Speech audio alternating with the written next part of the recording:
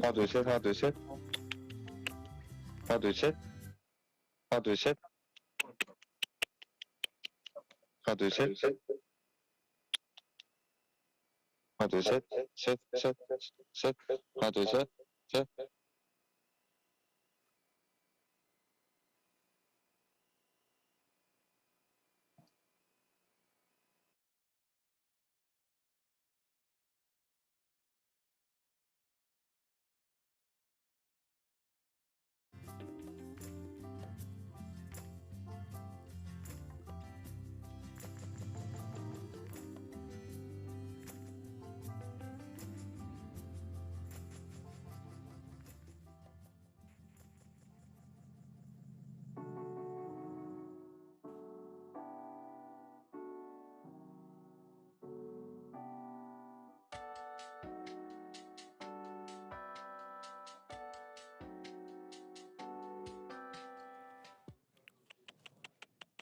하나 둘 셋, 하나 둘 셋, 셋, 셋, 셋, 셋, 셋, 셋, 하나 둘 셋, 셋, 셋, 하나 둘 셋, 셋, 셋.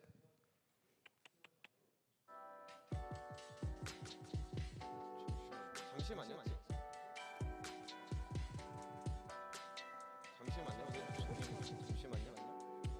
하나 둘 셋, 셋 셋, 셋 셋, 하나 둘 셋, 하나 둘 셋, 셋, 하나 둘 셋, 하나 둘 셋. 지금 보세요. 지금 뭐냐면은 하나 둘 셋, 하나 둘 셋. 어디서 방금 소리가 나온 거지? 잠시만요. 하나 둘 셋, 하나 둘 셋, 하하하하. 하나 둘 셋. 방금 소리가 들어왔었는데. 하나 둘 셋, 하나 둘 셋, 하나 둘 셋, 셋, 셋, 셋, 하나 둘 셋, 하나 둘 셋, 셋, 셋, 셋, 셋. 지금은 또 안 돌거든요.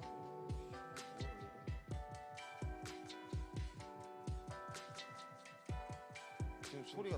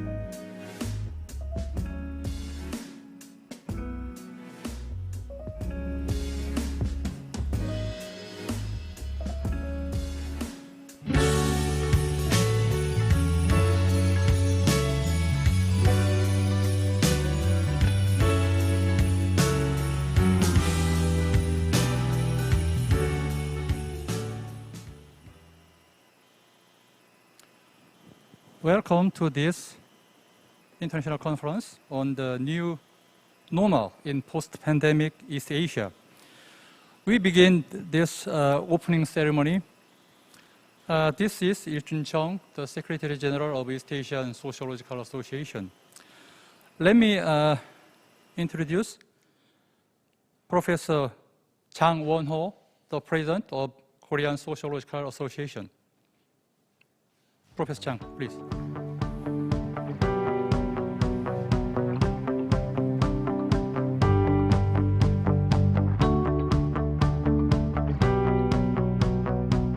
Thank you, Dr. Jung. Good morning. As introduced by Secretary General of East Asian Sociological Association, my name is Won-ho Jang. I'm a professor of urban sociology at the University of Seoul, and I'm a president of Korean Sociological Association. I'm really happy, and it's my great pleasure to see my old and new friends. Even though I cannot meet you face to face, but I'm really happy to see them as presenters and discussants of the international conference dealing with the new phenomena, new normals in post-pandemic East Asia. First of all, I'd like to express my sincere and deep thanks to Dr. Jo Dae-yeop, my old friend, the chairperson of Presidential Commission on Policy Planning, whose generous support makes this international conference fruitful and successful. I also like to thank deeply my mentor, Dr. Hyunjin Lim, President of East Asian Sociological Association. Without his creative ideas and leadership, I think this conference would not be possible. And of course, I really want to thank all the participants whose presentation and discussions will make this conference one of the most influential conference dealing with post-pandemic social transformations. As you all know, we are now undergoing unprecedented hard period caused by COVID-19. The pandemic has changed and reshaped the social structure in the globe. This is why we gather together today to discuss the real meanings of the changes and to look for the possible way to use the pandemic to make the better society. Today, we will discuss various new phenomena generated by the COVID-19 in 3 countries, Korea, Japan, and China. The issues are very broad, ranging from women's employment, national economic governance, migrant community, social attitude and trust, the balance of security and liberty, and so forth. Considering the eminent presenters and discussants from the 3 countries, I do believe today's conference will suggest very important implications for both academia and policy planning. In this respect, I'd like to thank again all the participants of this conference. Finally, but not least, I'd like to thank the organizing committee of the conference, Dr. Il-Jun Chung, the secretary of this ISA, Dr. Seok Gong, and Dr. Kyungmin Baek, and other staffs. My dear friends and colleagues, although we cannot meet face-to-face today, I do wish we can hug and talk sometime within this year and discuss all the sociological theories and implications raised by the COVID-19. Once again, thank you very much, and take care of yourself. Thank you.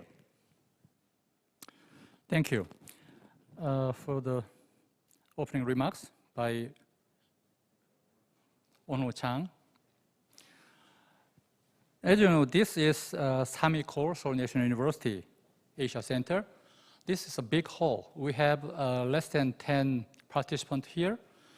So I think it's, we can keep the guidelines for antivirus, and we can put off our masks. So from the next speaker, welcoming remarks by Professor Hyunjin Lim, the President of East Asian Social Association, will put off the mask and deliver the remarks. Professor Lim.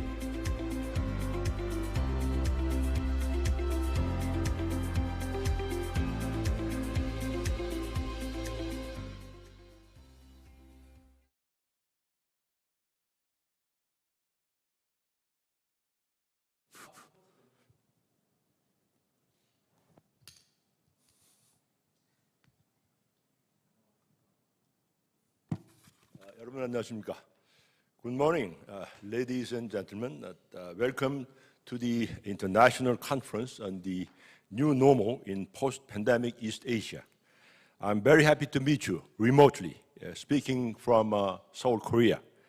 I'm very much honored and pleased to host the virtual conference on COVID-19, organized jointly by Korean Sociological Association and East Asian Sociological Association.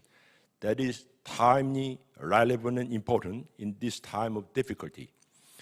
The world is struggling to get out of the new coronavirus disease pandemic. You know how dangerous pandemic is. 100 years ago, during the last great pandemic, one of great social scientists, German intellectual Max Weber, caught Spanish flu and passed away. COVID-19 should be a once-in-a-century crisis. I would say that we have decades of signals warning the frequency of global pandemic. It can be said that since the early 2000s, the humankind has experienced more than 30 kinds of new viruses. Global pandemics such as SARS, African swine fever, Ebola, MERS, and COVID-19 have taken place almost every 3 years. The outbreak of new viruses is closely related with climate change that has destroyed the habitat of animals and plants. According to World Health Organization, global pandemic increases by 4.7% as average temperature of the Earth rises by 1% centigrade. The rise of temperature and humidity due to global warming ruins Earth's ecosystem in a way to pull down the boundary of habitat between humans and animals. Viruses living in tropical rainforests are supposed to transmit human beings. Ladies and gentlemen, we are now living in the difficult time of pandemic. The COVID-19 pandemic has led to the most severe global economic downturn since the Great Depression. With the high uncertainty about the future of neoliberal capitalism, the state returns, market reduces, and civil society shrinks. The pandemic has disrupted our way of thinking and living. Everyday life has changed from face-to-face to non-face-to-face context. Citizens feel isolated and lonely.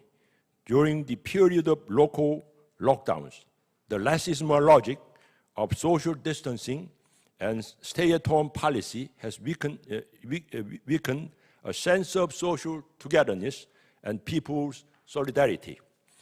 The COVID-19 pandemic has already paid the high cost, human and economic cost. We need the close international cooperation and coordination to go beyond the national boundaries. Progress requires working together, not just as nations, but as international community. However, in the midst of national survival, almost all countries have closed their borders to ward off the contagion of global pandemic. There has been a growing sense of hatred and discrimination instead of understanding and tolerance in the process of combating COVID-19. You know, the East Asian countries have attracted international attention since their management of COVID-19 pandemic has been more effective than that of any other region worldwide. In terms of the numbers of infections and deaths of the pandemic, they have been in good shape compared to European, North American, or South American countries. Right now, the third wave of COVID-19 is spreading the world. Some Asian countries, such as India, is experiencing a rapid surge of infections and deaths. In particular, East Asian countries who have not gone through vaccinations are suffering from the third wave of COVID-19. National lockdowns are not sufficient enough to prevent new coronavirus variants, and we should try our best to accomplish the vaccination of citizens as much as possible. Ladies and gentlemen, I'm not saying that the crisis management in East Asia has been perfect. Repeated resurgence of the pandemic has exposed and widened the political, economic, and social cleavages that had been hidden by the success of early responses. The impacts of the pandemic have been uneven, hitting vulnerable groups such as the poor, unemployed, and foreign migrants very hard. Discrimination against ethnic minorities, religious sects, and LGBTQ individuals has also been apparent in the process of social distancing. The blame game between neighboring countries of the pandemic has obstructed effective regional cooperation and coordination, not to speak of complete lockdown, threatening the freedom of mobility and doing business.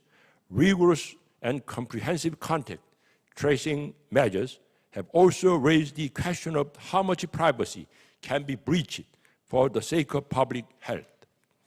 As you know, the conference aims to provide a platform to find out the key institutional and cultural factors that are responsible for the success and failure in preventing and treating COVID-19, such as the role of government, state-society relations, public trust and social capital, public health system, fellowship from the civil society, social and interpersonal relationships, and so on. I believe that you have an excellent group of scholars from different countries who offer their knowledge and insight to discuss a wide range of issues facing East Asian countries from a comparative perspective. I hope that you should play a crucial role in developing various ideas and experiences in living in post-COVID-19 pandemic era. Ladies and gentlemen, lastly, I would like to take this opportunity to express my sincere gratitude to Dr. Jo Dae-up, Chairperson of the Presidential Commission on Policy Planning, for his generous financial support and moral encouragement in making this conference possible. Final thanks are also go to Dr. Jang Won-ho, President of the Korean Sociological Association, Dr. Jung Il-jun, Secretary General of the East Asian Sociological Association, Dr. Baek Kyung-min, a key organizer of the conference, and Dr. Gong Seok-ki, another member of the East Asian Sociological Association, and other staff members for their energy, time, and sacrifice in preparing this wonderful virtual conference. I wish you the very best. 감사합니다. Thank you very much.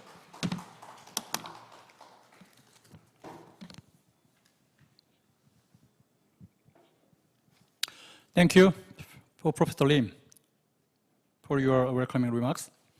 Now we'll proceed to congratulatory remarks by Jo Dae-up, the chairman of the Presidential Commission on Policy Planning. Unfortunately, he's not here for prior engagement, so I will read his remarks for him. The title is New Solidarity and Cooperation in East Asia Needed. Good morning, ladies and gentlemen. This is Jo Dae-up, chairman of the Presidential Commission on Policy Planning. I'd like to express deep gratitude to all who joined the conference. First of all, I welcome scholars from China, Japan, and Korea with whole heart. I really appreciate Professor Chang Won-ho, the president of Korean Sociological Association, and Professor Lim Hyun-jin, the president of East Asian Sociological Association, for their effort to organize this international conference, envisioning the new normal in post-pandemic East Asia and also new world order. I want to draw your attention to the following three issues which were already dealt with during the G7 summit a couple of weeks ago: public health security, environmental security, and economic cooperation. The lessons we learned from the COVID-19 crisis are that infectious disease like coronavirus can dismantle our daily lives and even world order in a couple of days. In this hyper-connected world, in order to solve public health problems, global cooperation and solidarity are necessary. Economically advanced countries like Japan, Korea, and China, through exerting global leadership, accelerate vaccination of people living in less developed countries. Let me tell you, South Korea is going to become a vaccine hub producing large-scale biopharmaceutical products. Second, in preparing for climate change, just transition effort is major concern. Climate change is another security challenge threatening human lives and national security, even worse than corona pandemic. Based on reflexivity in climate change, advanced industrial powers in East Asia, Korea, Japan, and China should join in global efforts in achieving carbon neutrality and renewable energy. Furthermore, 3 East Asian countries altogether should cooperate and do their role and responsibility in bridging different economic level countries. Third, pursuing co-prosperity through development cooperation with less developed countries. China, Japan, and Korea all succeed in industrialization and economic growth should develop global economic policy to assist less developed countries, especially assisting in constructing the infrastructure of those countries. This may be the kind of global leadership asked upon Korea, China, and Japan. It's true. 3 East Asian countries, though centuries-long friendship, have some disputes over historical issues. Korea, Japan, and China are neighboring countries facing each other, reflecting on the connections and interactions among the 3 countries in long history and compassioning on the hardship caused by COVID-19 crisis. I believe the power of reflection and empathy will become an artery that builds a new order in East Asia after the COVID-19 pandemic. It is hoped today's discussion forum will serve as a focal point for gathering the wisdom of scholars from 3 countries in seeking a new future in East Asia. Thank you.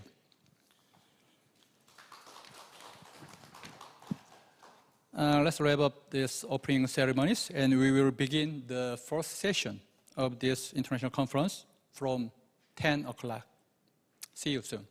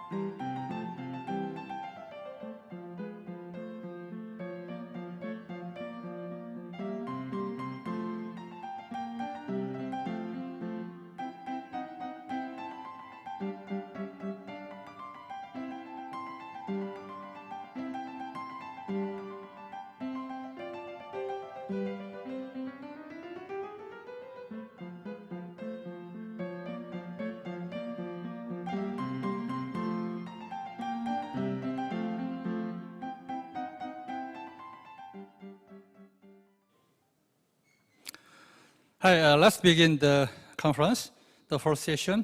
We are a couple of minutes behind the schedule. Let me introduce the first session moderator, Dr. Jang Deok-jin of Seoul National University. Professor Jang, please come forward.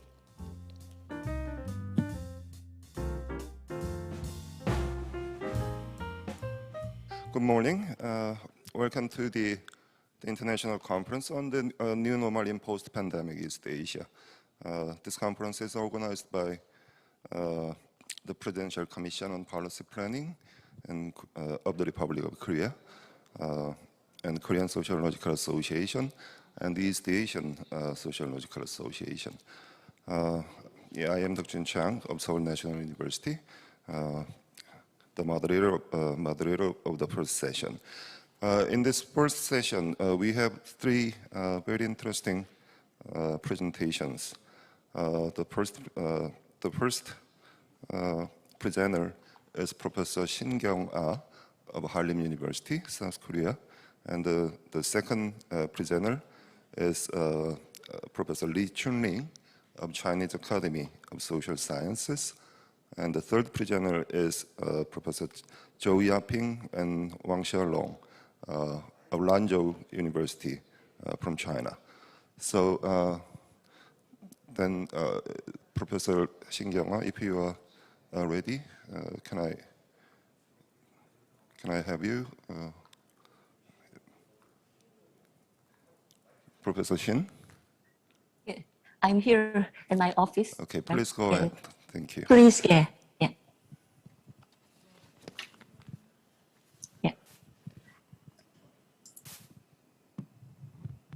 Yes. Excuse me. Please invite me, host, please. I wanna use my presentation material.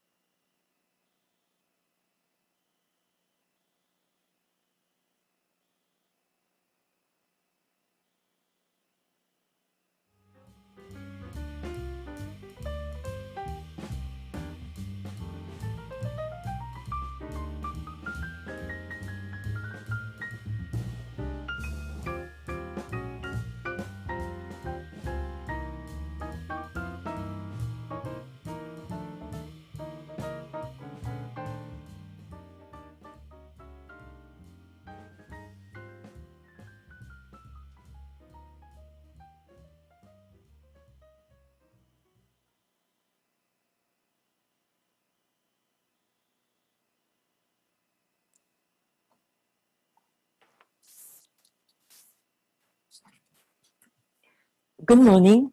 Thank you for inviting me to this seminar. We still live. Just a moment, please.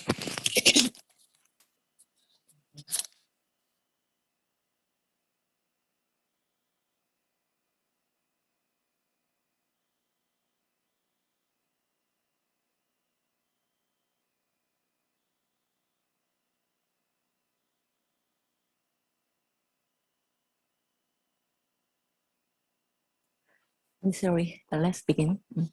Good morning. Thank you for inviting me to this seminar. We still live in a pandemic society, but we have found a vaccine and have found a way out. I do believe COVID-19 will be over in the near future. COVID-19 has had the same and different impacts on social groups at the same time. The subject of my presentation is issues of women's employment during the COVID-19 crisis in Korea. Today, I would like to take a look at the situation of women workers in Korea in the unprecedented pandemic society called COVID-19 over the past year. This photo is from an article posted by AFP, a global news agency, in March 2020. The title of this article is South Korean Nurses' Bandages Become Badge of Honor. In this photo, Korean nurses wear personal protective equipments and have their faces injured while caring for COVID-19 patients for a long time. Most of them appear to be female nurses, with the exception of 1 out of 16. When AFP posted this picture, people around the world were amazed and admired them. I too look at this photo with amazement, admiration, and regret. I think this photograph is a symbolic evidence of the role women workers have played in the past, present, and future of Korean society. Although Korean women workers have made important contributions to the development of Korean economy, their contributions have not received sufficient social recognition. In the labor market and organization, they remained in secondary positions, and nearly half of them were non-regular workers, that is, temporary workers, dispatched workers, part-time workers, working for low wages. In that context, I think this photo will be an important turning point because it shows how Korean women workers have contributed to economic and social development, especially in times of crisis. Their contributions shine brightly. And as you well know, thanks to the hard work of these workers, Korea is known as an exemplary quarantine country. They are the frontline workers of the pandemic society, hiding behind K-quarantine. Therefore, my research questions are as follows. Korea is considered an exemplary case in COVID-19 prevention and control. How is it from the gender perspective? What does women workers in the forefront of a pandemic society mean? What are the tasks for gender equality in the labor market of COVID-19 society and post-pandemic society? This photo is part of a column I wrote, and it contains a photo of a press conference held by female call center workers in Korea just a few days before AFP's photo was posted. Call center workers are mostly women, and they work at small desks with computers and phones in cramped offices. In Korea, large-scale infections occurred at call centers in the early stages of COVID-19. Because they work with voices, there is a high risk of infection by droplets such as saliva, but safety devices are not in place. The facial expressions of the female workers in the photo show how dangerous their working environments are and how frightened they are. In addition, most call center workers work on contract or dispatched positions. Therefore, the company didn't care about their safety. This is because they are not regular workers, that is insiders, but non-regular workers, outsiders in the company. This photo was also featured in my column. The title of the column was Tears of Working Moms. As of the end of December 2020, 5.6% of married women with children under the age of 18 had lost their jobs in the past year. Daycare centers, kindergarten, and schools are first places to close due to the sudden and uncontrollable spread of COVID-19.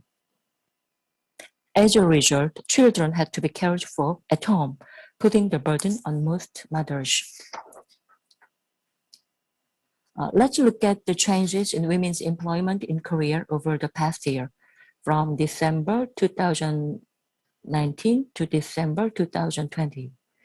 First, the number of employed persons have changed. Please look at the figure 1. It shows the rate of change in the number of employed by gender.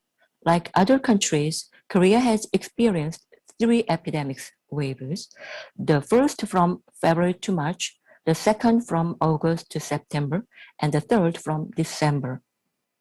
During the period when COVID-19 spread in Korea burst into the first, second, and third wave, the number of employed in each wave has changed.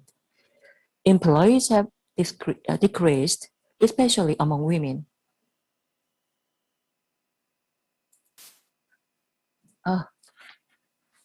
Good morning. Yeah, thank you. In this graph, yellow line is female and blue line is male. During the 3 epidemics, the number of women employed decreased even more.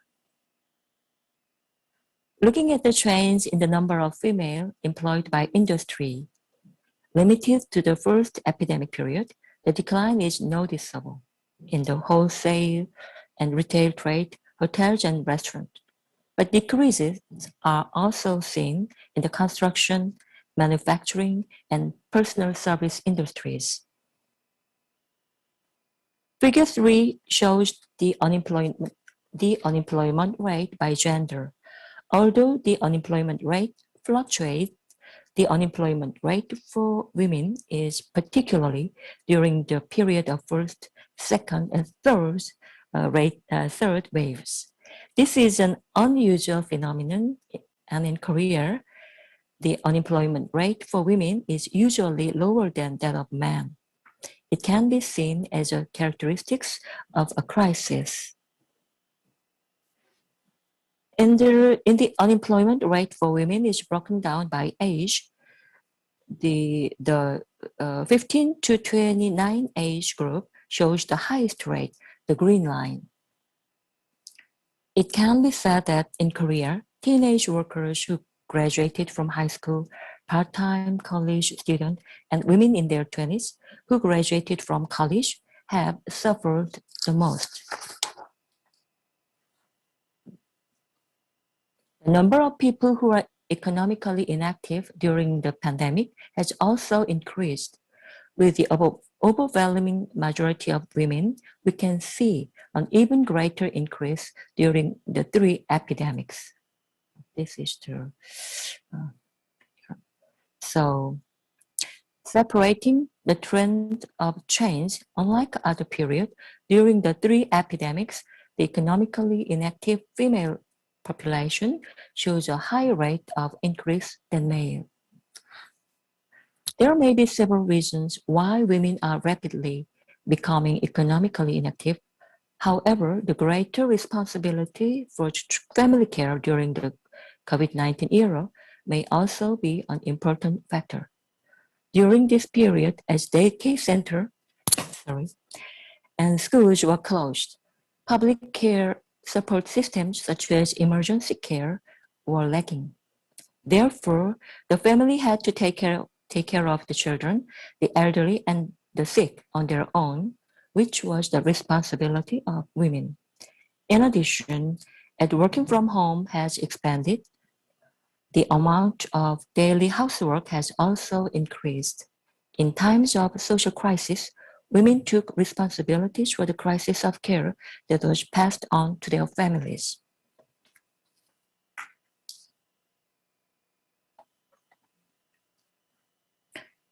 As a result, according to the report of Dr. Jiyeon Kim of KDI in December 2020, the biggest decrease in the number of employed was in face-to-face service industry, in the number of industry, and women were more among the decrease in employment. Considering the fact that women make up a smaller proportion of total employed persons, it can be said that the damage was greater for women.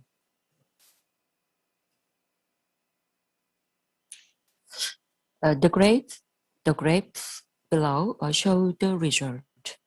These graphs compare the change in the employment rate by gender during the 1998 economic crisis in Korea and the change during the 2020 pandemic. In 1998, married and unmarried men experienced a greater drop in the employment rate, whereas in 2020, both married and unmarried women experienced a higher drop in employment than men.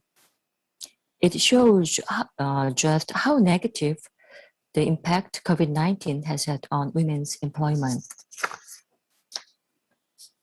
The following material is part of KBR's paper in the April 2021 issue of Feminist Economics. ILO statistics are used to show the unemployment rate of major countries during the first wave of pandemic.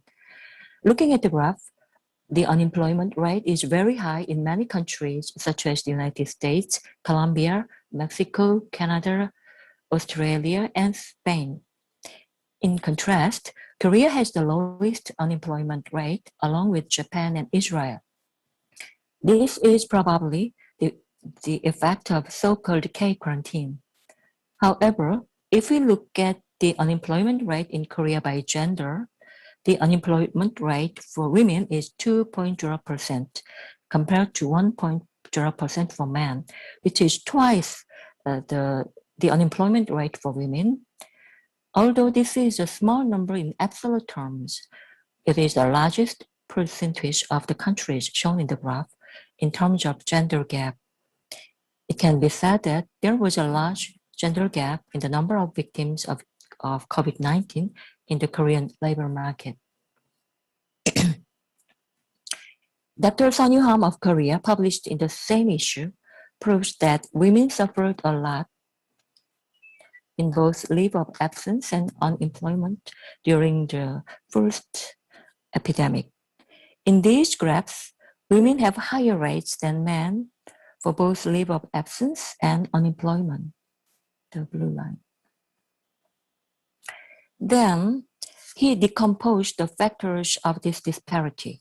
When analyzed, including important variables such as age, marital status, industry, working hours, job security, and company size, only 39.2% of the gender gap for leave of absence and 45.2% of the gender gap for the unemployed could be explained. In the end, the gender gap of 60.8% for those on leave of absence and 54.8% for the unemployed was not explained. The possibility of gender discrimination can be assumed. How can we explain these results? A detailed analysis is needed in the future, but it can become inferred that the pandemic crisis has acted in the direction of widening the gender gap that has existed in the labor market since before. The widening of the gender gap we are currently experiencing could lead to the gender inequality in the post-COVID-19 and post-pandemic society. Finally, based on Korea's experience, the problem of women's employment brought about by pandemic at the global level is suggested as follows. The first, the problem of gender gap in labor market. Women of low-income households and marginal groups suffer the most during the COVID-19. Women around the world work in sectors that were hit hardest by the pandemic, such as restaurant and catering, lodging business, educational services, cultural industry, etc. Women take up large portions of frontline workers and essential workers, that is, face-to-face service work, medical and health work, etc. Working moms experienced much heavier burden both at work and in care, and they lost their jobs. Teenage girls and young women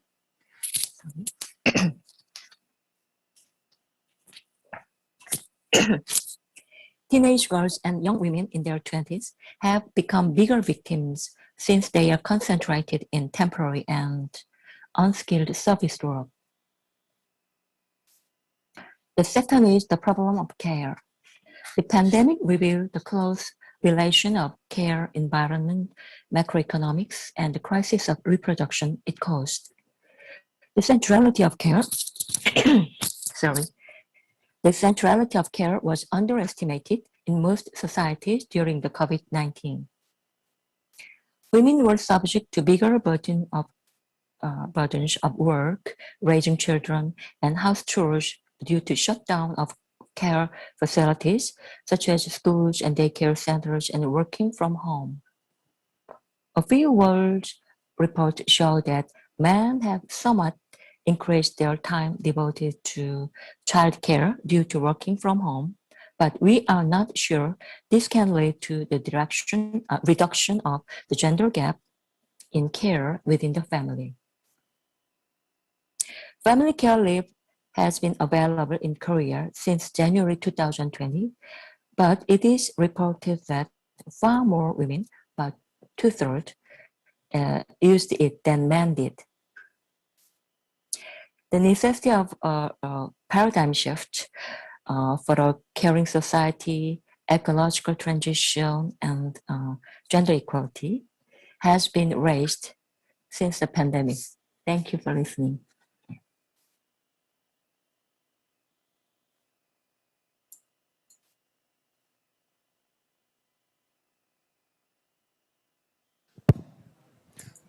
Thank you very much, Professor Shin Kyung-ah, for your very interesting presentation. In this session, we do not have designated discussants, so we will continue to listen to the second presentation. So if the audience have any questions, please send your questions by text message in the chatting room. So after hearing all three presentations, we will collect your questions and we will have a Q&A session with the presenters. So if you have questions, please send your questions by the text message in the chatting room. Okay, thank you very much. And can I have the next presenter, Professor Lee Chun-ling of Chinese Academy of Social Sciences. Professor Lee? Are you there? Do you? Oh, yeah, yes. Okay. Can you Please. hear me? Yeah. Yeah, please go ahead. Thank you. Yes. May I share my screen? Okay.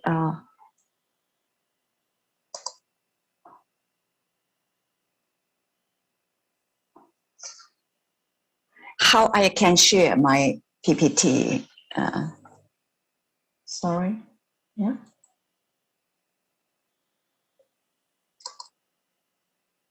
Okay. Can you share? Can you see my PPT?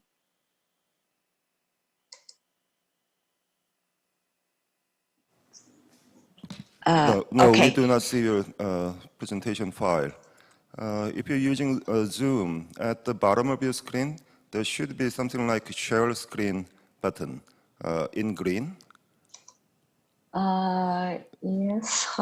Sorry, how to share? Do you see a green button at the bottom of your screen? Yeah, sorry. No, I cannot find the bottom, the share. Where?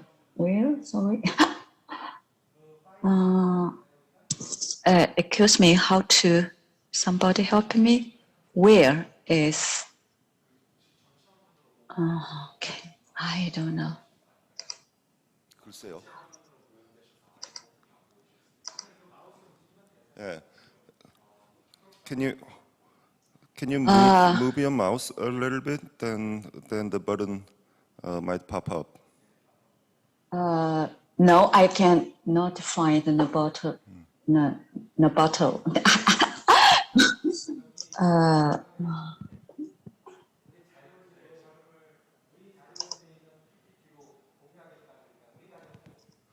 Well, then one thing we can do is we have your presentation file that you sent us. So, okay, Sorry. that's a text file. I can find the bottle for the share screen. Then can you send your presentation file to us by email so that we can share it from here? Can you send us Okay. the file Yeah. by email? By email. Okay.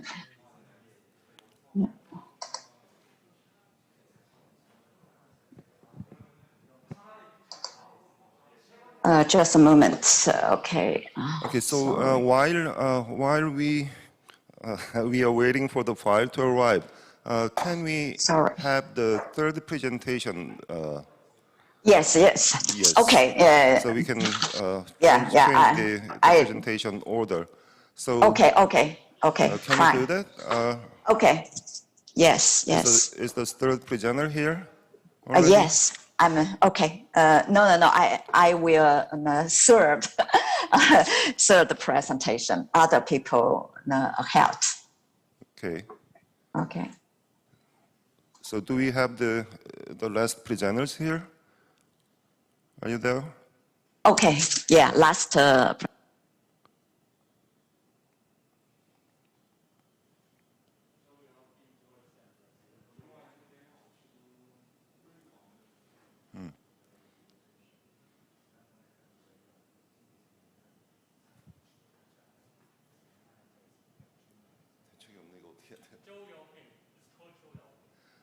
Zhou Yaoping, are you there?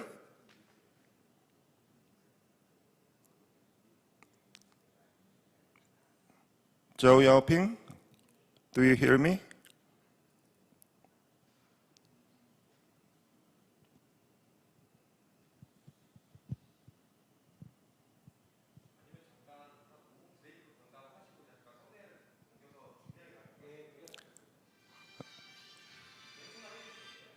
Okay, it looks like the third presenter is not here yet. So we're gonna have to wait for the file to arrive. So why don't we have a very brief 5-minute break so that we can receive the file and share the presentation file from here. So let's have a 5-minute break, and we will resume at 10:37 Korean time. It's 10:32 now, so we will have a 5-minute break, and we will resume at 10:37. Thank you.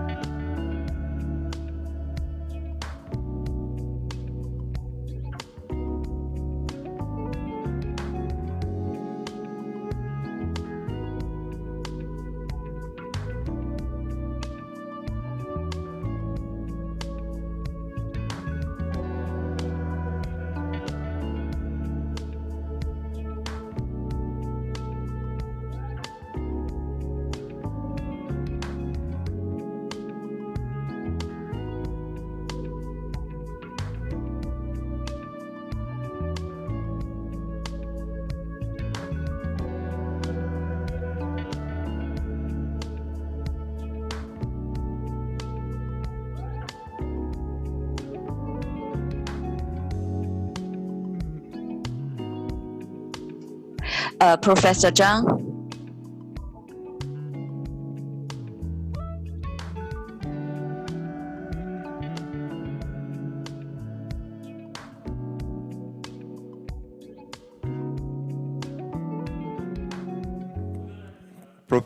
Professor Lee?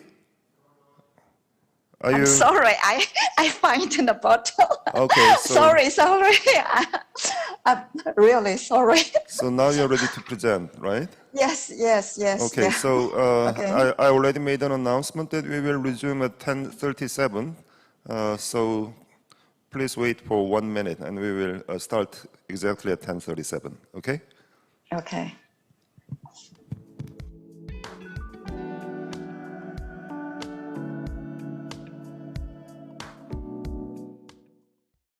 I'm sorry. My presentation is about the pandemic.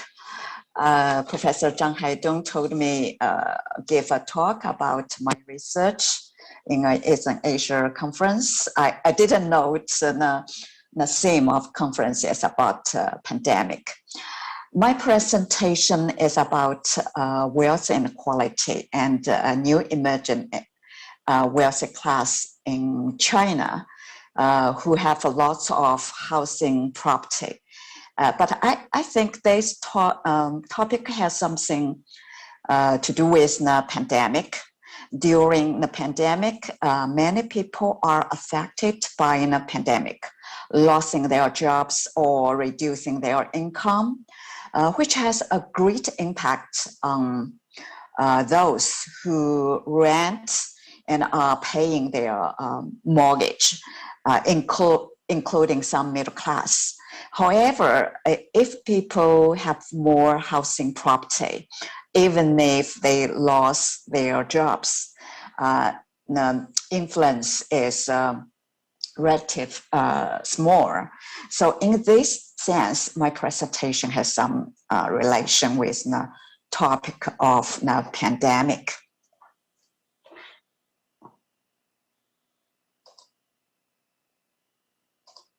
Okay, fine. Yes, so the title of my presentation is housing-based wealthization in China, from a society with high equality and scale wealth to a society with high inequality and whiteization. Over the past decades, a hot topic in social scientific analysis of inequality is about wealth inequality. Many economists and some sociologists have made in-depth study of this issue and concluded that the dynamics of wealth in the Western world is a central element of the inequality. Piketty has demonstrated this trend on a global level, including that capital is back. Shawir and his colleagues also reviewed the phenomenon of the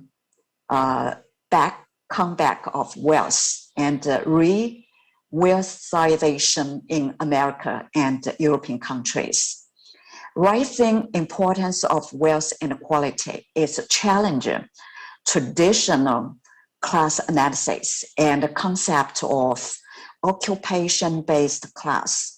Some sociologists argue wealth inequality as a means of renewing class analysis and wealth as a crucial resource for defining one's social position in conceptualization of social class. Over the past 3 decades, China shares a similar wealthization process with Western countries. But Chinese wealthization is a little different story from Western countries. In Western countries, the process is characterized by re-wealthization and inherited wealth promising. But in China, 30 years ago, almost no private variable property. There were very few families having property worth more than 1,000 US dollars. 30 years later, however, China has 89,000 families have wealth of more than 30 million US dollars. So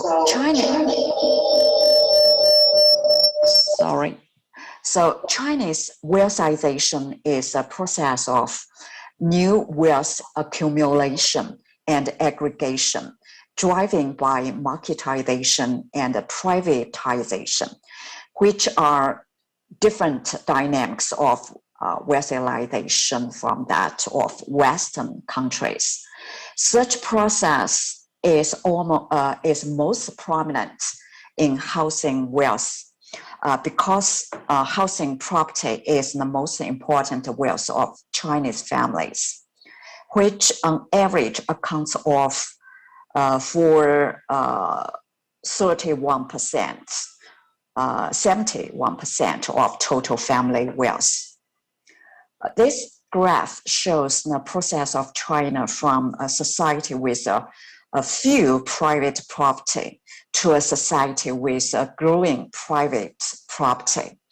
In 1998, here, only 14% of Chinese family had housing ownership, and most of Chinese family live in public houses.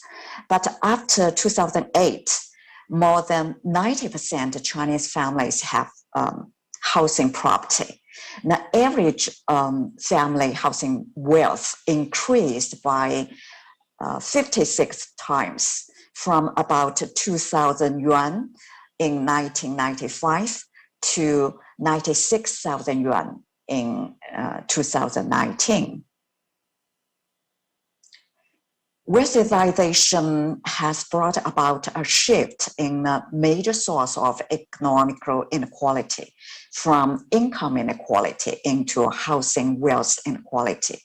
In 1980s and 90s, income inequality was a major source of economic inequality, and the income Gini coefficient increased fast.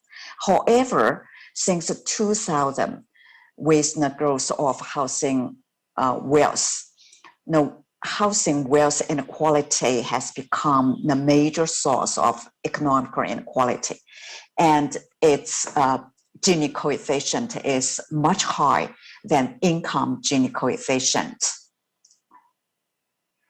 In this process, there has been a change in the mechanism of wealth distribution from dominate by the state to by market. This figure shows sources of private house property in different years. In 1995, here, most families, nearly 70%, having housing property was to purchase public houses in very cheap price, and very few families, only 5.5%, buy houses from the real estate market. But in 2009, about half of families buy their houses from real estate markets in very high prices, and nearly 40% are self-built houses. Only 9%, very few families, 9% purchase public houses in several prices by government. That displays a shift in mechanisms of wealth distribution, with the marketization from the state to the market. Housing marketization and regional gap in economic growth have surged housing price in megacities, which resulted housing wealth of local residents in mega cities increasing sharply.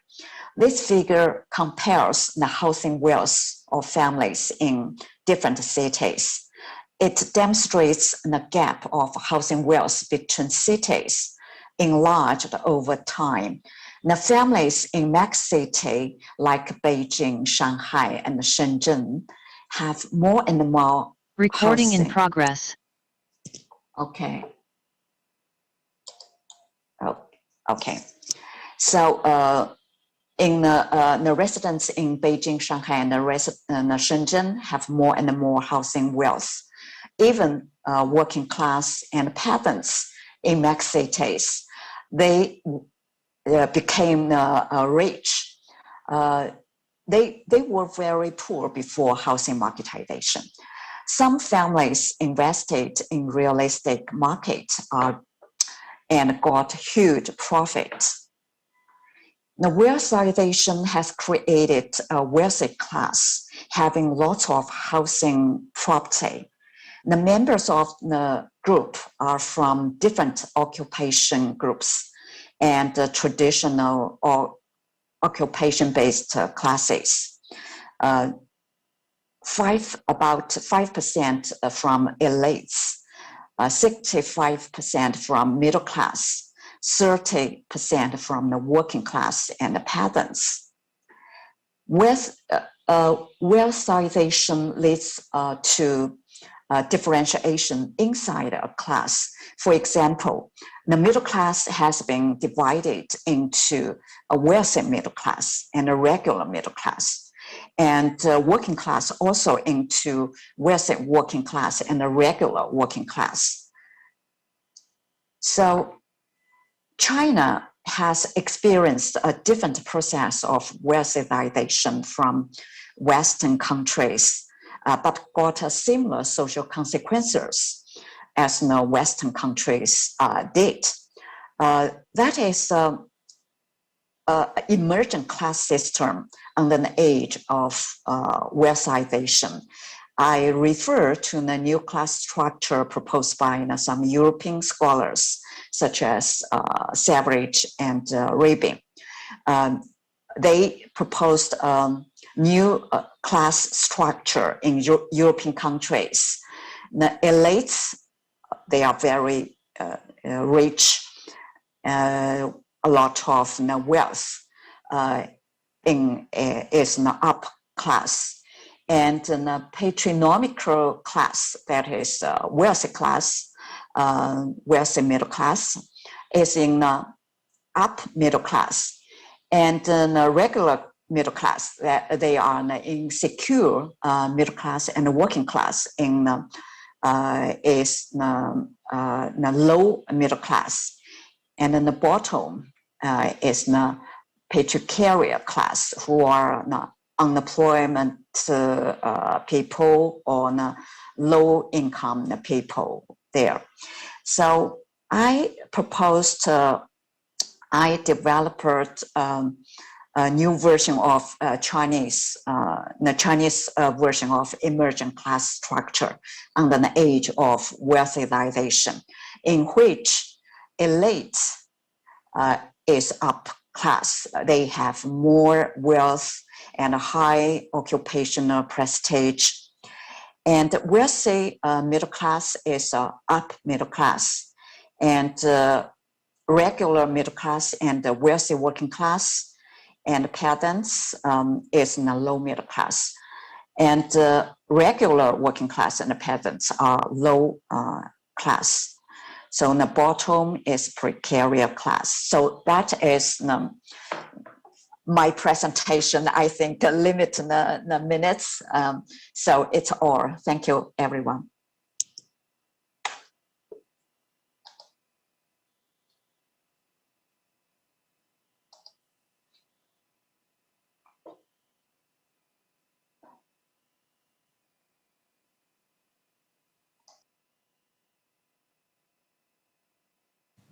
Well, thank you very much, Professor Lee, for your interesting presentation. I think we will have a lot of questions about your presentation, because housing is also a very big issue in Korea and Japan too. Like I announced before, we do not have designated discussants for this conference. So if you have questions, please send your questions in text message in the chatting room. Then we will collect those questions toward the end of the session, and we'll have a Q&A time. I see already there is already one question for Professor Shin Kyung-ah. And if you have any other questions, please do not hesitate to send your questions. And may I invite the last presenters, Professor Jo Yaping and Wang Xiaolong. Are you there? Professor Jo Yaping? Yes, I'm here. Can you hear? Okay, yeah, please go ahead. Okay. Because Professor Zhou has a lecture, so I will speak for him. The topic of my presentation is research on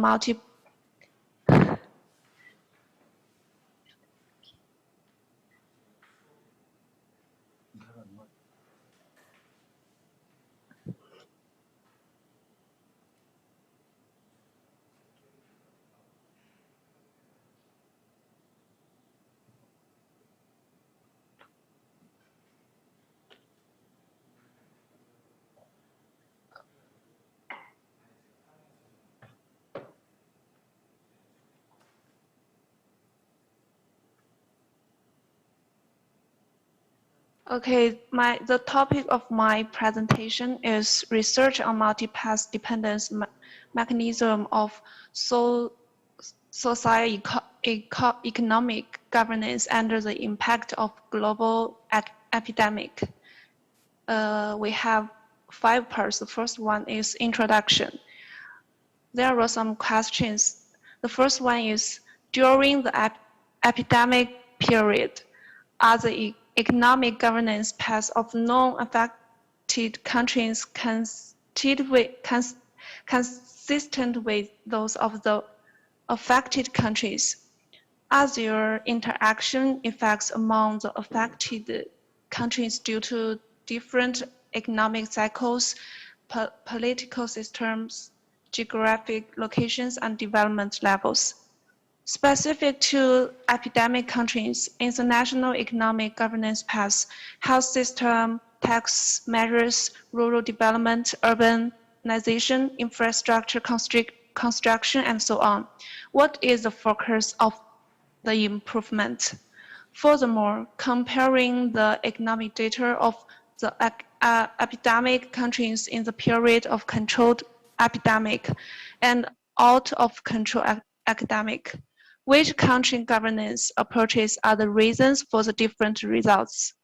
The above-mentioned problems will be the focus of the research on the sustainable development of the national economy in the current period. The second part is purpose. Different from the existing research, the marginal contribution of this research may include, first, at the model setting level, using stepwise regression and backward regression methods to classify the country's economic growth paths by observing the changes in the F and T values of each variable to build an optimal model. Secondly, in terms of data selection, it avoids the subjective bias. Ms. Wang Xiaolong, sorry for interrupting you. Do you have a presentation file that would you like to share any presentation file? Because if you can share a file, then it's going to be much more easier for the audience to understand your presentation. So if you have a presentation file, please share it.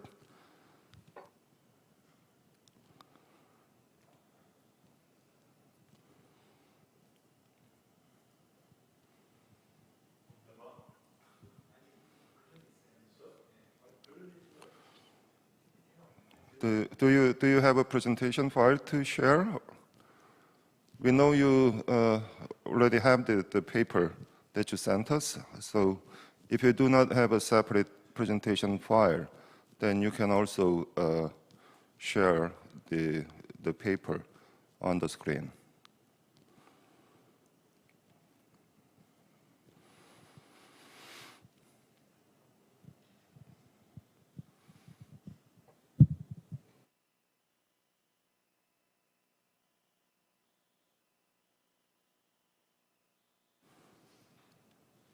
Do you hear me? Do you call me? Yes, yes. Yeah. I don't know how to share my screen. Okay, then I will try. Yeah, I can do it. you can do it. That's good. Can you, okay. Can you see the screen? Yes, please. Okay.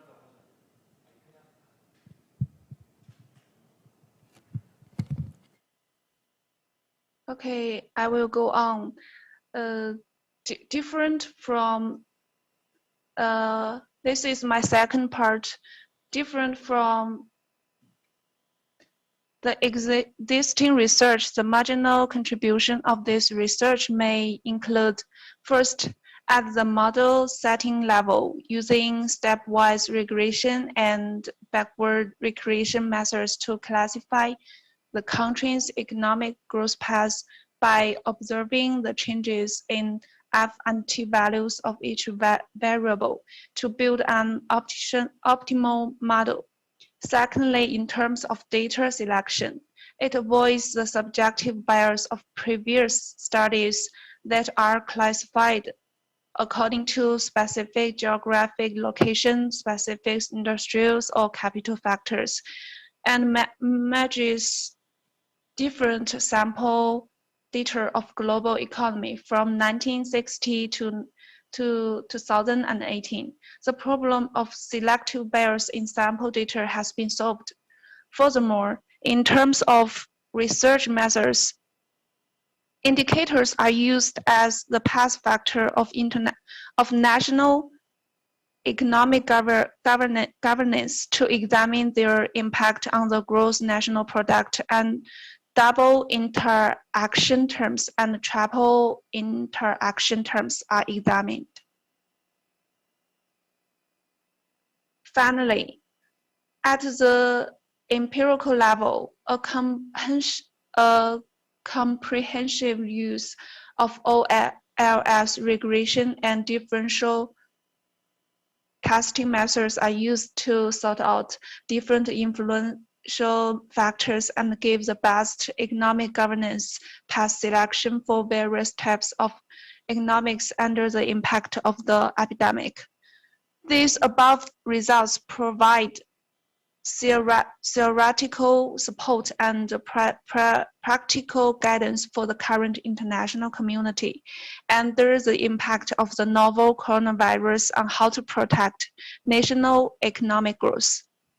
Aiming at the problem of how to promote national economic growth under the global epidemic, based on the theory of economic governance using differential testing and finance mixed models based on the World Bank's 210 countries and economics from 1960 to 2018, nearly 300,000 data. This paper constructs a multi-path analysis framework for national economic governance and discusses determinants and differences in growth sources. The three part is literature review and research hypothesis. The literature on the empirical mainly includes the following categories. The first one is Xu Ting, Wang Tao, based on the World Bank data from 1978 to 1995, using the evolution method to construct a comprehensive economic system, a safety control system, and a strategic resources system. However, as time evolves, some indicators need to be updated, and there is no empirical test of data at that time. Secondly, Helpman established a production function based on World Bank data and the GDP as an explained variable model. The perspective of using backward regression to construct a multi-regression model provides a method for research, but because of the barriers in data selection, there is still no sufficient barriers for explaining the past choice of the global academic on global economic governance. Finally, Carson used environmental governance input costs as the independent variable under the academic environment, and GDP as the dependent variable. The value of this empirical method is to distinguish the first two academic risk factors and human capital factors, and to introduce the impact of non-capital factors on economic growth. There are two hypotheses. The first one is the global academic suppresses national economic growth. The second one is the choice of the economic growth path of the affected countries is heterogeneous. The part 4 is data and empirical method. The data used in this article comes from the World Bank's data of 210 countries and economies from 1960 to 2018. In order to avoid bias in data selection, the data set in this article include years, gross national product, infrastructure, balance of payments, and so on. There are also virtual binary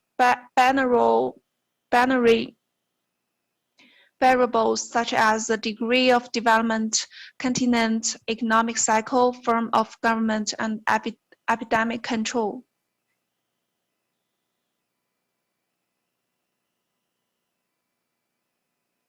Okay, so I will get to the conclusion. Rural development, education level, climate, government, and government efficiency are the factors that promote economic growth in all economies. However, the growth paths of countries and economies in the world are also heterogeneous, which can be described by a limited mixed model of academic groups. At the same time, the health system and infrastructure construction help to understand the growth patterns of different countries and economies. And urbanization and the structure of the rich and poor also have a certain power. Furthermore, the results of the economic growth of the affected countries found that although capital factors still play a leading role in different growth models, population, employment, human settlements, science and technology, financial markets, and transportation networks are some of the reasons for the differences in different models. In particularly, the geographic location, economic cycle, form of government, and the degree of development of the global economy interact with the global academic to form an optimal economy. Thank you. This is my presentation.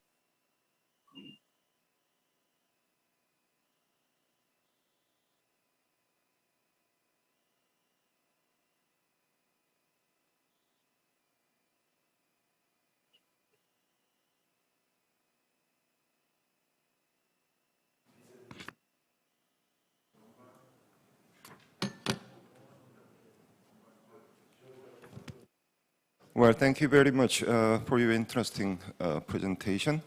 So from now on, let's have the Q&A session. I think we already have a few questions about the previous presentations. Okay, Professor Shin-Kyung-ah, did you see the question? Yeah. I have two questions. Yeah. Okay. Yes. Please. Yeah. Can you first read the question and give your answers to it? Yeah. I have two questions. Yeah, I got two questions. There are two questions. The first one. First of all, thank you for great questions. Yeah. The first question is a Professor Shin Dang-young. Yeah, thank you. His question is, the rate employment shows a harsher impact on married women.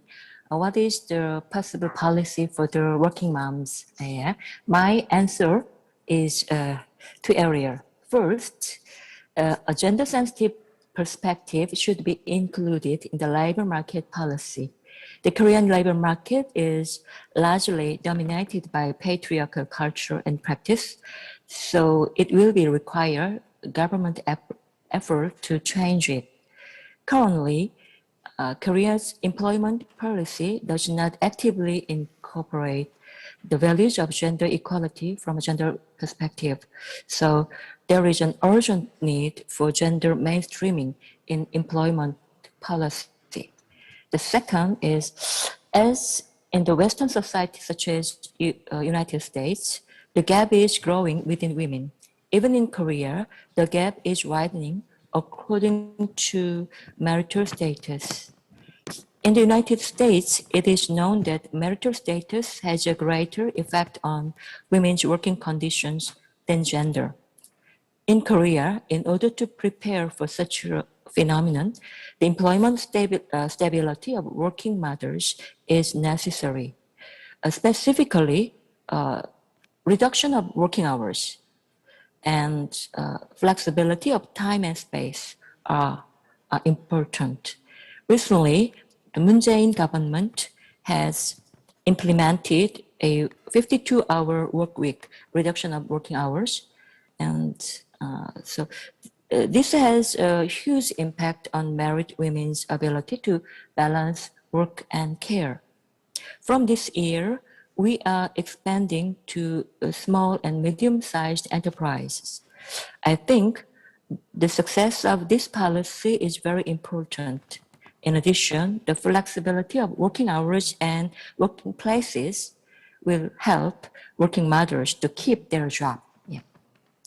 So, and the second question, okay? Yeah, please. Yeah. Second question, how can we share working moms' heavy burden with reference to community collaboration? At the community level, a joint effort between local governments and women's movement will be possible, gender governance.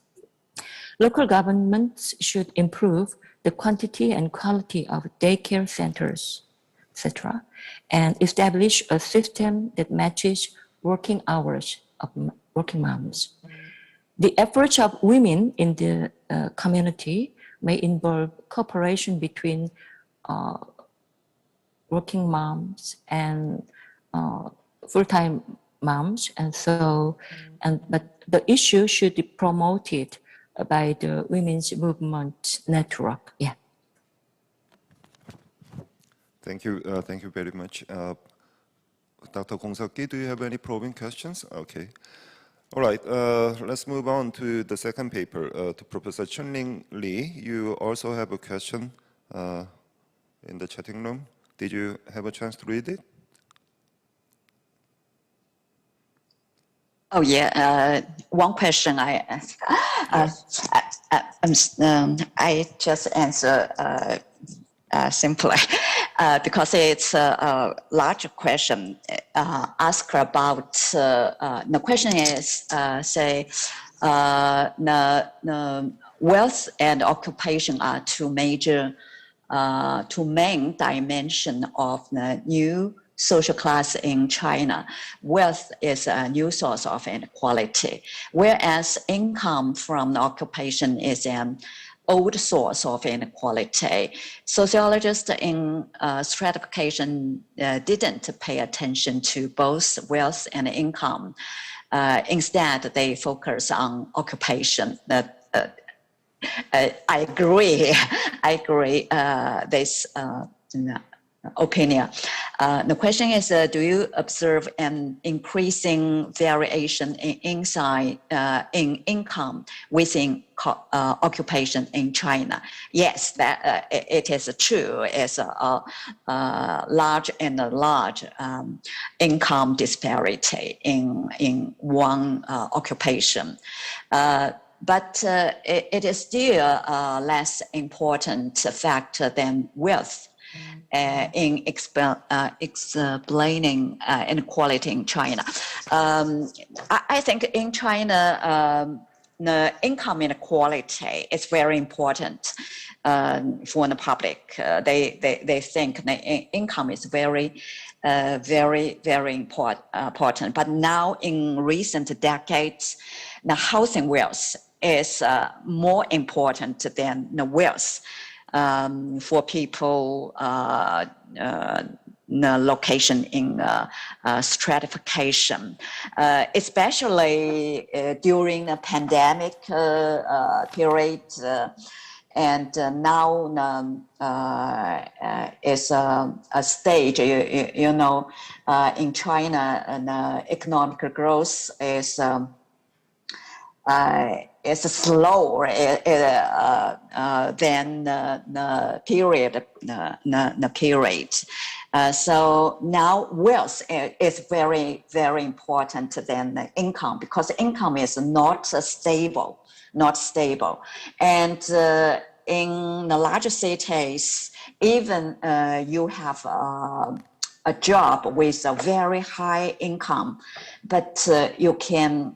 For many young people, they cannot afford to buy a house. So that is a problem. So the people think the housing wealth is more important. Now, in the study of social stratification in China, many people pay attention to housing stratification. They think housing stratification is more important than the income stratification and occupational prestige stratification. So that is my answer. Thank you. Thank you very much. Okay, this question originally came from Professor Kwang Young-shin, but he just left because of another appointment. So I think he doesn't have a probing question for this. Do we have more questions? I think just this one, just one question. Okay. Yeah, Okay. please go ahead. Do we? No okay. other All right. question. Okay. Yeah. Okay, so while we wait for other questions, let me also ask a couple of questions. The first question goes to Professor Shin Kyung-ah. You showed us a very interesting figure when you quoted the work by Nalia Kabir et al., the changes in employment, April 2019 to April 2020.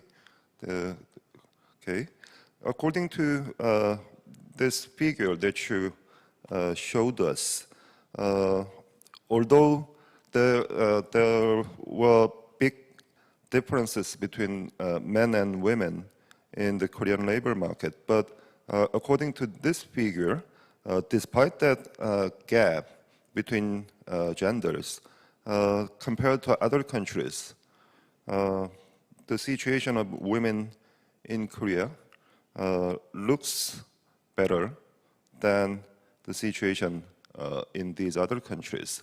So, can you explain what determines the size of this negative impact of COVID-19, and how would you describe the situation of women in labor market in Korea compared to these other countries? Yeah, the questions, and I think in absolute terms, the size of women's unemployment is not important, but it's not serious. But the gender gap is more important in Korean labor market. As I mentioned earlier, the gender gap in the Korean labor market before COVID-19, that is gender inequality in employment and in organization and wages was very large. And, the gender gap in wages is the highest in OECD countries. So COVID-19 can be said to have exacerbated this situation. Yeah. Yeah. That's my question. That's my answer. Yeah. All right, thank you. And my second question goes to Professor Lee Chun-ling about housing market in China.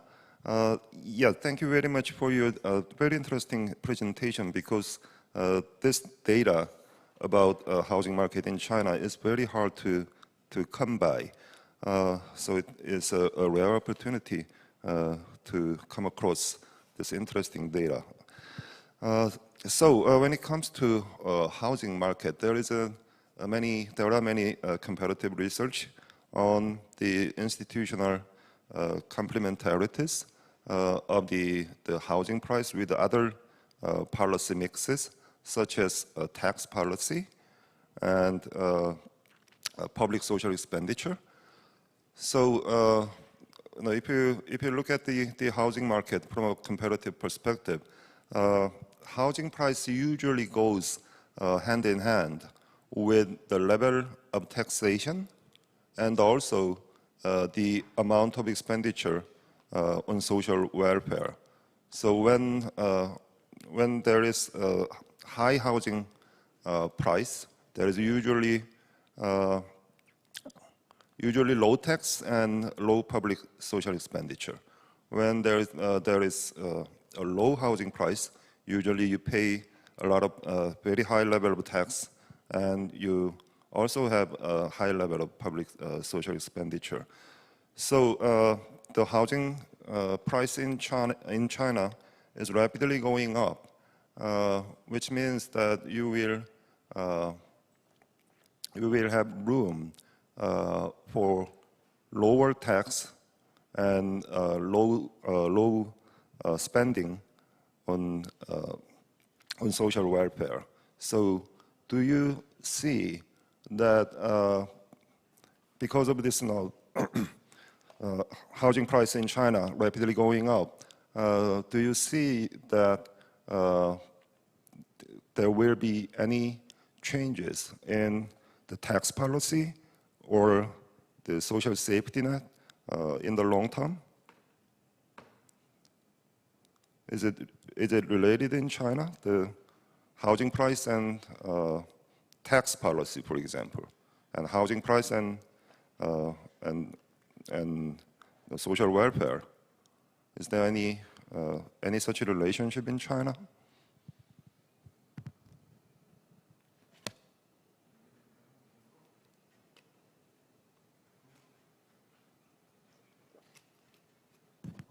Professor Lee Chun-ling, did you hear me?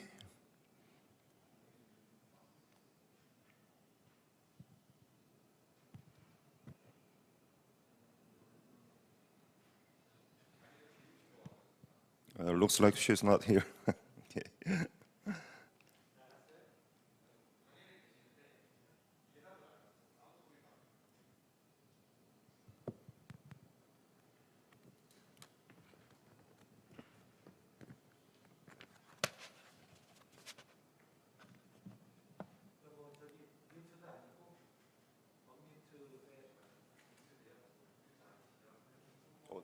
어떻게 할까요?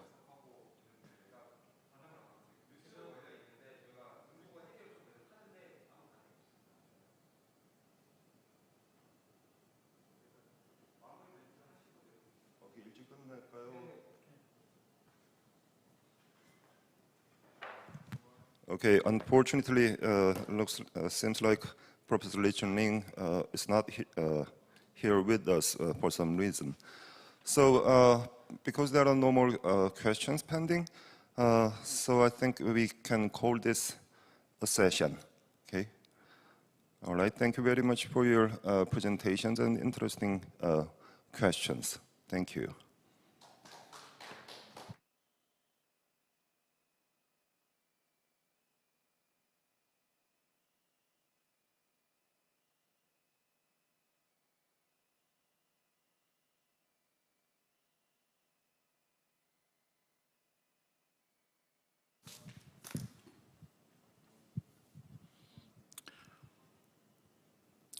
Thank you for Professor Chang Deok-jin for moderating this first session. And I also thank for Professor Zhou Yaping and Wang Xiaoling, Hangzhou University, and also Chinese Academy of Social Science, Lee Chung-ling, also Professor Shin Kyung-ah, Hallym University, for your presentation and all the discussions. Let's wrap up the first session here. And we will resume the second session on 1 o'clock in the afternoon.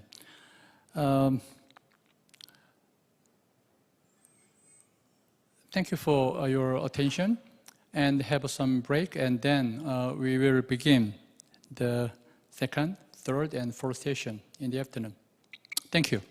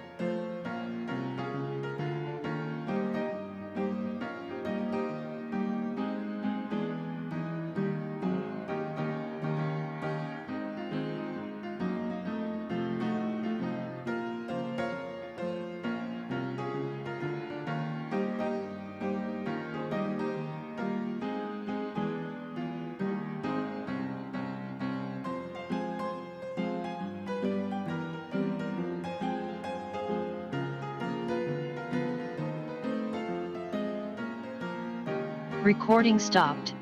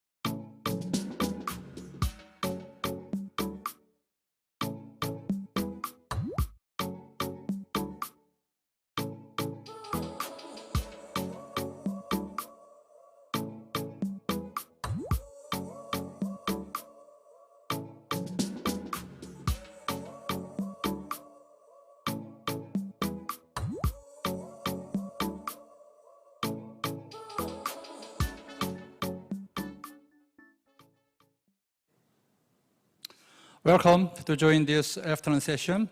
We will begin the second session. Unfortunately, there are some technical problems, so we will change the moderate from Jang Haidong of Shanghai University to our Korean Sociological Association President, Professor Jang Won-ho. Please, Professor Jang.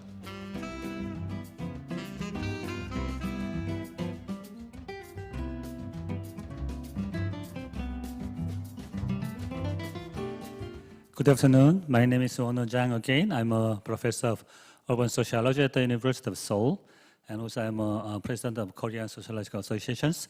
I really want to see Jang Haidong, my old friend, but there is a kind of a technical problems in Shanghai and Korea, so I'm going to take the job of the moderating in the second session.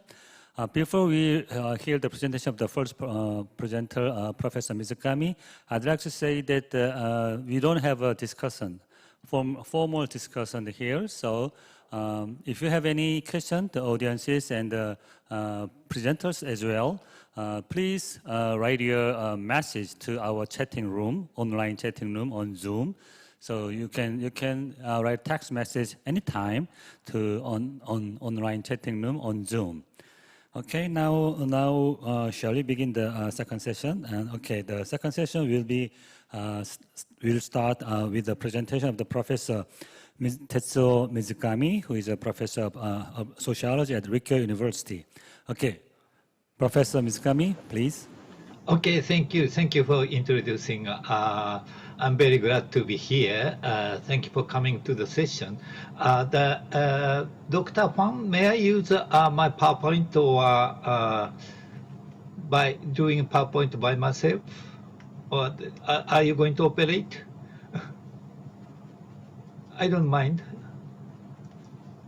Excuse me, are you talking to me? Yes, I'm talking about PowerPoint. Okay. Yeah, I turned off my PowerPoint long time ago. I think I can see yours right now. Do you have any issues? Can you see that? Yes, I do see your PowerPoint slides now on screen. On screen, that's good. Okay, I'll go ahead. Okay, thank you for coming. I would like to talk about the impact of the COVID-19 state of emergency on migrant community in central Tokyo. Since April last year to date, the government issued state of emergency 3 times. So in this paper, let me explore the question of the influence of each state of emergency. And second, firstly, I'll briefly explain each state of emergency, and then I will describe the characteristics of Ikebukuro district of Tokyo, now well known for its Chinese business community. Some statistical data will be referred to demonstrate the heavy negative impact of COVID-19 on the inflow of foreigners to Japan. Lastly, I will illustrate some outcome of the information received from interviews with Chinese entrepreneur and the Japanese school manager. The next page.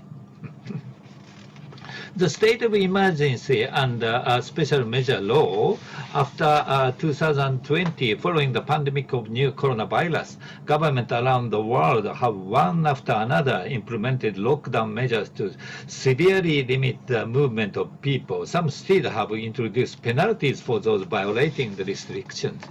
Japan, however, with its 3 lockdowns, have somewhat different from Europe, North America, and some other Asian countries. Japan did not excuse actual lockdown measures for cities. Due to provisions in Japan's legal code, Japanese government could not strictly limit people's activities, but only issue strong requests that citizens refrain from going out. Japanese government... So you're saying, Mizukami-sensei? Hi. Can you just click your screen and to have some full shot? Your screen is too small. Small? Yeah, so just to enlarge it to occupy whole of the screen. Okay. Okay. Hang on. Ah, I see. Yeah. This one. That okay? Yeah, can you just, yeah. Right. This Thank is you. all right. Thank you. Okay. Okay, I'll go ahead. So the Japanese government declaration. Recording in progress. The Japanese government declaration of state of emergency is legally based on the special measure law. This is how the government's countermeasure against the new coronavirus epidemic has been lawfully structured, and the facilities necessary to maintain social life continues to operate. They included supermarket, convenience stores, and drug stores that they open, and the countermeasure could not lawfully put a strict limit on the movement of people, but it is the activities of residents that have been restricted. The next one. Hang on.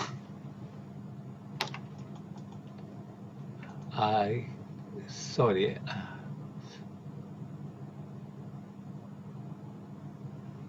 Cannot go ahead.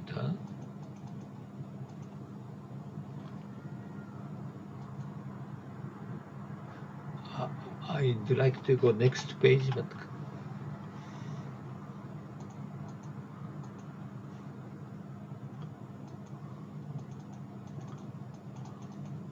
a bit of problem. Sorry.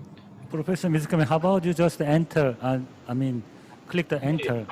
I am doing that. You're doing that, okay. The next one, okay. Okay, each time must do something differently. Okay.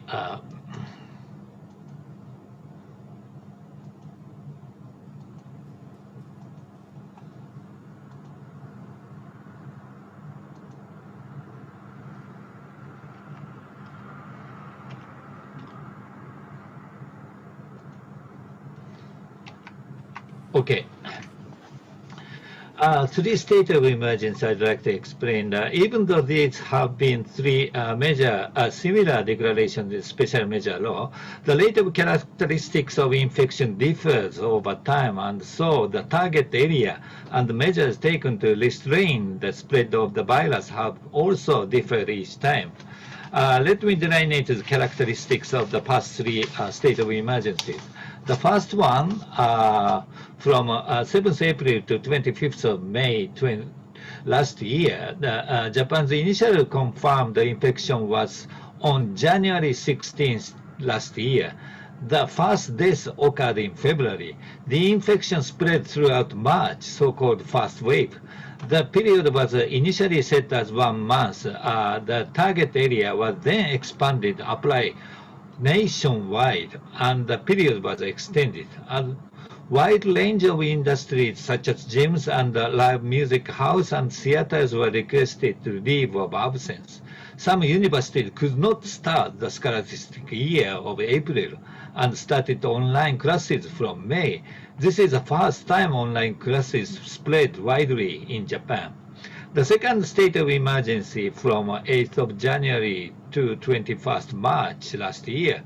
On December 31st last year, the number of newly infected people exceeded 1,000 for the first time, and the infection spread rapidly in the Tokyo metropolitan area during the holidays and the year-end New Year.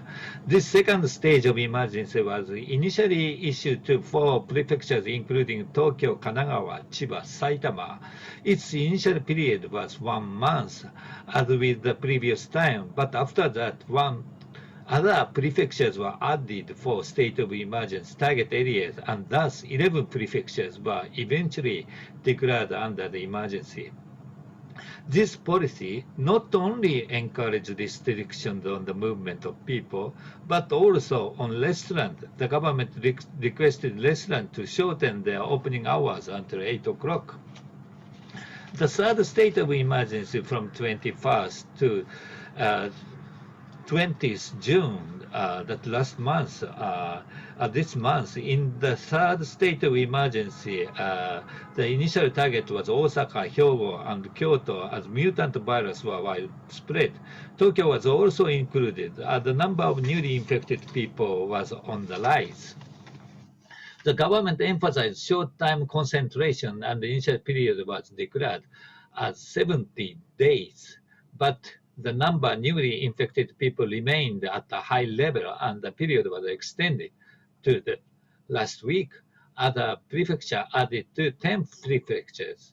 The government requested the stores and offer alcoholic beverage and karaoke facilities to be closed and or shortened.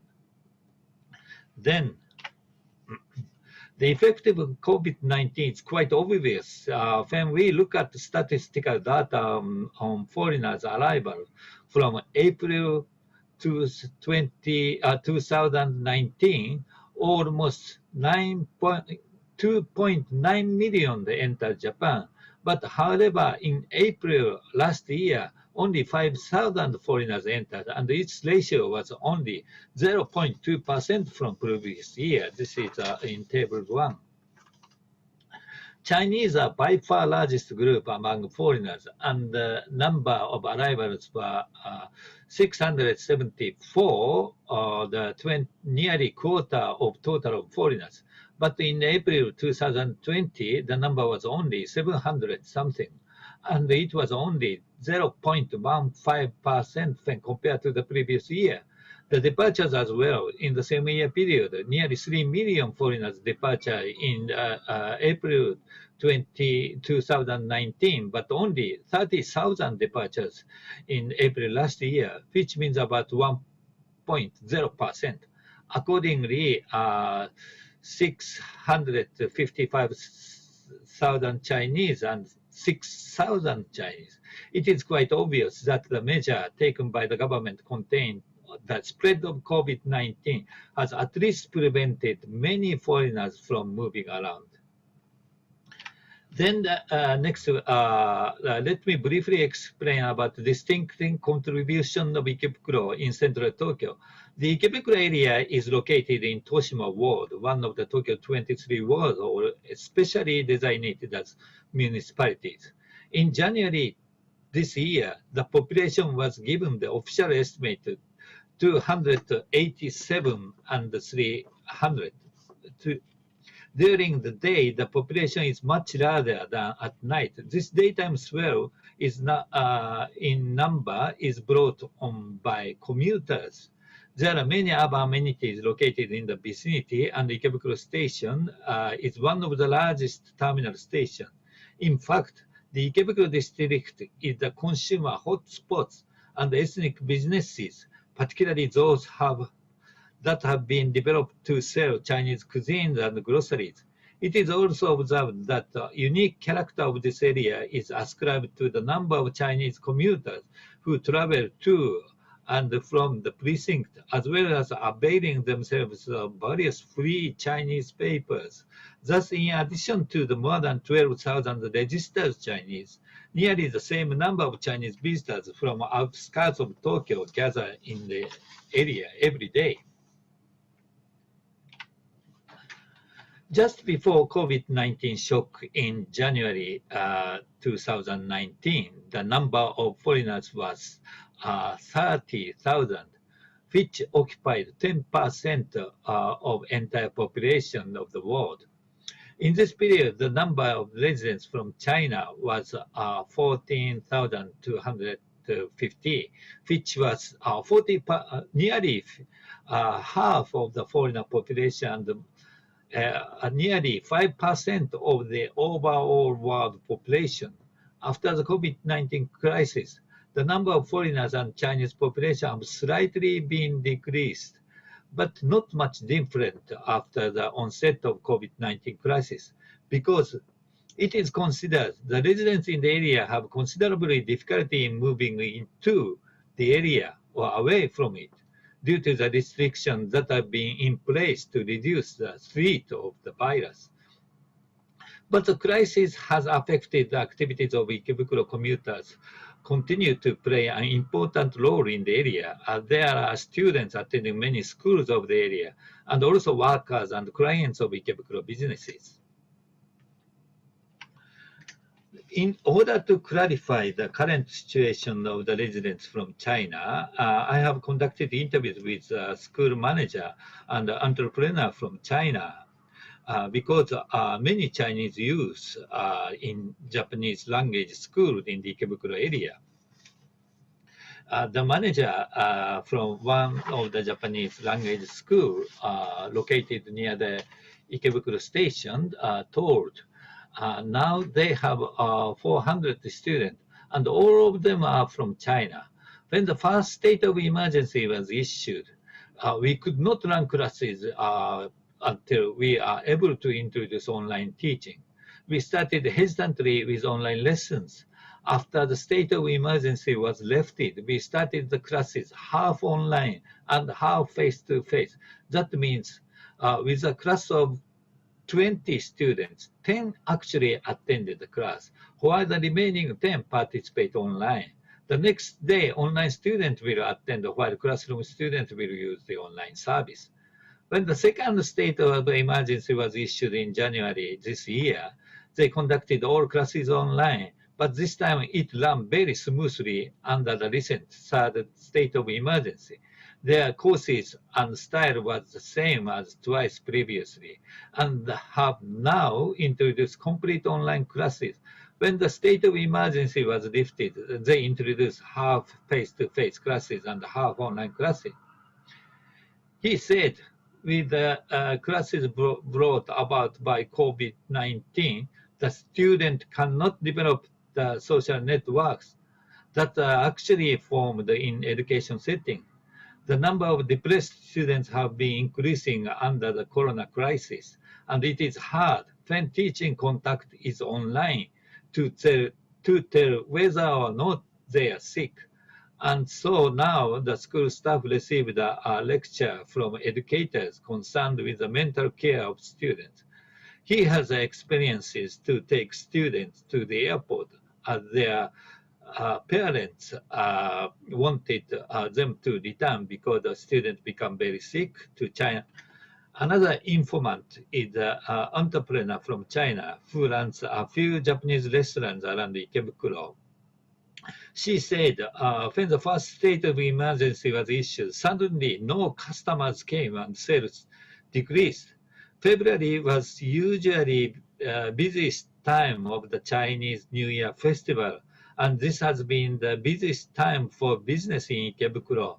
But this time, there were no customers because of the government subsidies. We can still run the businesses, but it is hard. During the first state of emergency, there was feelings of tension among workers and customers, and everyone said they are scared. As a result of corona crisis, there is no gathering. Before that, we have had gatherings for each event of the festival. We joined together with groups of shop owners and hometown people and the like. But now such gatherings have disappeared from the shock of the corona threat. Although I have just started this research, I would like to conclude with the following findings. The COVID-19 crisis has brought about changes in the daily activities of people, including migrants living in central Tokyo. In particular, the activities of gatherings of various ethnic organizations have ceased. As for schools, students from China face serious challenges and problems, largely due to the fact that they cannot develop the social networks that are so important for their morale in a foreign city. Especially under the first state of emergency, the number of visitors to the central Tokyo are reduced to a very small in number, and this was seen in Ikebukuro. However, in the initial tension and anxiety has reduced, as can be seen from the second, third state of emergency, for which the number of visitors have remained at a similar level. There are difficulties for ethnic students with online schooling since they value the social contact of face-to-face education. COVID-19 has increased their vulnerability in a foreign land. Some kind of support system is urgently required to ensure the welfare of these young people, residents, and visitors to Ikebukuro in central Tokyo. Here are the references. Thank you very much.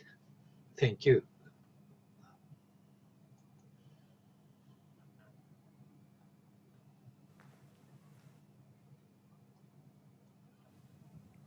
Thank you, Professor Mizukami, about your presentation on the decreasing welfare problems of the Chinese students, as well as some small shopkeepers too. We will discuss more after all the presentations. Okay, then our second presentation will be Professor Hwang Seon-jae from Chungnam National University. He will present the social trust and the pandemic lessons from the COVID-19 case of the South Korea. Okay, Professor Hwang, are you ready? Yes, Professor Chang, do you hear me okay? Thank you. Yep, please. Okay, thank you. Thank you for the introduction, Professor Chang Won-ho. My name is Seon-jae Hwang, and I am an assistant professor of sociology at Chungnam National University in Korea.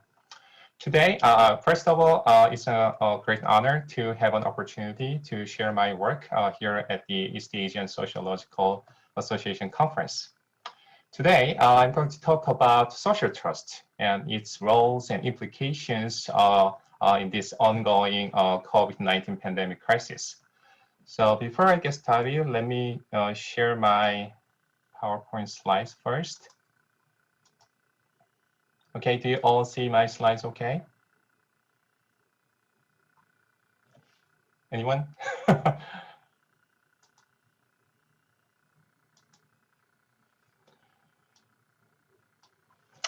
Okay, the title of my talk is Social Trust and the Pandemic, and subtitle is Lessons from the COVID-19 Case of South Korea. Here's an introduction of my talk today. We sociologists, we all know that social trust is such an important thing for people's, for individuals and society alike. But in this presentation, I'll particularly look into the roles and the implications of social trust for this pandemic period. So social trust, which is defined as a belief in the competence, honesty, or benevolence of the other party, is known as a crucial cause and consequences of functioning institutions, including the government and the organizations, etc. So social trust plays a really important role in the functioning institutions. And thus, the formation and dissolution of social trust have been of primary interest both for analysts and leaders alike. So we are interested in the level of social trust as we run the organizations. And many existing literatures have examined the trends, causes, and consequences of social trust and its relationship with institutional effectiveness. And the work that I'm going to present is also one of those issues. So in this presentation, I will introduce two of my own research papers that empirically examined the implications of social trust during the ongoing COVID-19 pandemic based on the experiences of South Korea. So here are the two papers that I'm going to present. The first one is entitled Social Trust in the Midst of Pandemic Crisis, Implications from COVID-19 of South Korea, that I published in Research in Social Stratification and Mobility in last year, in August. And if you're interested, you can just Google this paper or just click on the link that I provided here. And this paper actually deals with social trust as a consequence. As I said, social trust could be a cause and a consequence depending on the situations. So the first one is looking at the role of social trust as a consequence, whereas the second one is looking at the social trust as a kind of cause of an important social phenomenon. The second paper, entitled Trust in Government and the Vaccination Acceptance for the COVID-19 of South Korea. I think regarding to the COVID-19 issues, the vaccination is kind of a big deal, not only in South Korea, but also in other countries, including Japan and China as well. So I was kind of got curious about the how much people are willing to get vaccinated once it's available for free. So and this paper was just accepted for publication in Korea Journal of Population Studies. So if you're interested, once again, you can Google this paper. And again, this one is looking at the social trust as a cause rather than a consequence. So based on these two papers, I will talk about the roles, again, and the implications of social trust during this time of pandemic crisis. The first paper first. So in the interest of time, I will share the summary and findings of the first paper first before presenting some tables or graphs. So this paper or this study aims to exploit the situations imposed by the COVID-19 pandemic crisis in South Korea to identify the causal effect of a pandemic crisis and institutional responses on social trust.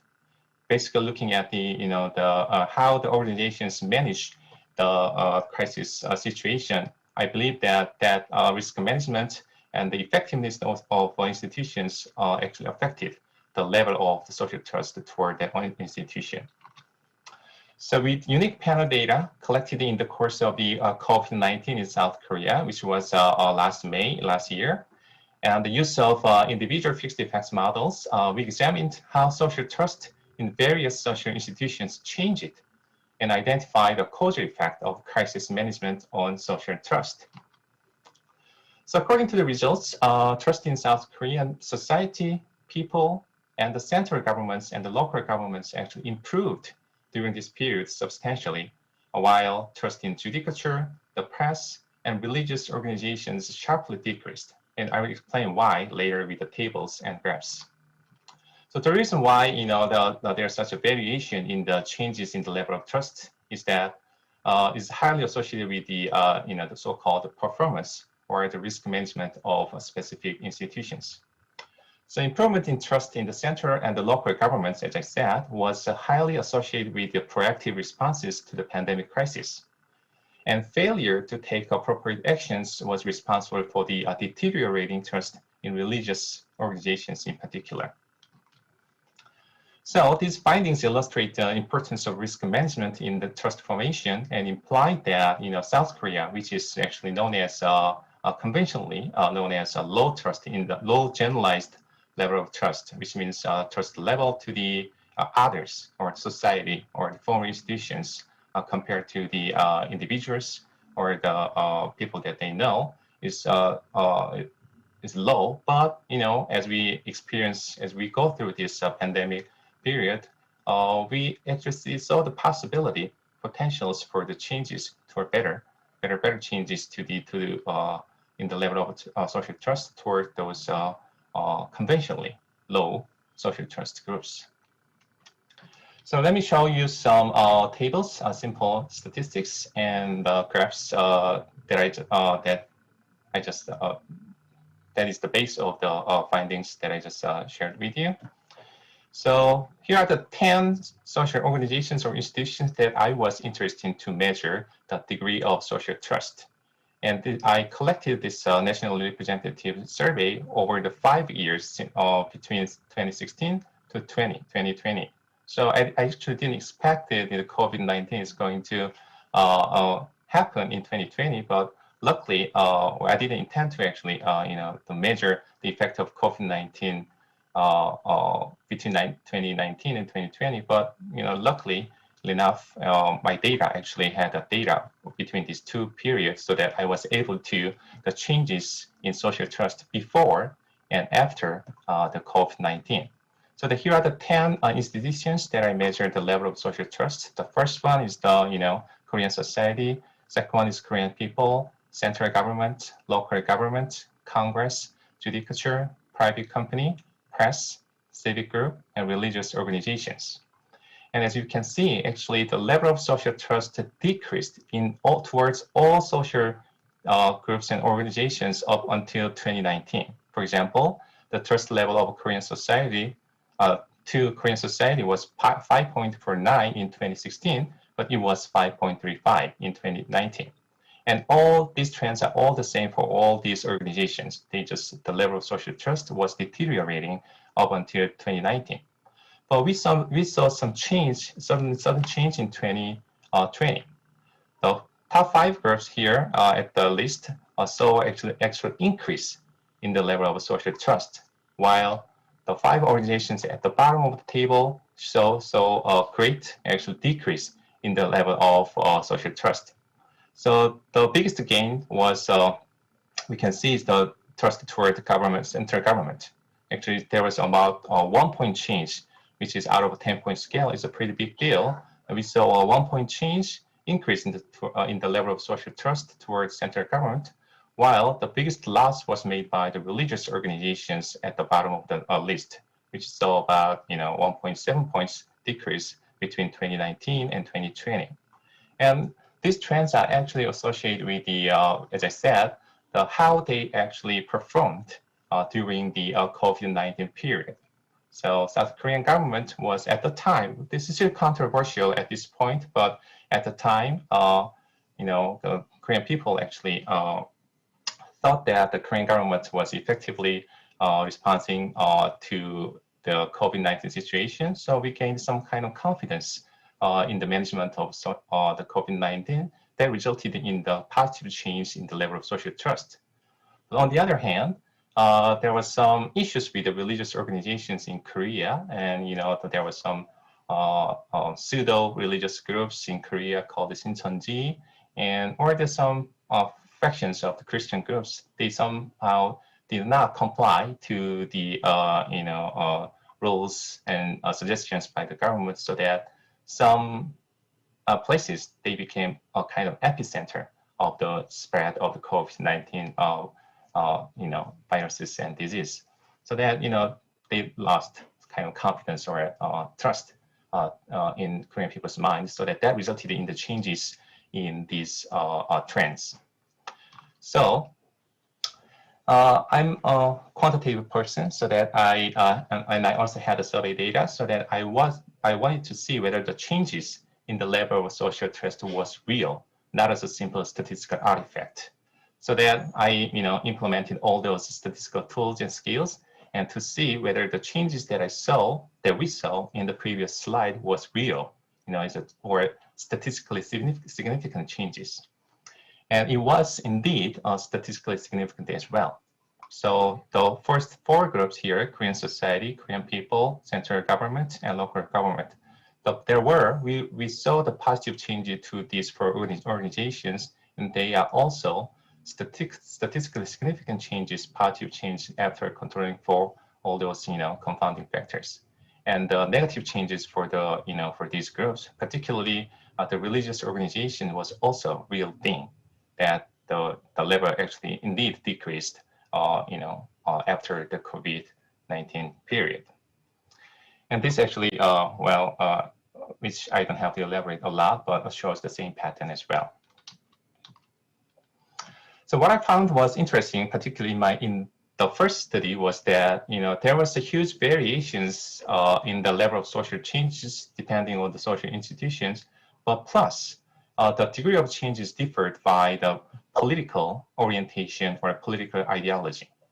So as you can see here on this graph, if you say that you are respondents, those progressives, they tend to show more positive changes toward Korean society, Korean people, local government, and central government.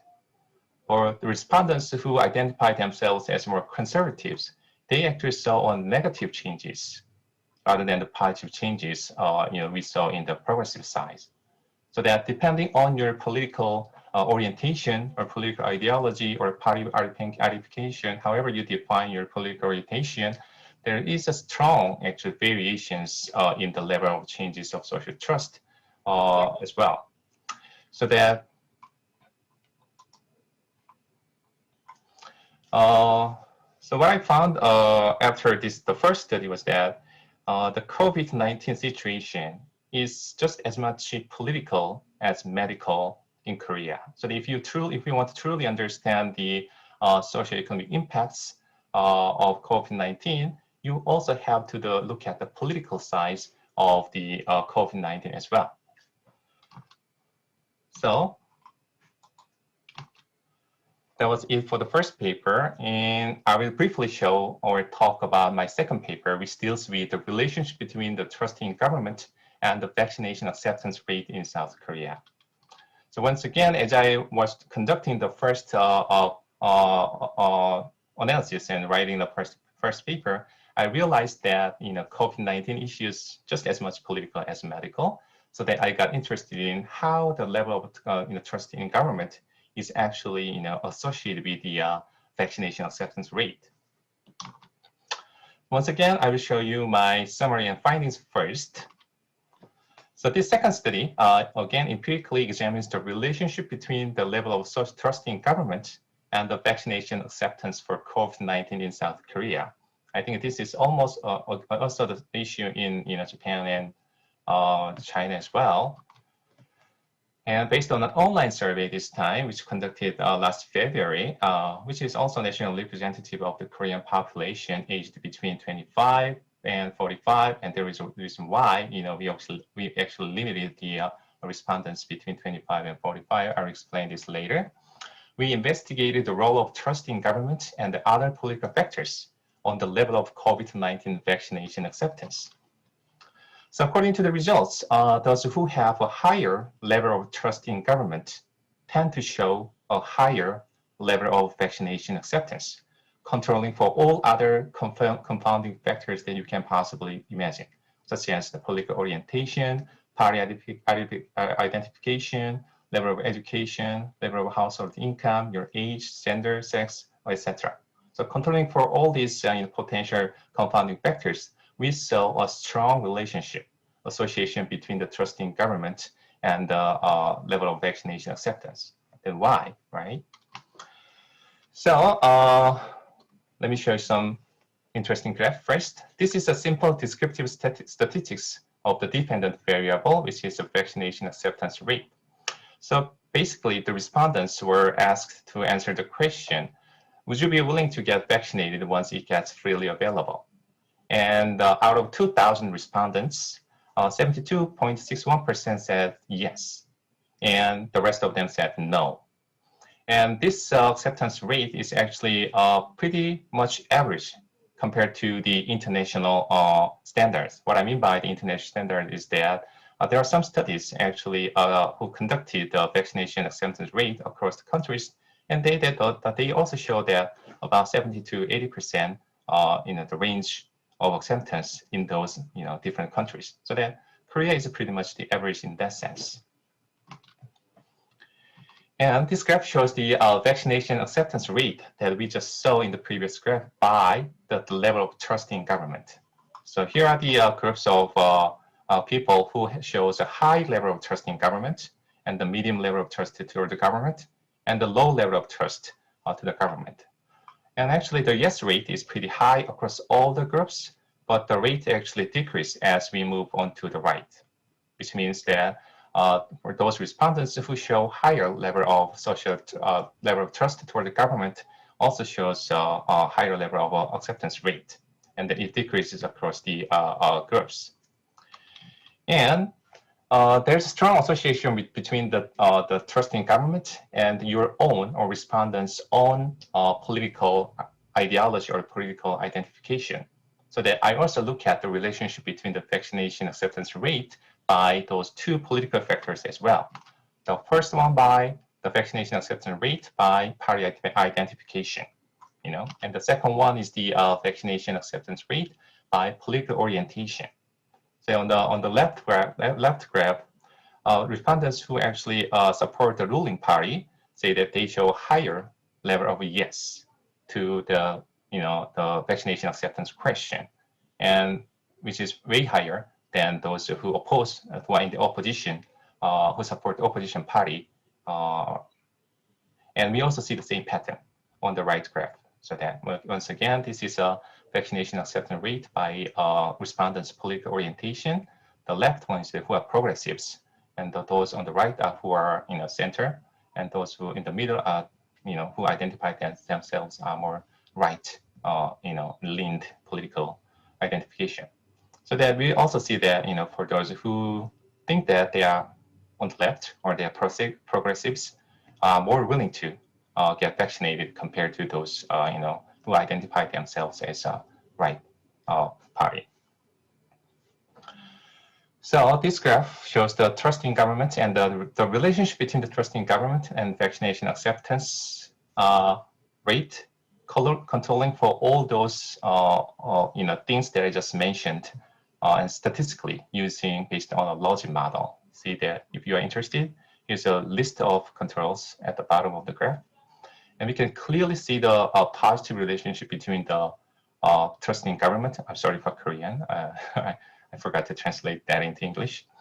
And the y-axis is the rate of vaccination acceptance, so that you see the clear positive relationship between two after all controlling for all those potential factors. So that we can conclude that there's a strong positive relationship between the trust in government and the vaccination acceptance rate in Korea. So here's some discussion that I want to share with you. So as I show you, based on my two papers about the relationship between the social trust and or the roles or implications of social trust in this time of the pandemic crisis, I can say that social trust is indeed a cause and consequence of functioning institutions playing a particularly important role during a crisis such as this pandemic. And the second finding that I want to emphasize is that social trust is not a constant, it's a variable that could change depending on the performance of the institutions that you are interested in. So depending on the performance of the institutions, well, including the government is not an exception. Including the government, the level of trust can be changed.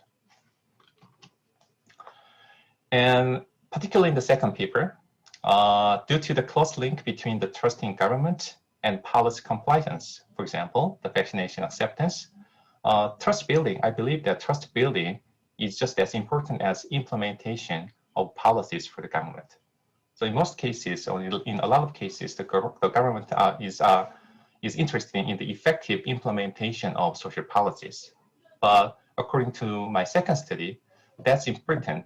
But before that, the trust building between your citizens and the government is just as much important as the implementation of the policies if you are interested, if you want them to be more effective. So this is it, and thank you very much for your attention.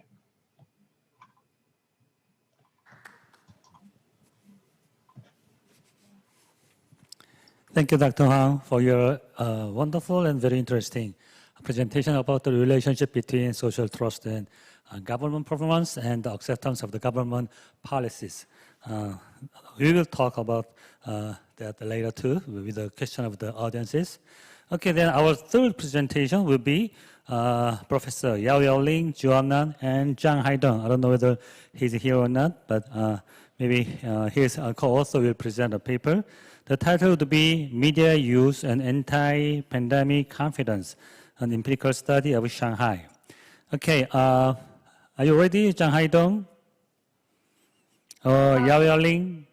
Yes, Professor Zhang, I'm ready. Thank you. Please proceed. Start.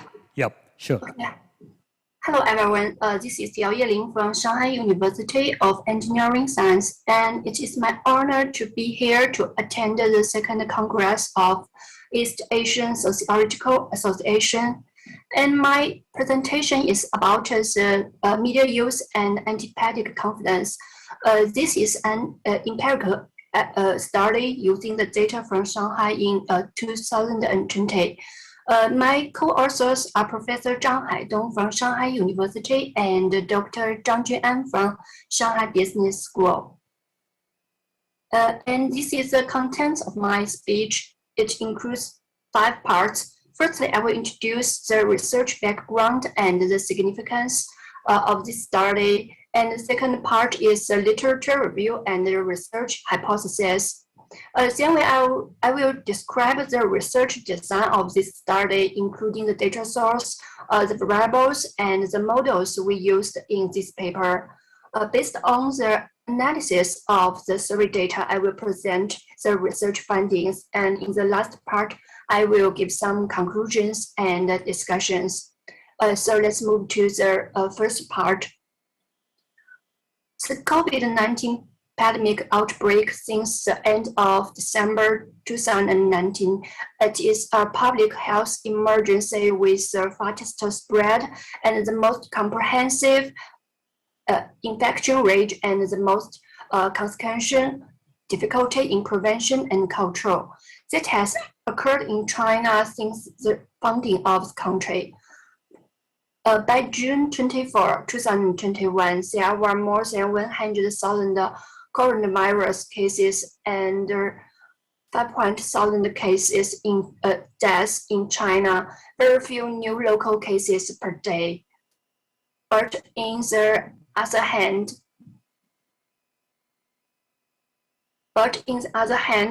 the global pandemic continues to spread.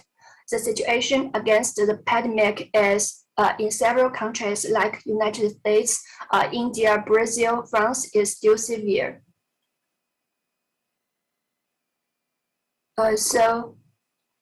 Sorry, it is a little slow.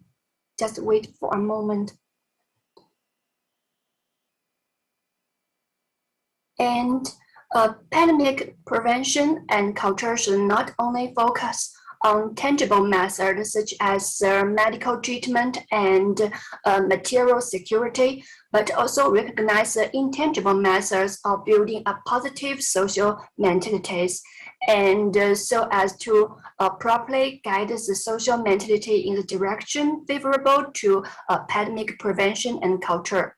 It is noticed that confidence in the fight against the pandemic is the most direct reflection of social mentalities during the pandemic, and the stress of confidence in the fight against the pandemic do not only reflect the current assessment of people's work in fight against the pandemic, but also affects the effect of the next stage of the pandemic prevention and culture.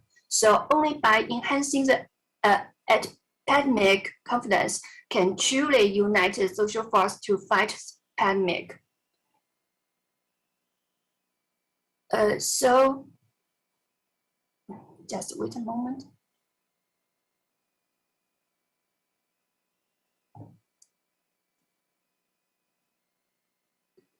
Residents' anti-pandemic confidence based on the assessment of the pandemic prevention and cultural work of the governments at all levels. This social assessment are based on the information about the pandemic. According to a severe brand, a global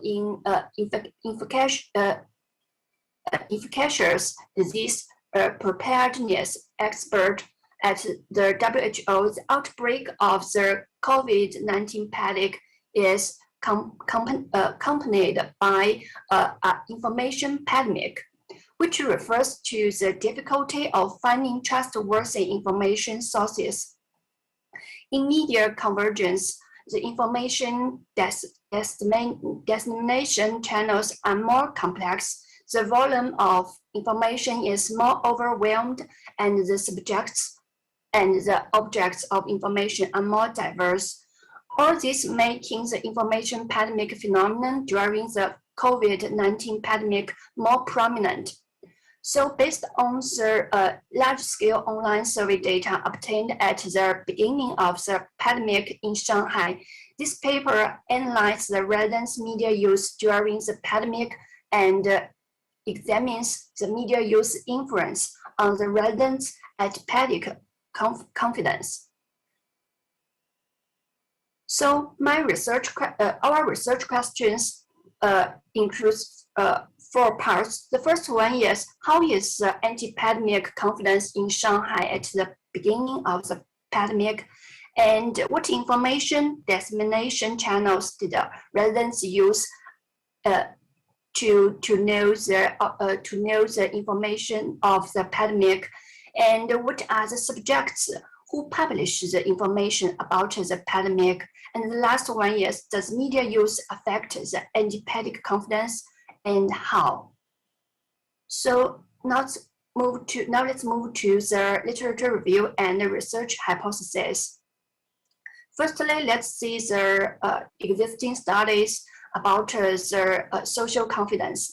Social confidence is people's perceptions and expectations of future development prospects based on the comprehensive judgment of subjective feelings at macro levels such as a country's economic and social development situations, and the micro levels, such as the personal income, earnings, and work.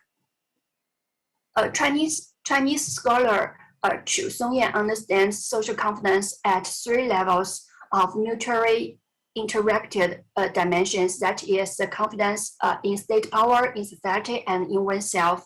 So what is the effect of the social confidence? Social confidence is a subjective psychological representation of people, not only to guide people's behavior, but also affects the overall economic and social development. After analyzing the social consequence of financial crisis in 2008, Sun Liping points out that the lack of social confidence has become a booster for the occurrence and expansion of economic crisis. So when a country or a society suffers from an economic crisis, rebuilding people's social confidence becomes the key to get out of the crisis. And behavioral expectation and social confidence of special groups.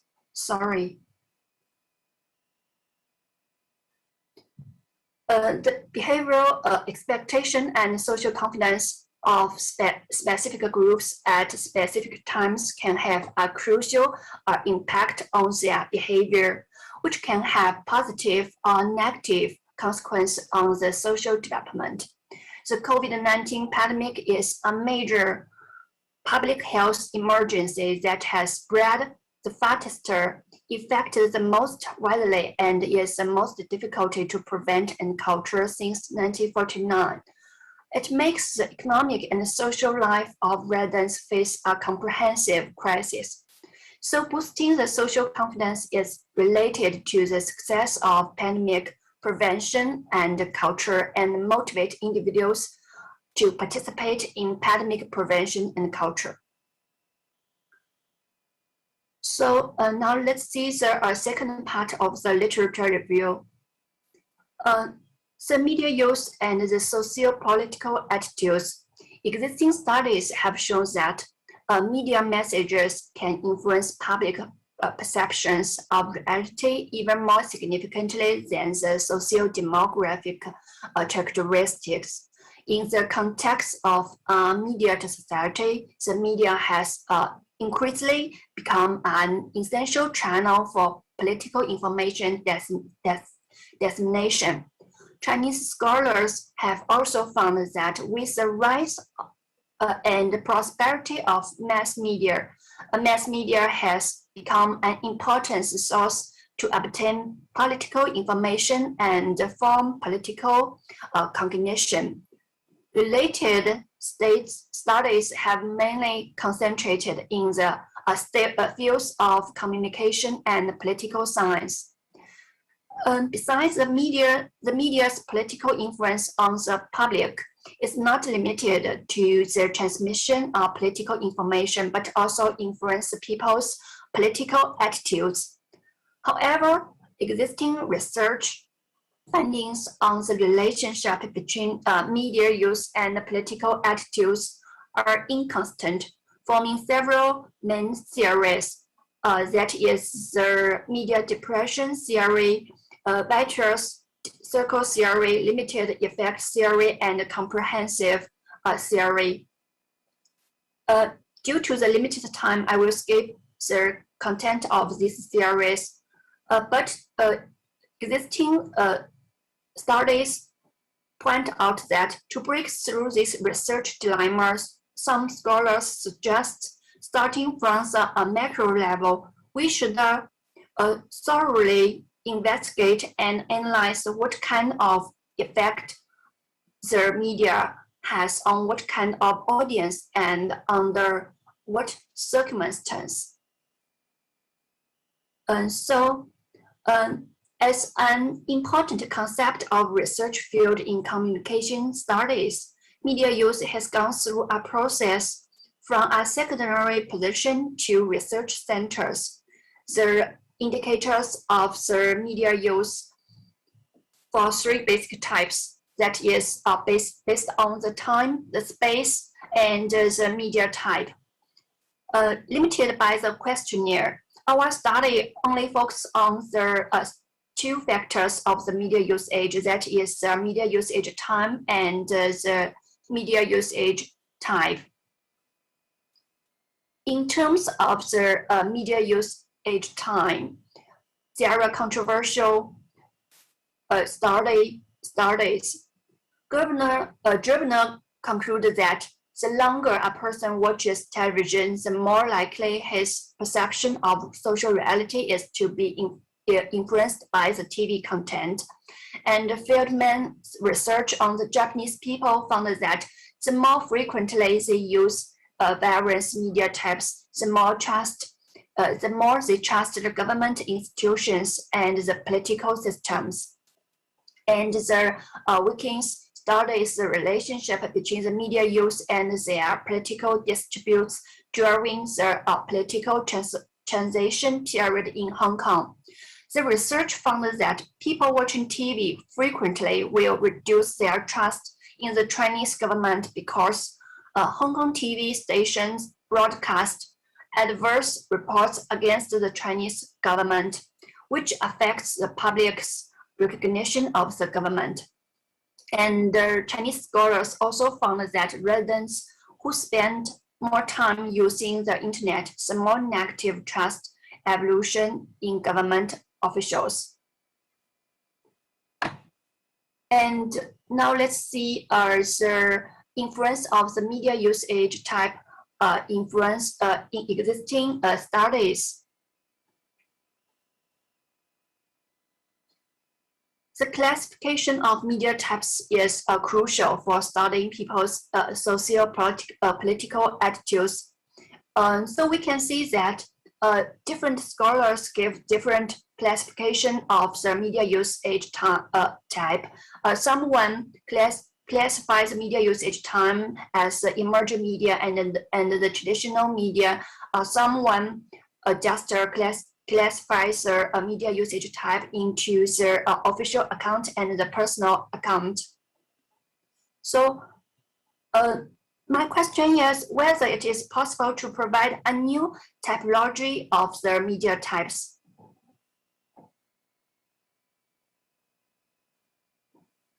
In the third part of the research hypothesis, we can say that studies on social confidence during the COVID-19 pandemic are mainly descriptive analysis, and explanatory studies are relatively lacking. There are even fewer studies on the anti-pandemic confidence and its influence factors. This study intends to examine the effects of media use on anti-pandemic confidence in terms of media usage time and the media usage type.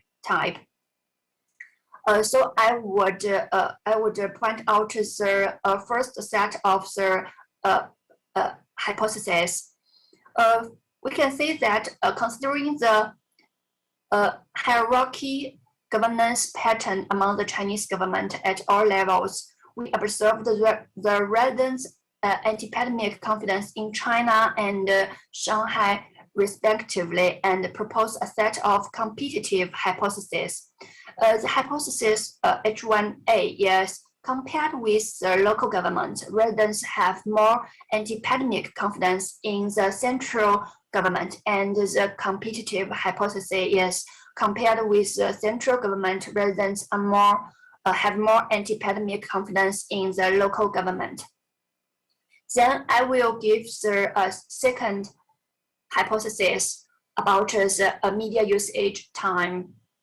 That is also a set of competitive hypotheses because of the controversial results of the existing studies. That is, the longer the media usage time, the stronger is the residents' anti-pandemic confidence. And the competitive hypothesis is the shorter the media usage time, the stronger is the represents anti-pandemic confidence. The last hypothesis is about the media usage type of in the pandemic.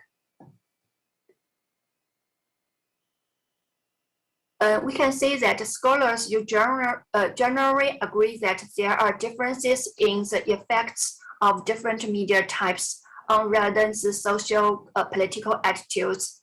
And the official media is mainly positive, while the unofficial media may be full of negative or wrong information for commercial profit-making purpose.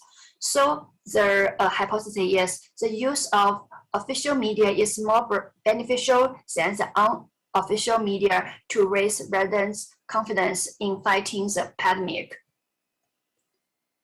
So now let's move to the research study. First, I will introduce the data source of our research.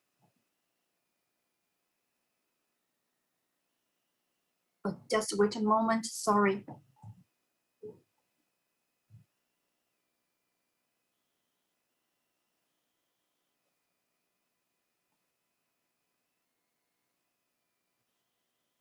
The data we used in this article is come from the Fight Against the Pandemic Shanghai Citizens Life Survey, and the survey was conducted from February 9 to February 14 in 2020. The questionnaire was distributed on the internet platform, and the samples covered 140,000 citizens in the 16 districts in Shanghai. Due to the influence of some missing values, this study are analyzed based on the 120 samples only. So now let's see the variables in our study. First is the dependent variable.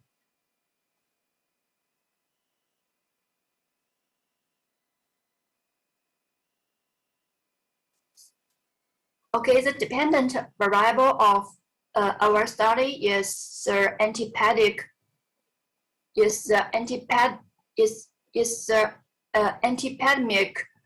confidence, and the operationalization is asking the residents, how confident are you that Shanghai or China will be able to control the pandemic?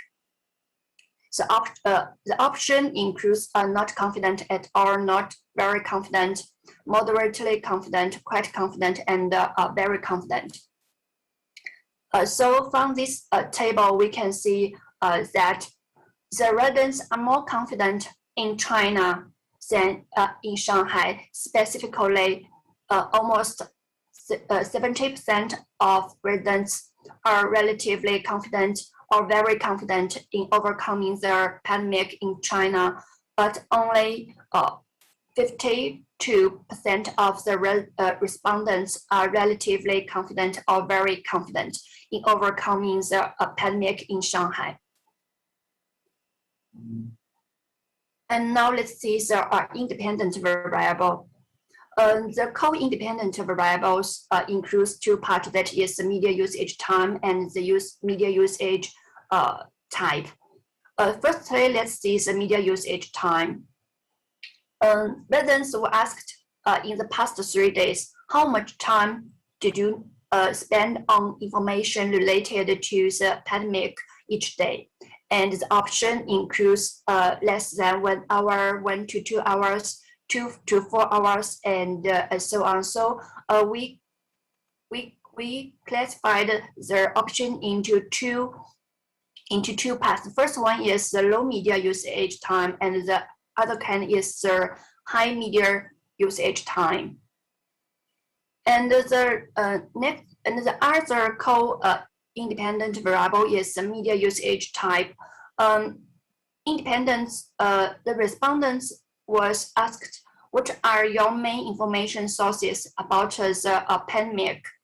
And the options include the central media and their online platform.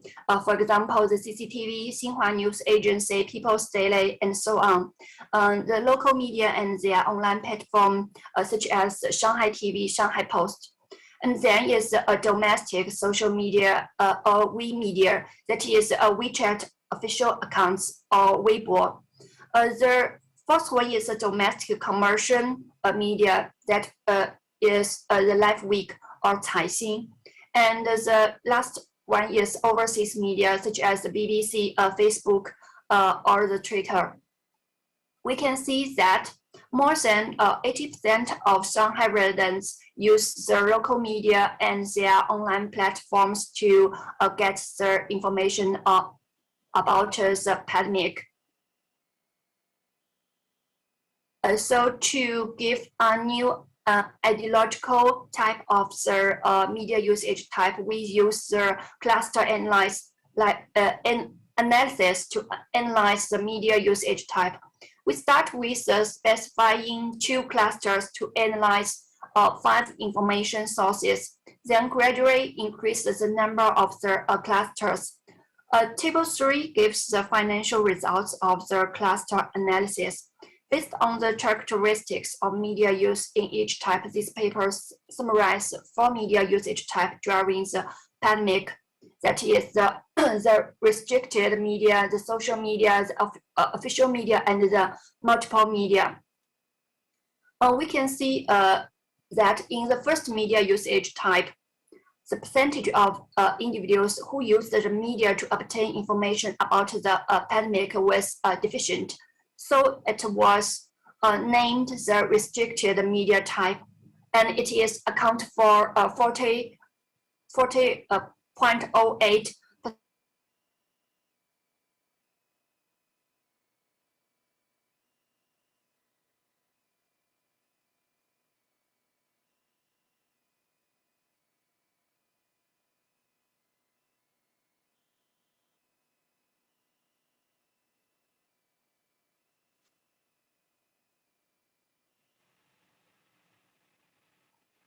Okay, sorry, am I back?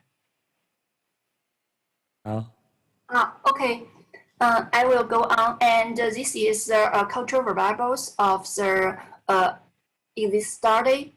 That the cultural variables includes the gender, the occupation, age, political status, and the education level. So now let's see the results of the. Yeah, really. I'm sorry, but could you speed up a little bit? Because I think you need to finish it within 5 minutes so that we can have a discussion session. Okay. And this is the research model in our article. We use the general ordered rotate model in this paper. And now let's see the findings in this article. We can see that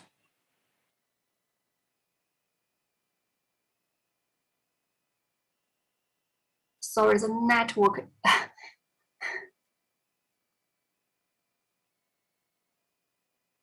Okay. The table 5 shows the regression model of the factors influencing residents' anti-pandemic confidence in Shanghai.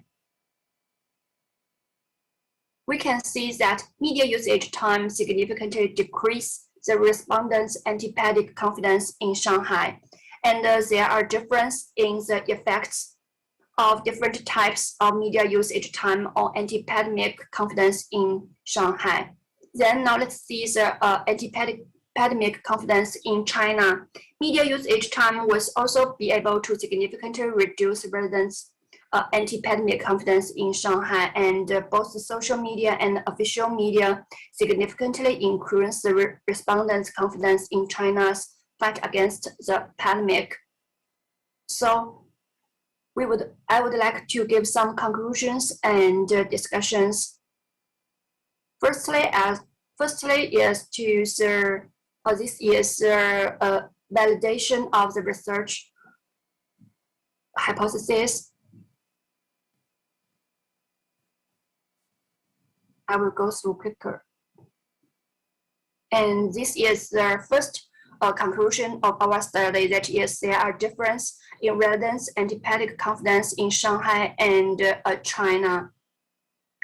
I think it is consistent with the existing researches, that is there is a diversity ordering structure in the social confidence. In the Chinese context, the public has two main conceptions of the government: the imaged government and the realistic government. After experiencing a concrete, poor public service experience, people may have a negative impression of the local government. And then is the besides, I think the process of the pandemic has a direct effect of the epidemic confidence. Secondly, media usage time significantly reduced the residents' confidence in fighting the pandemic. Residents with high media usage time were significantly less confident in overcoming the pandemic, both in local government and the central government, than those with low media usage time. This finding may be related to the information overload. Information overload refers to the state that the individual's information processing abilities is insufficient to meet the enormous information processing demands. Numerous studies have shown that information overload can cause users to experience cognitive burdens and emotional barriers, and that users experiencing information overload are more likely to feel stressed, overwhelmed, and sometimes confused and self-doubtful about what is going on, thus affecting physical and psychological health. In terms of information process and behavior, people who experience information overload are more likely to misinterpret information and to the media usage type effect on the anti-pandemic confidence. We can see that different media types have multiple effects on anti-pandemic confidence. This paper found that the residents' media usage type during the pandemic included the restricted media, social media, official media, and the multiple media. The official media had a significantly positive effect on the anti-pandemic confidence in fighting both Shanghai and China, because the official media is the government's main form for the political information dissemination and diffusion, emphasize the mouthpiece mode and intervention mode. Besides, the social media also significantly boosted the residents' confidence in fighting the pandemic. I think it is related with the social media now is a tool for maintaining the current political and social system in China. And the last page. Finally, at last, we can say that the multiple media boosted the respondents' anti-pandemic confidence in China to a certain extent. It had a negative impact on residents' anti-pandemic confidence in Shanghai. I think it is related with the use of the domestic commercial media and the overseas media. These two types of media lack of a strict information gatekeeping system, and in order to gain attention, increase the number of clicks, they would like to give some face information and make users evaluate the government's anti-pandemic action negatively. Okay, thank you for your attention. Okay, thank you. Thank you, Professor Zhang. Okay, thank you, Yao Lin. Sorry. Okay, now we have heard all the three presentations, and as I told you, we have a kind of comments on the presentation on the chatting room that I cannot see right now. I think we have some questions on the chatting room too, isn't it? Let's see. before we check that, I have a question on the paper with the Professor Huang first, if I can. Professor Huang, you said the relations between social trust is a good concept, social trust and institutional performances, something like that. And you said that it's going to be a cause and cause also, as well as some kind of a result too. So since this is a cause and result, so how can we manage it, or how can we know what kind of situation is going to be cause and what kind of situation is going to be a result? I think it's a kind of mingled and mixed, interactions between social trust and institutional performances. Okay, do you hear me okay? Yep, thank you. Okay, thank you for the great question, Professor Jang Won-ho. That's a fair question, and that's actually that I strongly want to address in my first paper, which deals with the association between the social trust, and the government performance. And actually, I should have explained clearly if I had more time, but actually to figure out which one is cause and which one is a result is a tough question. And then, without a proper data set, because there is a kind of feedback loop between the trust in government or social trust and the performance of the organizations, which means if there's a higher level of social trust, then the institutions performs better. Or if you perform better, then you get a higher level of trust. So that there's a positive or negative feedback loop between the two stuff. So that we use a kind of unique panel data, so that that measures the changes in the level of social trust before the COVID-19 and after the COVID-19. And it's because it's a panel data set, we were able to look at the within individual changes after controlling for all those kind of concerns that you just mentioned. So that I would not say that that's 100% evidence that there is a cause flowing from the social trust, flowing from the risk management or performance to the social trust. But I think we showed a very clear or the stronger evidence compared to the previous studies between the relationship between the risk institutional performance and the level of social trust. Thank you. Okay, thank you very much. Thank you.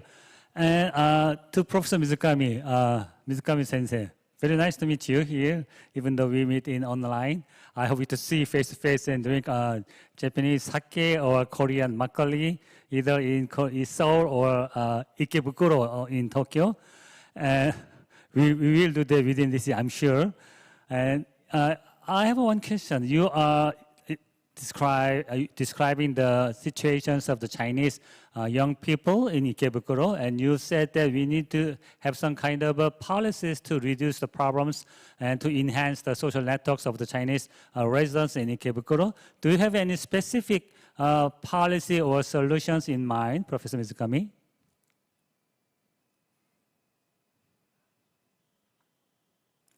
I'm sorry, we cannot hear you, Professor Mizukami. So I'm sorry. Thank you for your question. It's good point that some kind of policies, but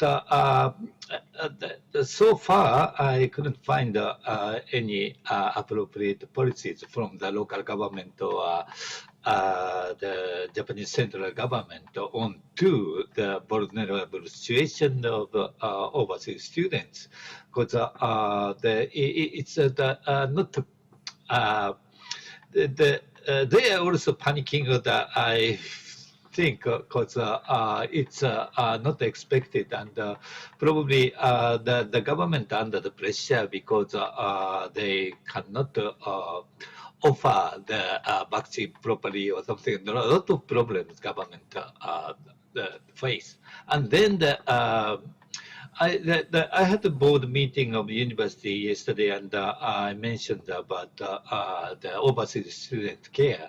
But the problem is the local government and the central government, not enough services to the student from overseas. but probably the part of the reason is cannot move. But the Olympic is going on.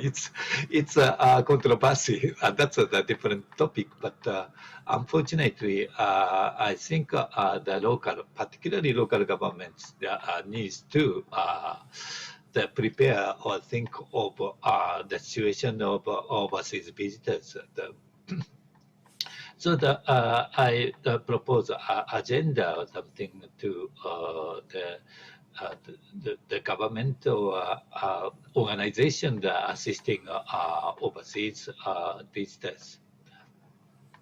Is that okay? That not appropriate policies are conducted at the moment. Okay. Okay. Okay. Thank you very much, Professor Mizukami. Okay. So maybe in Japan, I think they are a little bit slow in handling the handling the problems. But when they do that, they can have a very positive and they can have very definite solutions for that too. I think that's Japanese style. Okay. And Mayor Koike, Tokyo Mayor Koike said that because Japan's law puts emphasis on protecting personal rights, a lockdown is not possible. Lockdown is impossible. So the cannot execute very strict policy. That's the reason that's a part of the reason Japanese governments are so slow, not strong enough. Okay, thank you very much. And my last question goes to the Professor Yao Lin. Very interesting paper regarding the confidence, social confidence in government and or in anti-pandemic government policies. And I think it is very impressive that you said the difference between imagined government and realistic government. So the central government could be an imagined government, imaginary government, and the local government could be a realistic government, so that the people have a lower confidence for the local government. I totally agree with that. But what I want to know is that regarding the access to the social media, I think in Korea or in other countries, you know, if you have much access in social media, such as YouTube or the Baidu, not the Baidu, Weibo or the WeChat, maybe in Korea and other countries they have a negative attitude and negative confidence on the government. But you said if you have more access to social media, you have a positive social confidence to the government, which I think might be some kind of screening or sanctioning of the social media in China. Is that possible? Yao Lin? Okay. Yao Lin? Okay, thank you. Okay, thank you for Professor Zhang. Thank you for your question. Actually, I don't have much time to introduce my my conclusions. And in part of the social medias can boost the residents' confidence in fighting the pandemic. I have mentioned that in China, the social media is a tool for maintain their current political and social system. So the government will give many rules to the social medias, and it is can promote both political participation and political knowledge and civic comprehension, social trust, and government credibility among the citizens. In China, the existing studies found that the social media plays a positive role in mobilizing the patriotic sentiments among the citizens. So I think it is interesting if I can have the global data or the data from Korea or the Japan. We can compare the impact of the social media on the anti-pandemic confidence. Yeah, so right. Thank you for your question. Thank you very much. Yao Lin. Okay, now we have less time left. I mean, less than 3 minutes left. I think we better wrap up the session 2. I'd like to thank again the presenters, Professor Mizukami, Professor Huang, Professor Yao Lin, and Zhang Yuanwang and Zhang Haidong for the wonderful presentations. Thanks a lot. Thank you very much. Now I'm closing the session too. Thank you.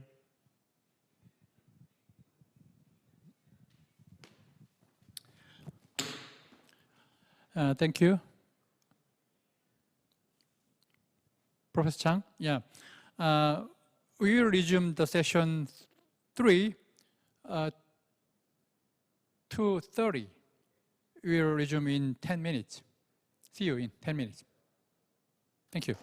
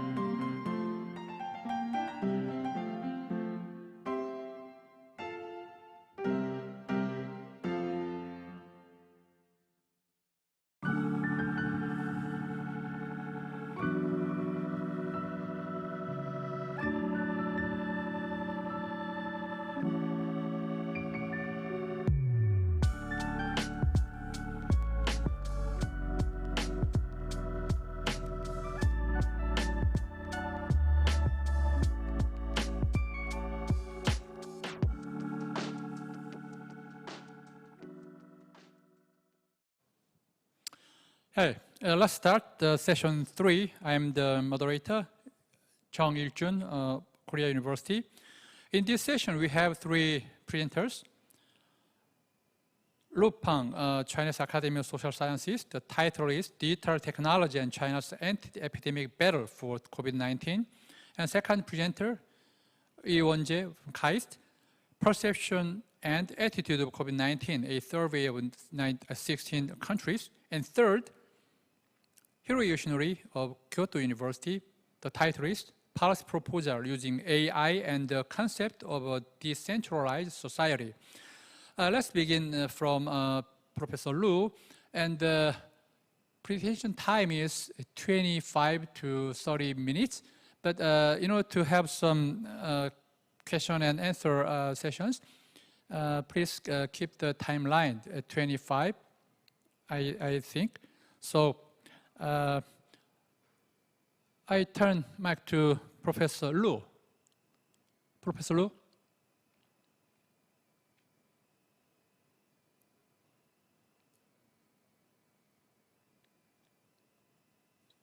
I'm sorry, I think I should be online on 2:30 as scheduled, according to the program. Oh. So I'm not prepared at this moment.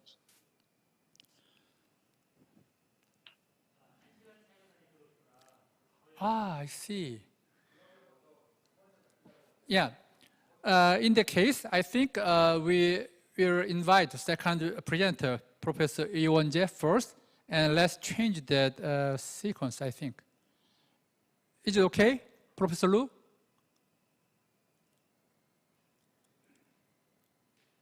Can you begin 30 minutes later? Yeah. Yes, please. Thank you. Yes, please. Yeah, According thanks for to the understanding. program. Yeah. Yeah, I can only be online according to the program. Sorry. Yeah. In case, yeah, Professor Lee Won-jae. Yes.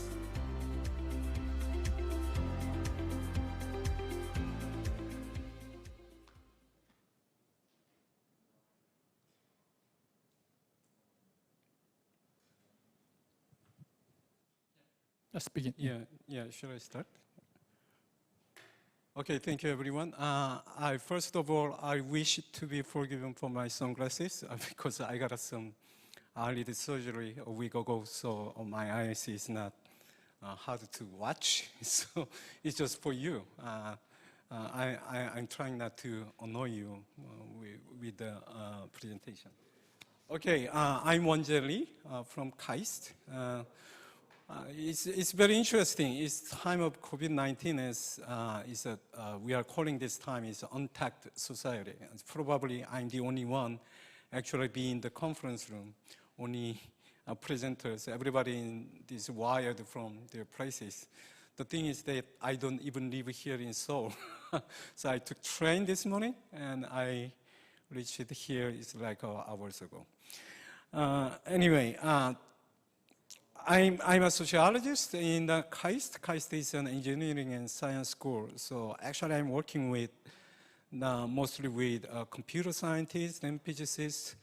So my major and specialty is more inclined to the analysis of data. So I'm saying this because today I will report the result of the analysis of survey data, which has been done like a month ago. And let me start. Can I watch my slide? Should I wait?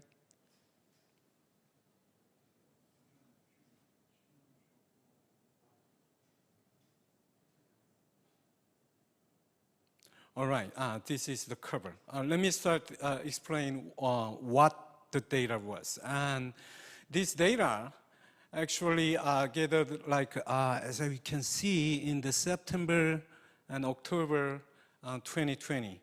Yeah, it was 2020. So it was early 2020. In Seoul National University, there is a Professor Emeritus, Professor Han Sang-jin. He's now running the foundation, the research foundation, whose name is Jungmin Foundation. And he applied for a fast-track research grant from National Research Foundation of Korea. So the topic of the research was about how we changed or changing before and after the COVID-19, because we believe that it would be different. It's a new normal, which means we are living in a different world after COVID-19. So throughout the year 2020, we have been watching a lot of things have changed. It's all of the countries in the world actually experiencing radical social changes. We are still under this kind of change. We believe that. But with the survey, we want to check how far and how differently we are living than before COVID-19. So actually the research design was very ambitious because with the limited amount of cost and time, we decided to run survey over 16 countries. So it was possible because we could get some help from web-based survey company, which is Rakuten Institute, probably the Japanese company. And we just decided to let the company run the survey over the 16 countries. So we know that, and you will see that there are kind of some problems in the standardization of the sample and selection problems. It's various kind of problems we can think of, but we are trying to control out this kind of measurement errors. And another thing I should say is that we have to skip China because Rakuten Institute has no branch and has no right to run a social survey in China. So it was very disappointing to us too. But anyway, instead we surveyed the city of Taipei in Taiwan. Okay, so what did we see? Actually, we asked like over 50 questionnaires over 16 countries. The thing is that the Professor Han Sang-jin has a very clear idea about which direction, on what aspect actually this world is experiencing the social change after COVID-19. So among them, I picked the three grand topics from the research design. The first one is state or government versus civil society. So we have experienced that how the government of each country has successfully protect their people and society from the COVID-19 and how they manage the COVID-19 problem. So we have discussed a lot of, we made a very interesting observation. For example, so-called advanced Western countries is not really better than the East Asian countries in general. So if it is true, people probably see that there are many interesting attitude and perception about their own government and how they believe or how they respond to this kind of crisis. What if the government is bad? It should be attributed to the civil society's responsibility, or something like that. And that would be a very interesting question. The second one is about United States versus China. We have seen a lot of praise for the East Asian countries, which appears to be very better in managing and dealing with the COVID-19. So actually we ask that, is that the moment you think, you believe that there is a fault of the Western cultures in the lives of Eastern cultures? That was the key question. And third one is about social capital. And as a sociologist, we have a very fundamental question about the society really changing. So when you're talking about the social change, what's the classical definition of a social change in sociology? It is different from political change or economic change. So as a sociologist, we put stress on the theoretical level. Is about the change in the human relationships. So we ask that, so your relationship with others really changing after COVID-19, and how far and how much they changed, and we want to see the variance over the 16 countries. But this is very complicated data. the complexity of data is mainly due to not simply from the number of questions, but from we actually run the survey over the 16 different countries. So we have to be very careful in analyzing this kind of data because from many, we can actually employ many different approaches. For the regression approaches, we actually take the 3 different steps. The first one is actually we are measuring the mean and standard deviation. And with this, actually, for particular question and particular measure, 2 different countries are really different or not. It is typical confidence interval ANOVA test for a single questionnaire. The second one is we may run a regression with the aggregated data.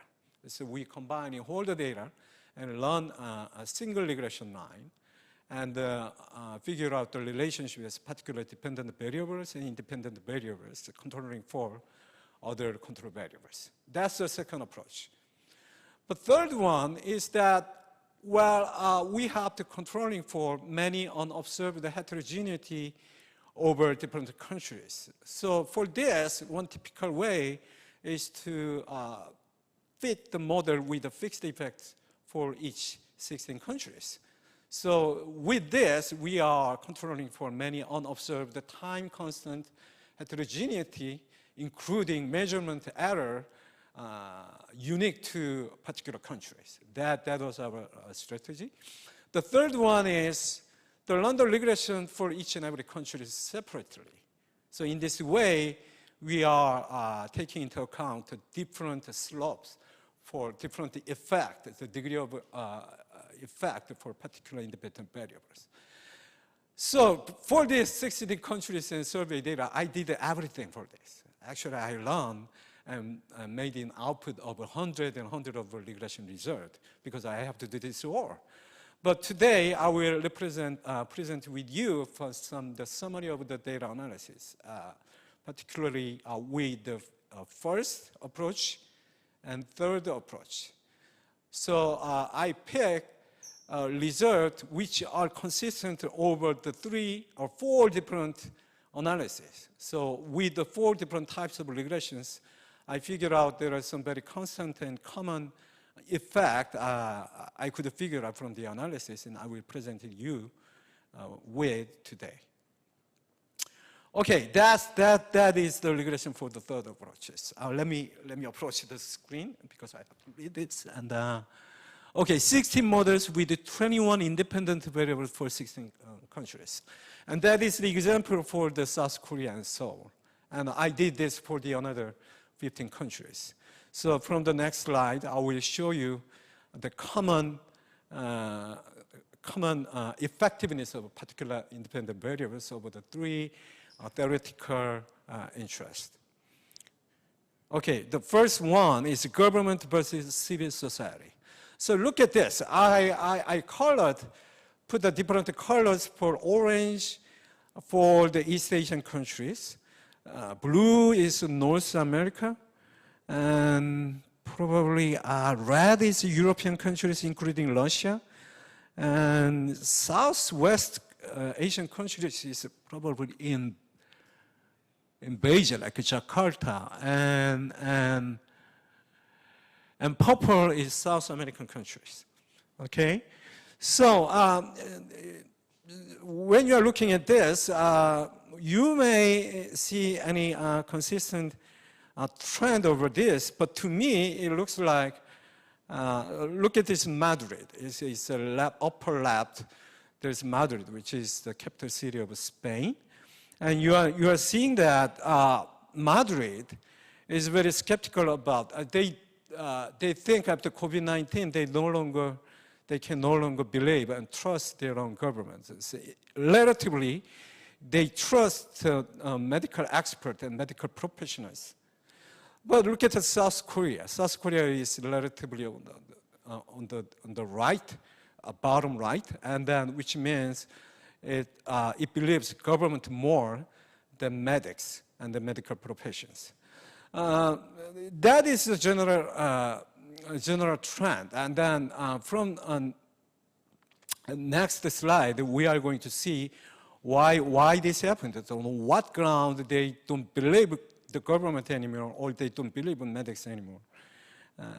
This is the result. It was very interesting observation. The first one from this two analysis, and the conclusion I got from this analysis is that, well, we are characterized the politics, international politics and domestic politics in 2020 and 2021 is, we are characterizing it as a polarization. It's a very hard and severe conflict between right and left or two parties in any other country. The thing is that COVID-19 and the way to protect people from COVID-19 by the political regime is that actually many governments trying to make it use of this to their advantage. For example, many conservative government and progressive government trying to show that their political system or their leadership is very, very good at this kind of business, right? So this coefficient, look at this, Korea and Taiwan, you know that it has a relatively liberal and progressive ruling party. And the other countries, including United States and Brazil and London and England, UK, they are ruled by the conservative government. And look at it, and look at this. It's how the people evaluate their own government.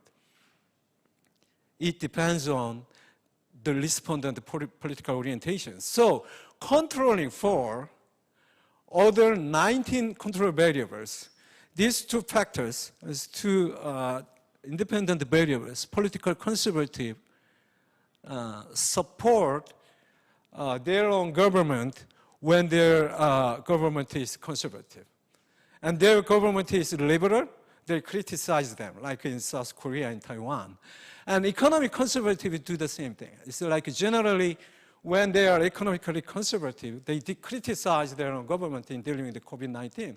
So look at South Korea. South Korea is known for one of the best countries in managing COVID-19 crisis. But if you are conservative, you are criticizing and does not recognize your own government because you are conservative and your government is liberal.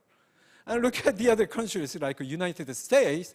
United States is known to be very lousy and not very good in the managing COVID-19 crisis. But if you are conservative politically and economically, you are actually supporting your government.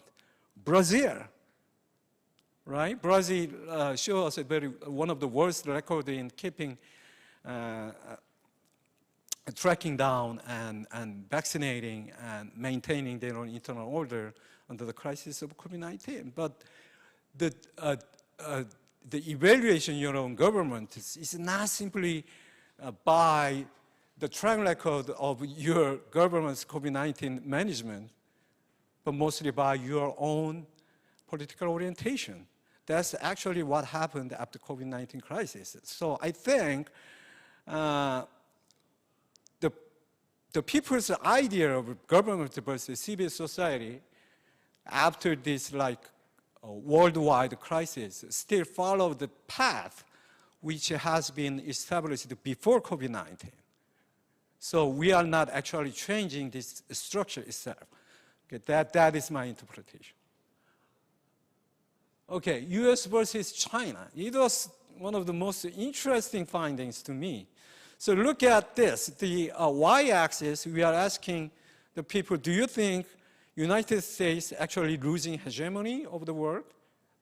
That is a question. And the x-axis, the horizontal, you are going to see the Chinese system, which put a very strict control over people, will be more effective and actually effective in the COVID-19, managing COVID-19 crisis. So that's the mean of the people in each city and its countries respondent. The very interesting thing is that the country do not agree with the U.S. losing hegemony and China is doing better. Is that the China? No. It's Korea, Japan, and Taiwan. The three countries which is the closest to the China. So neighborhood of the China actually don't recognize the success of China. They are mostly critical of China, and they are still be siding with the United States. So relatively, look at this, the neighborhood of the United States, they did the same thing in the sense that the Toronto, as Canada, actually think it's the top country in the sense that they don't think, they believe that U.S. actually losing the hegemony. And look at the Mexico City. They believe that China is the best in managing this kind of COVID-19 crisis. So the United States and China is common in the sense that they are unrecognized by their neighbors. You have to think more about this. And that is kind of a regional competition thing, I suppose. So let's look at this mechanism in this way. I put this another regression. Here is two dependent variables and one independent variables. So when you are thinking China is better and US is better, what the point, this inclination of inclination to either US or China is a matter of, it's like a social, it's kind of it's solidarity among people. It's a relationship among people. So we in the independent variable, we put a very particular question which asks, are you going to be, do you think you will be more lonesome or lonely after COVID-19? And that is the people's answer. And then their attitude toward the United States, not particular United States, East Asian and Chinese system, how much they are recognizing this East Asian culture in China, and they say that more of we are feeling lonely. So all of the 5 countries, if you are feeling, you think you are going to more lonely and lonesome in the future after COVID-19, you are actually recognizing China and East Asian value. So that's what the world citizens, people in the world these days, particularly after COVID-19, thinking of. The new or Asian value will have people at the time of trouble and time of this worldwide crisis will have the East Asian value. That is the general expectation from the 16 countries. All right, and I also asked another interesting question. Yes, that is the U.S. lost the hegemony. That is inconclusive, but still, people believe that. It is about. So where this kind of actually attitude about China and East Asian value differentiated? It is also related to the level of education. So if you are more educated, you are tend to be critical or unrecognizing the China. So at this point, the general perception about China or Eastern value is becoming very much positive after COVID-19, but still, China on East Asian countries is very careful in interpreting this kind of result, because higher educated people in all of the countries still is very critical at or reserved in the following the direction is the new direction. If the world will be going into the new cultural gravity in East Asia countries, it is still very contingent upon what the East Asian countries, including China, will do in the upcoming futures. So lastly, it's about social capital. So for the social capital questions, we asked 2 different questions. How close you are becoming with your friends in the workplaces. Is that true? I'm sorry about that. 2 others. Solitary increase and the relationship with others.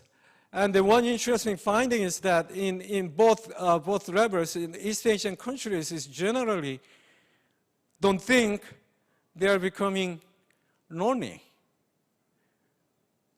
And are lonely, and at the same time, let me reprise this. Okay, it is like generally as is positively, you will find as a general positive slope over this question. So you are feeling lonely, and then you are making and you are finding more friends. That is the trend. The thing is that East Asian countries don't feel lonely and don't find any more friends, which means we already have more friends than people in Western countries. So Western countries, is red and blue, they think that they're becoming more lonely, and they are trying to find more friends. So, which means that they actually was at the lower level in the amount of social capital. So they decided to go find more friends at this time of crisis. That's the story I can understand from the data analysis. All right. So from this, I got from two general conclusions. The first one, as I told, social capital in the country was stable. In East Asian countries, still stable. And it has not changed a lot after COVID-19 because we are very much equipped with this kind of capital. The second one is,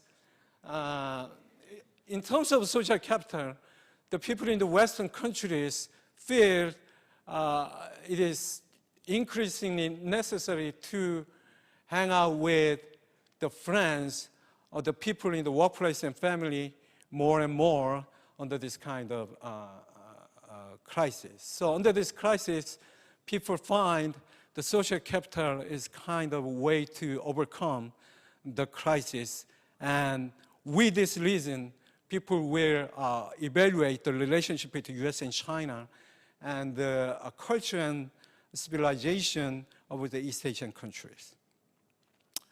All right, from these three different conclusions, I don't make a clear conclusion and clear suggestion out of this because we are still under the things about COVID-19 is still going on. So look at this graph. This graph is about explanation about the mean reversion problem. The point of this graph is that if the true trend is in red line, when we are doing some social survey, it is going to go like this. It's up and down of the true mean. So if you are doing just 2 or 3 times of a survey, you can misunderstand of the general trend. If you are doing this like A and B, your suggestion would be very opposite to the true trend. You are doing this and B and C, may somehow you happen to be consistent with the true mean. So my suggestion is that we have to repeat this kind of survey over and over.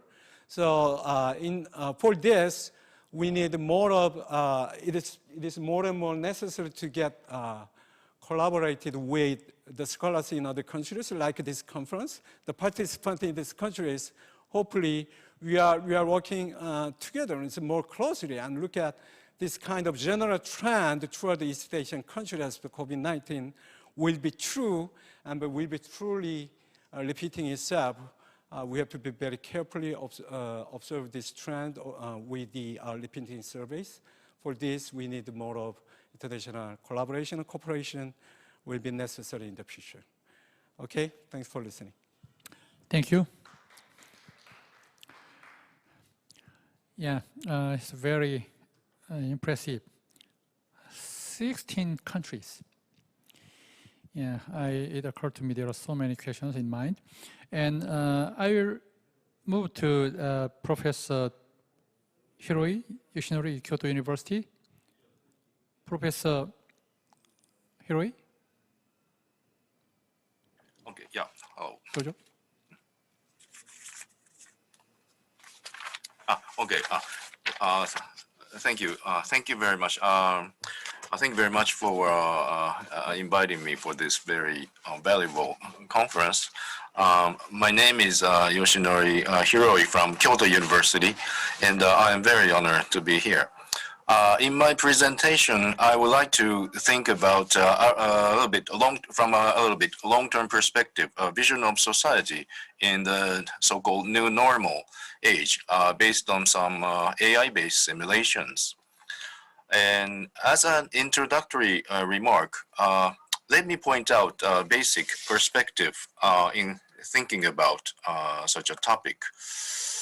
Okay, let me show you some slides. Okay. Yes, a policy proposal using AI and the concept of a decentralized society. There have been a lot of discussions about new normal since the outbreak of COVID-19 pandemic last year. But when we look at the situation in Japan, can we say that was it normal before COVID-19? I doubt it, because, for instance, when I think of the extremely packed commuting trains in the morning around the Tokyo area, like this picture, I should say it was rather abnormal than normal.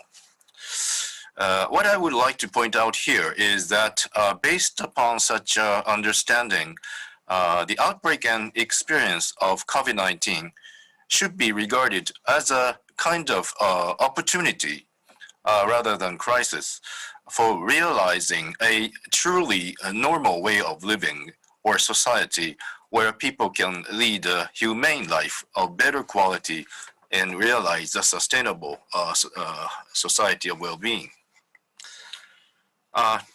Here I would like to show you the results of two AI artificial intelligence-based simulations about the future states of Japan that our research team have been conducting recently.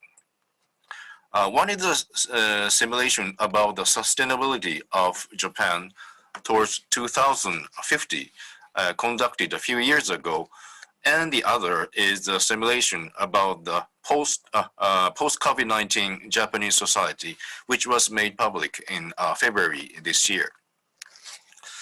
Let me begin with the first simulation about the sustainability of Japan towards 2050. This simulation was conducted and made public in 2070, 4 years ago from now, and so it is independent of the outbreak of COVID-19. But as I show you the results of the simulation, the future visions of society, which was shown in the simulation, has much to do with the post-COVID-19 society and the new normal. The starting point of this research is my concern or perception that Japan is facing many challenges or crises in terms of sustainability. One typical example is demographic change and population decline. Please look at this chart. This is the very long-term historical trend of population in Japan. Until the 19th century, population in Japan has been relatively stable, and it was around 30 million in the latter half of Edo period, before modernization. Yeah, but as you can see, Japanese population began to increase suddenly after the Meiji period in the process of rapid industrialization. But with its peak in 2008, population in Japan began to decrease very sharply, and it is estimated to decline to the level which is half as low as the current population toward the end of this century. As a total, this pattern of population shift in Japan looks like a roller coaster, and it is really a big challenge. And so the sustainability of Japan is quite at the risk from the perspective of demographic change. And unfortunately, we have many other aspects of critical situations in terms of sustainability, including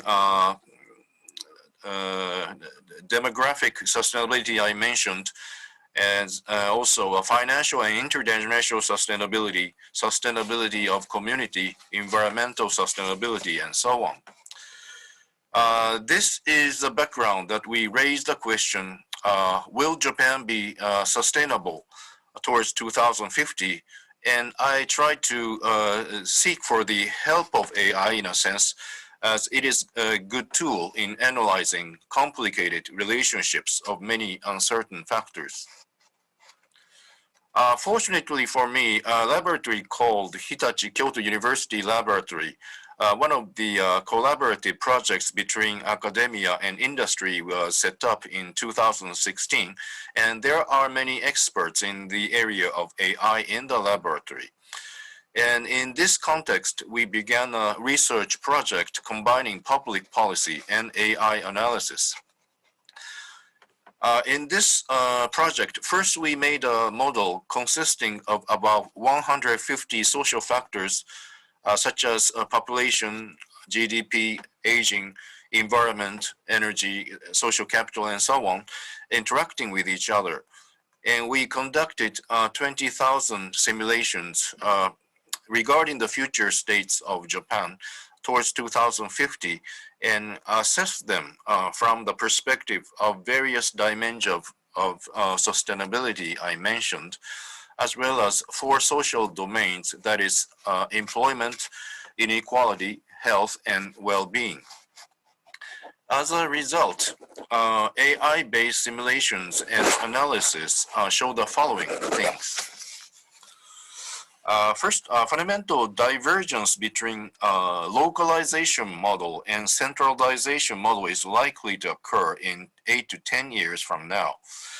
Secondly, the localization model based on local community and local economic circulations will be more desirable from the perspective of demographic and local sustainability, health, equality, and well-being. And thirdly, AI-based simulations also show that in order to realize the localization model, various policy measures are necessary and effective, such as developments of renewable energy, strengthening of local public transportation, culture, ethics, and culture and ethics supporting local community and social policy for the formation of local assets, etc. The AI-based analysis here is still very at the primitive stage and need a lot of improvements and sophistications.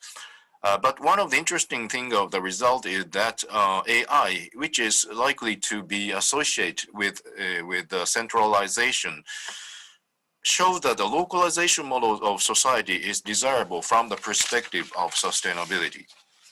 As I mentioned, this AI-based simulation was conducted and made public in 2017. And when the COVID-19 pandemic occurred last year, I was a little bit impressed because the results and agenda shown in this AI-based simulations echoes and coincide with the agenda and challenges triggered by the COVID-19 pandemic. What I mean by here is that the agenda about localization versus centralization of economy or spatial structure of society. Needless to say, COVID-19 disease first broke out in the extremely concentrated or densely populated cities and areas, such as New York, Paris, London, Tokyo, etc. And then they spread to other cities and areas. Of course, there are very many complicated factors behind the spread of COVID-19 diseases. But at least we can say that such densely populated cities or extremely concentrated structure of society is very fragile to the outbreak and spreads of pandemics such as COVID-19.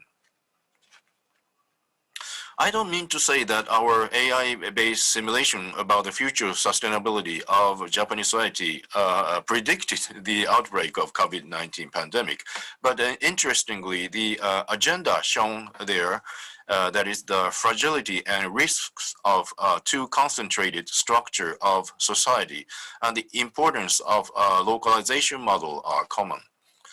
And when we think of the topic of new normal, A shift to localization instead of centralization model of society is one of the very significant agenda.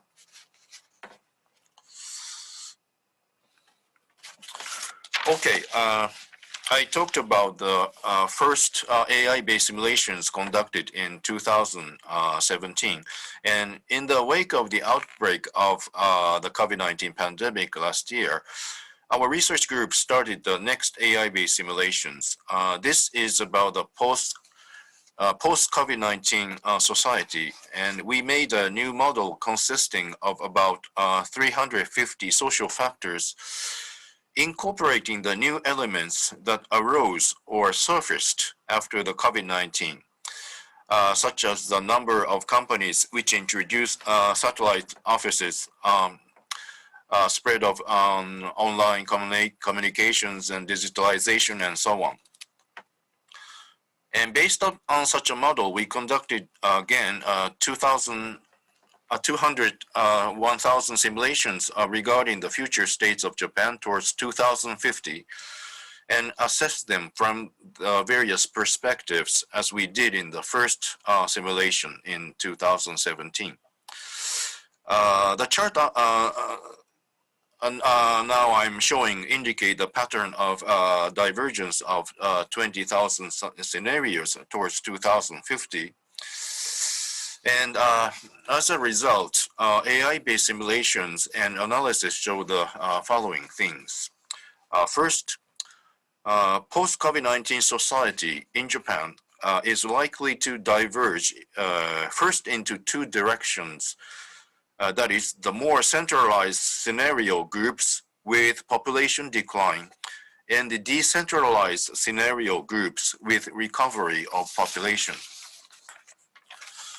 Secondly, then the latter groups are likely to diverge into two preferable groups.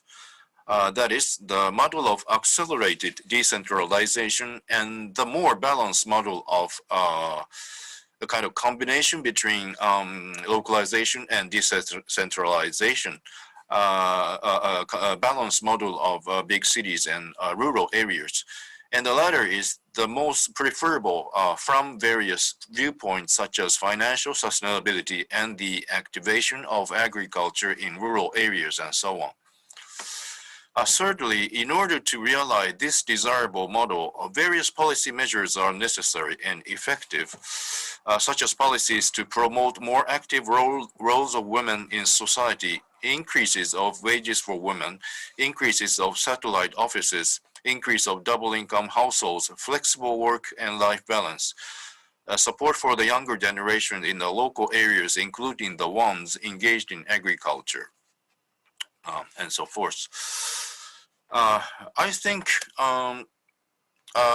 this result of the simulation is interesting in a sense that such a direction of post-COVID-19 society shows, in a sense, a more decentralized or diverse society in the comprehensive sense than the one that the first AI-based simulations before the outbreak of COVID-19 suggested. What I mean by the expression of more decentralized or diverse society in the comprehensive sense is the following things. In the first AI-based simulations conducted in 2017, the localization model was shown as a desirable model for the future sustainability of Japan.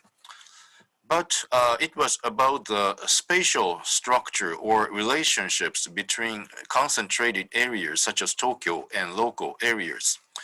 So the axis of centralization and decentralization is limited to the spatial meaning or dimension.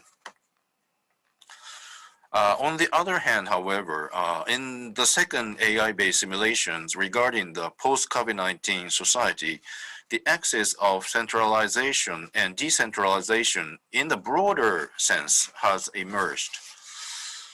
That is, the roles of men and women in society, choices about working style, choices about where to live, etc. And these elements suggested more decentralized or diverse ways of living, leading lives in society. I think these kinds of directions in life coincide with the new normal in post-COVID-19 society. That is more choices and flexibility in the roles of women and men and women, working style, where to live, and so on. And there can be this can be called a decentralized model in the comprehensive sense, as I mentioned.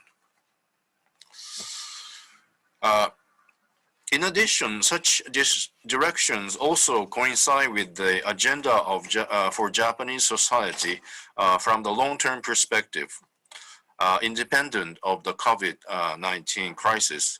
I talked about the demographic change in Japan, and in retrospect, I can say that the times of the increase of population and economy since modernization, particularly in the latter half of the 20th century, were the times of centralization, and people in Japan rushed to a single goal of economic growth as if they were climbing up a single path to the mountain peak. Also, most people moved from rural areas to big cities such as Tokyo, and in the process, the centralization in the spatial meaning was also strengthened. But now, Japan already entered into the times of population decrease and economy has matured. We need a fundamental paradigm shift from the mindset of climbing up a single path to the more decentralized and diverse lifestyles and ways of thinking. The direction that the AI-based simulations about the post-COVID-19 society from a long-term perspective, indicating the decentralized or diverse society in the comprehensive sense, including the gender roles in society, choices about working style, choices about where to live, and so on, echo the direction of Japanese society I mentioned from the long-term perspective of demographic change.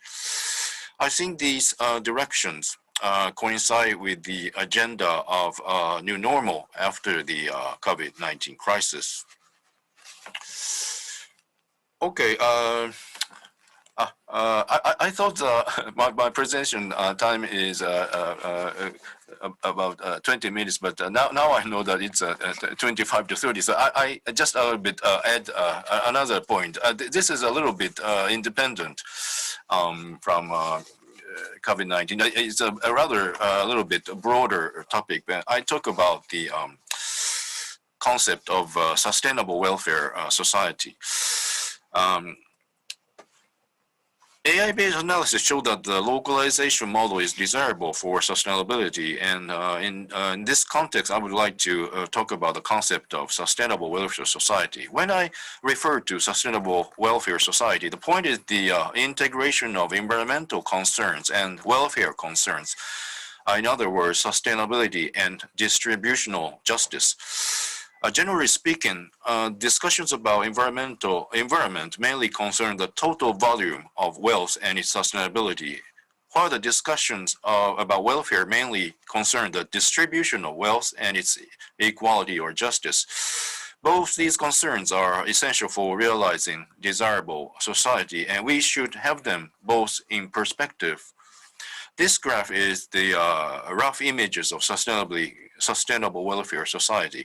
Here, the vertical axis showed the welfare perspective, and in this case, so-called Gini coefficient, which indicate the degree of economic equality. Specifically, the upper side is more unequal, the lower, the more equal. On the other hand, his horizontal x-axis showed the environmental perspective, and in this case, the EPI, Environmental Performance Index, developed by Yale University, which integrates various factors relating to environment, such as CO2 emissions, pollutions, energy consumption, nature preservation, etc. One of the interesting observations here is both axes, welfare and environment, correlate to some extent. That is, there are upper left countries which show that both welfare and environment performance are relatively poor, including US, unfortunately, Japan and Korea. Also, there are lower right countries which show both welfare and environment performance are relatively good, including countries in mainly northern parts of Europe. And I think that the sustainable welfare society I'm talking here is closely related to the localization model of economy that the AI-based analysis I mentioned indicates. In other words, sustainable welfare society is a society where the economy at local community level is very active and decentralized and diverse, and also the various redistribution systems in order to decrease the inequality or economic disparity are institutionalized at the national or global level. Okay, in conclusion, I think that the fundamental change in order to avoid the recurrent outbreak of epidemics such as COVID-19, I think the fundamental change of value from growth and expansion to sustainability and well-being are required. And this is true of Japan, whose shift from a rapid increase of population economy to population decline combined with super aging is very fast and dramatic. Okay, this is the end of my talk, and thank you very much for your attention. Thank you, Professor Hiroi. It's very interesting. You're using the AI in your current research. Quite interesting. Finally, Professor Lu Peng, Chinese Academy of Social Sciences. Are you there? Yeah, thank you. First, I apologize for that. In preparing for this conference, I did not take into consideration the time differences. So I think you have some confusion there. Yeah, we have a 25-minute time limit. So let's begin the presentation. Professor Lu. Oh, sorry. Yeah, I didn't realize we have time differences between China and Korea. So I thought my time would be 1 hour later. So it's my fault. I need to share my screen. Yeah. Can you see it now? Okay. So I'm going to talk about digital technology and China's anti-epidemic battle for COVID-19. So my understanding is that today is not a pure academic conference. So I'm not going to introduce a paper, but to share some very interesting facts about China's digital technology and hope to inspire some future discussion and cooperation. The big background of the digital technology is the so-called ADC times. That is, A stands for AI, B, big data, C, cloud computing. And in China, we actually would like to call it as intellectual governance. That means China actually has become the first country in the world to use artificial intelligence, data, algorithms, and computing power to fight public health incidents on such a large scale. And this, why I put the governance as a core of the concept of intellectual governance. That is because the massive use of AI actually brings a new problem, a new issue for China. That is the platform governance. But when people talk about platform governance, the challenge is that we find that people are actually talking about different things. Use the same concept, platform governance, but they are actually talking about different things. So I make categorization of their platform governance. That means they have 3 levels of platform governance: self-governance, external governance, and co-governance. I'll go very quickly to introduce what does this three concepts mean, and goes back to the empirical level. Self-governance usually calls as self-regulation. Regulation. It's a narrow sense of platform governance. In some management literature, it only refers to the corporate governance of platform components, including the upgrading of technology or products, the establishment of a more open and transparent corporate governance structure, the improvement of algorithms, and the formulation of platform agreements, and so on.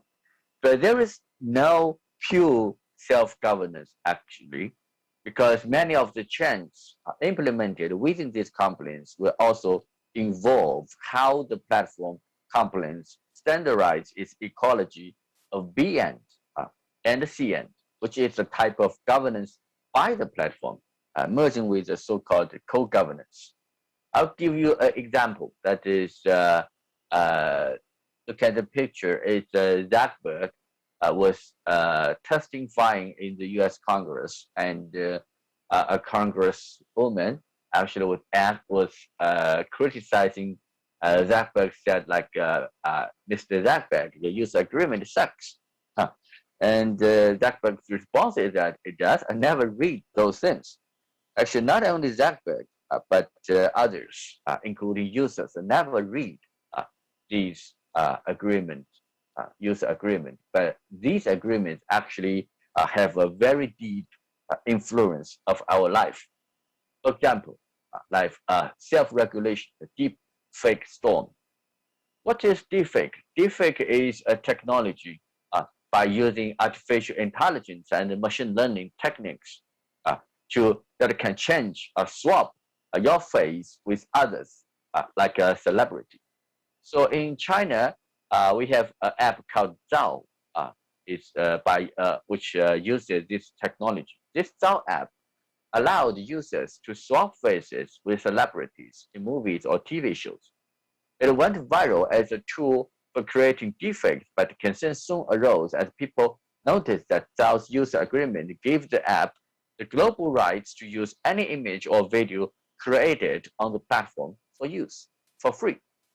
After public outcry regarding these controversial user privacy terms and questions over data safety, the company clarified that the app would not store any user's facial information and others. So this is just an example of how the self-regulation of a platform can have a real impact on the public life. The deepfake again. So what is external governance? External governance means the governance of the platform by the state.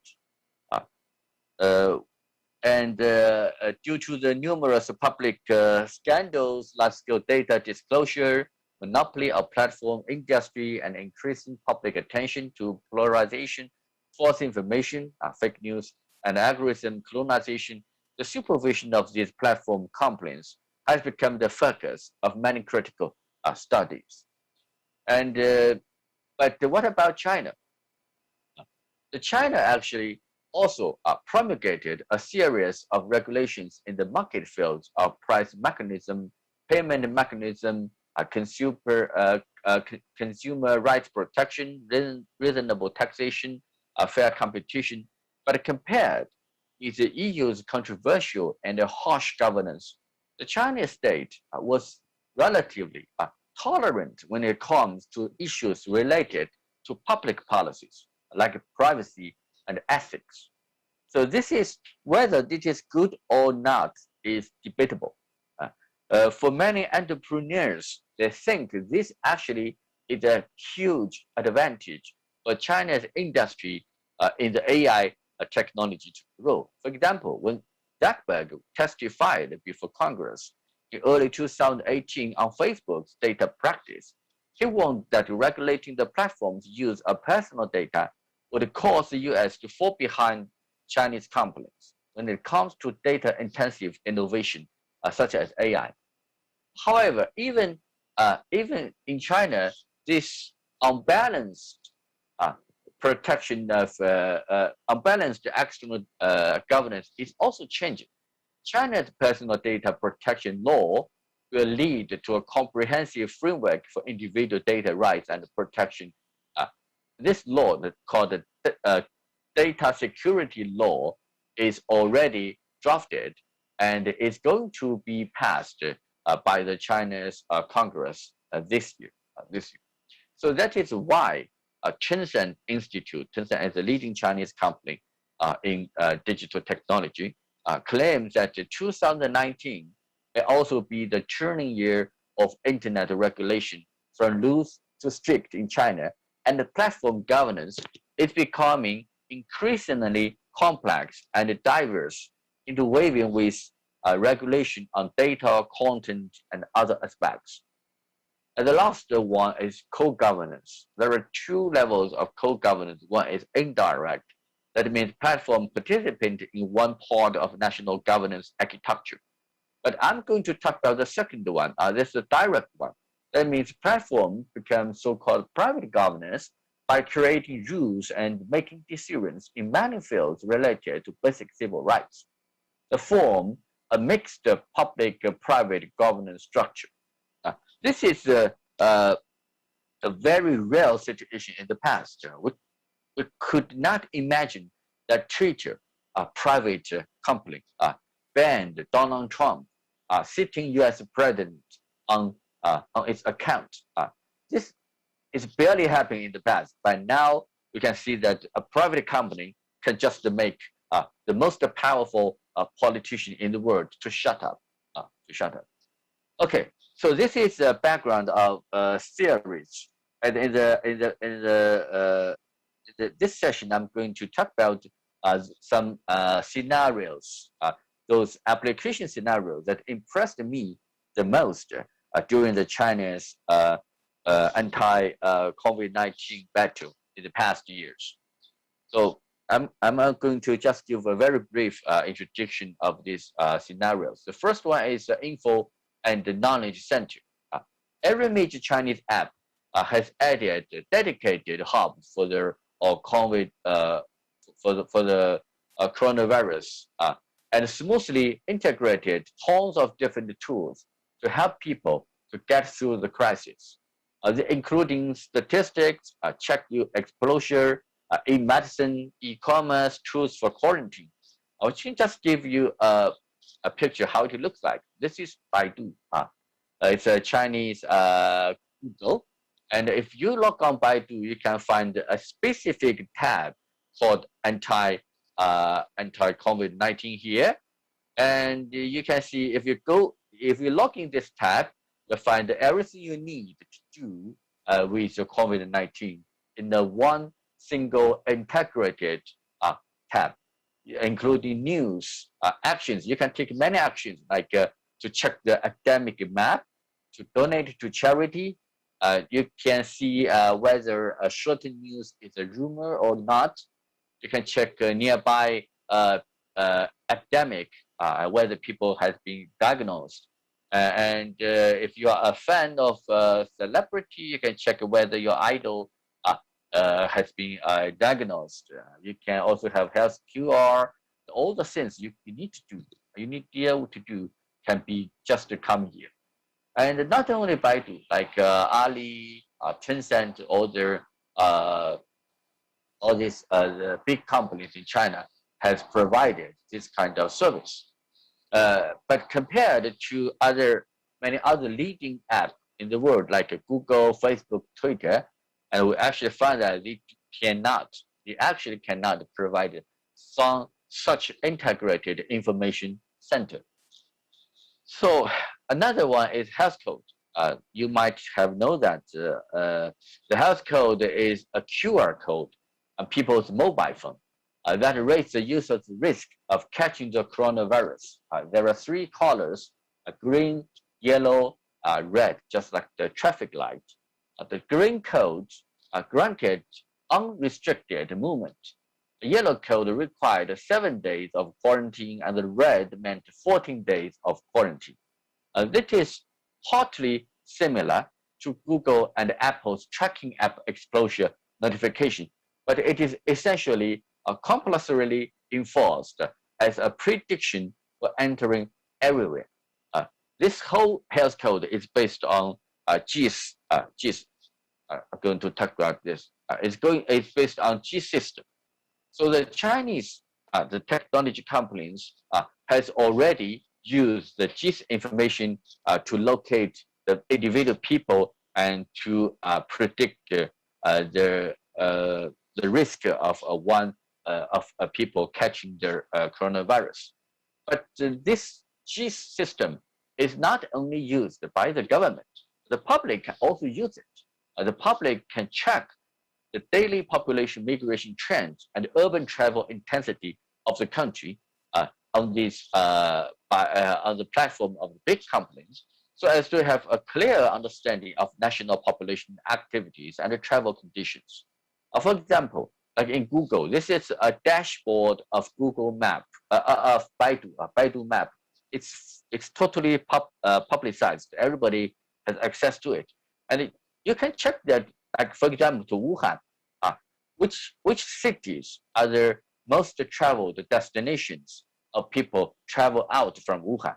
Very clearly, you can see in the very center, the red dot is Wuhan, and you can see which city is more risky than others.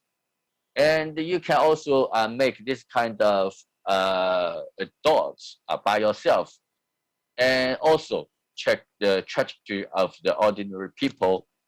This gives people enough information for them to make a decision which cities you need to go or not, and also use others. Okay, so from here you might find that the technology is very powerful in China, and it might be cause a problem we call as a surveillance capitalism, and Big Brother is watching. But I would like to say that the Big Brother is watching is only one side of the story. Another side is that people can also watch the Big Brother.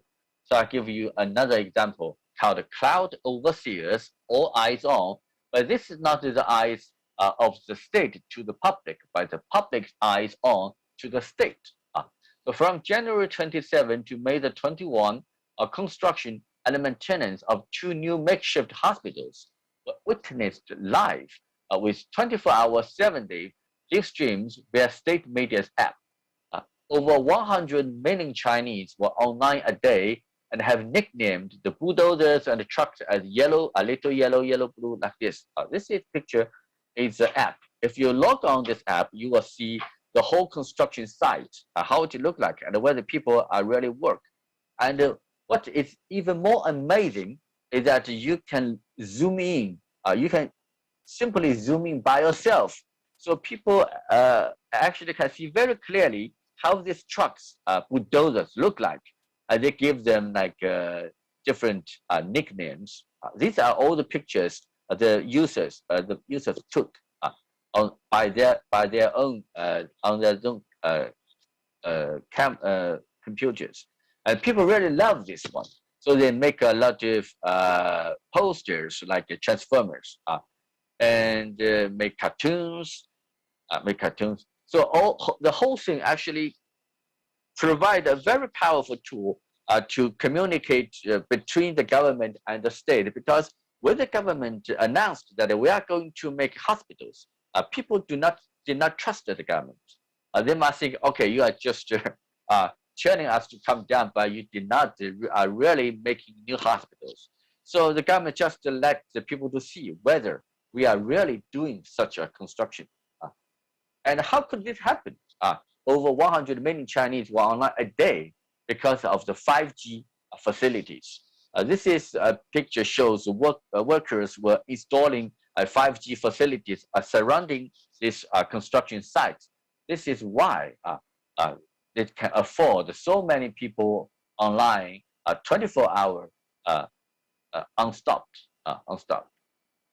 Okay, and this is also another story of logistic and delivery technology, and we all know that this when the China was many cities were blocked down, people cannot claim their logistics and goods. So how people are doing this? Like people can only go to the street to pick up their boxes, and this is plaza. In the past, this delivery man can go to provide service door by door.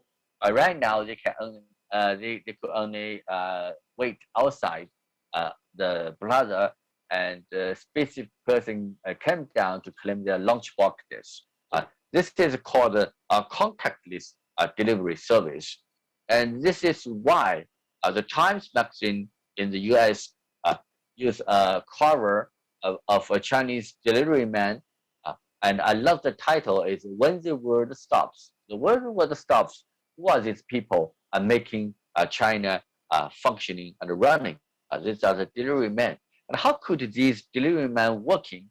That is because of this digitally enabled delivery system and the supply chains in China. And in more cases, we don't have enough time for more cases. I want to tell that there are more and more scenarios of the co-governance, and many are the result of government requirements, but many others are the result of active matching of platforms, like garbage recycling,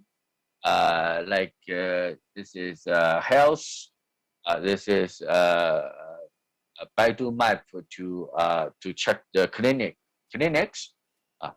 This is online shopping and the selling, and all the others.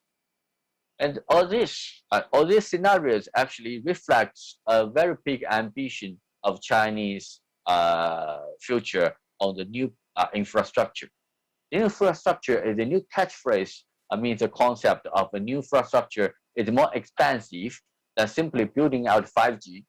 The new infrastructure includes new data centers, industrial internet capacity, blockchain, IoT, artificial intelligence, and even satellite-delivered internet services. And China unveils guidelines to improving market-based allocation of production factors, including land, labor, and capital, while accelerating the development of the market of technology and the data factors. So the Chinese government wants to do three things to accelerate the cultivation of the data factor markets by firstly promoting the open sharing of government data, secondly enhance the value of data resources, and third strengthen data resource integration and security protection. So the final tips for the digital governance, the three things, ABC again. The first is still algorithm, but I want to say it is a value and reversion. So by emphasizing value and reversion, we need to find that social scientists and especially sociologists are becoming more and more important to intervention this program to make this technology for good and not for evil. And the second is big data. But the big data is not only means you have enough data, but it means this data should be public available, complete, fine-grained, timely, machine-readable, structured, useful data, especially the public available. That means social scientists need to make their own efforts to push the government more transparent. And then the last one is computing power. I would like to say that computing power in the sense of sociology means the power to realize the digital dividends through policy innovation and implementation by a lot of tools. This is not a problem of technology, but a problem of politics and social intervention. By making this computing power workable, we also need social scientists to work with the government and work with the scientists. And that is all. And if you're interested, you can check our website at www.byt.org.cn. And if you have any question or inquiry, you can just send me an email. And I welcome for any communication. Many thanks again. Thank you. Thank you, Professor Lu. It's very impressive and also very imaginative presentation. I really appreciate your presentation. We have these three presenters. I think they really showed us big picture based on big data, algorithms, and cloud computation. And also Professor Hiroi talked about decentralized society. Using this COVID pandemic as a turning point, he just proposed, also based upon saying AI simulation, the sustainability of Japanese society and also the global national society in general. It's very imaginative.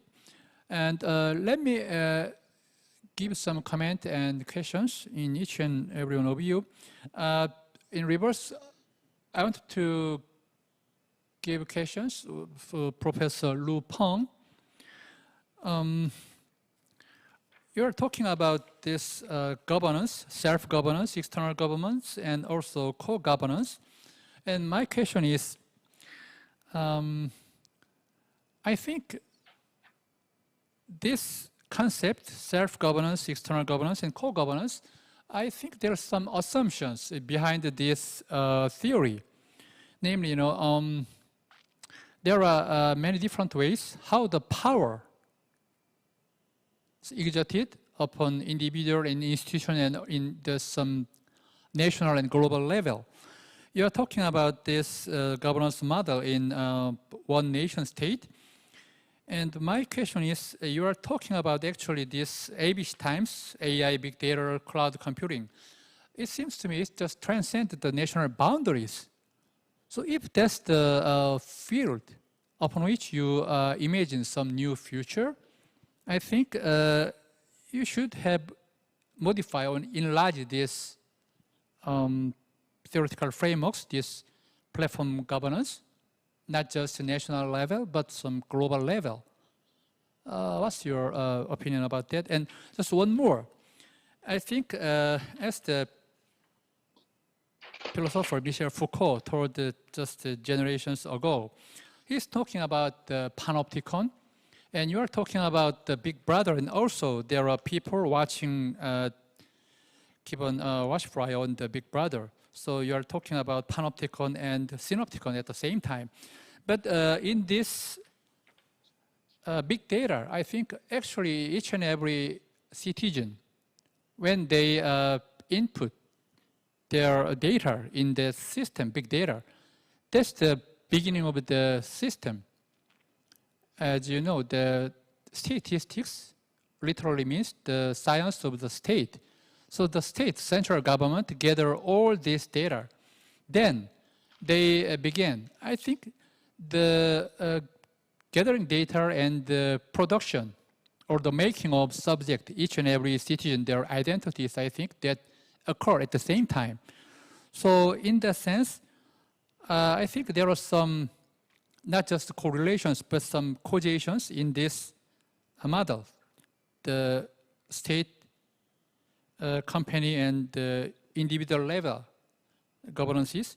So I want to ask this to Professor Lu Peng, and I will just raise my questions to Professor Lu, Professor Hiroi, and Professor Lee all together, and I will give you some 2 or 3 minutes each of you.